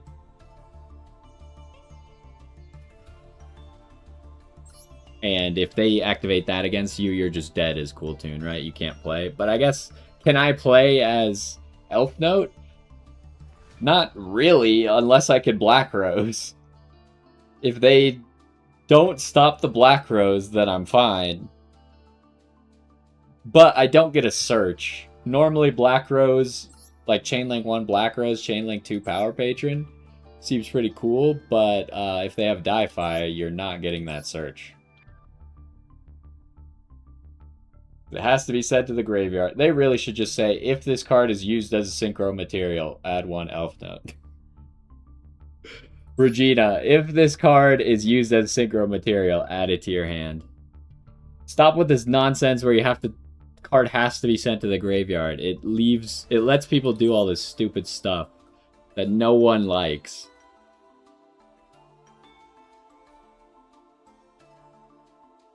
Yeah, D-Fissure full board is over. Makes sense. But yeah, stuff like Perulio will maybe make them not want to play against that. Perulio's just discard, right? Yeah, unlike Maxi, that has to be sent to the grave. Okay, I really like this list that you gave me, though. I definitely want to try that out, and maybe we'll do better with that. So, we've been yapping for a while. I'll be back on Monday, and we'll try out this list. And who knows, maybe like tomorrow someone will just play something like out of this world at the tournament, and I'll be like, I have to try that deck. Then maybe we'll do that. But I really want to try this list now and see what I like and what I don't like. And I think you're right. I was just not refusing to identify the fact that I didn't like Super Poly.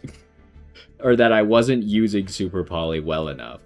I think that was a big factor. I was refusing to acknowledge that Super Poly was not as good as I thought. So, we'll try that next time. Thanks for stopping by. Hopefully you enjoyed. I know that I've been getting tilted a lot lately. I'm just used to it being so easy to climb, and now I'm struggling so much, and it annoys me. Because I expect to be able to win. Maybe that's stupid, but... anyways, at least this list has reinvigorated me for Monday until we get crushed on Monday, and then I question my existence again. But hopefully you enjoyed. We'll be back Monday, and hopefully I will see you there. Bye!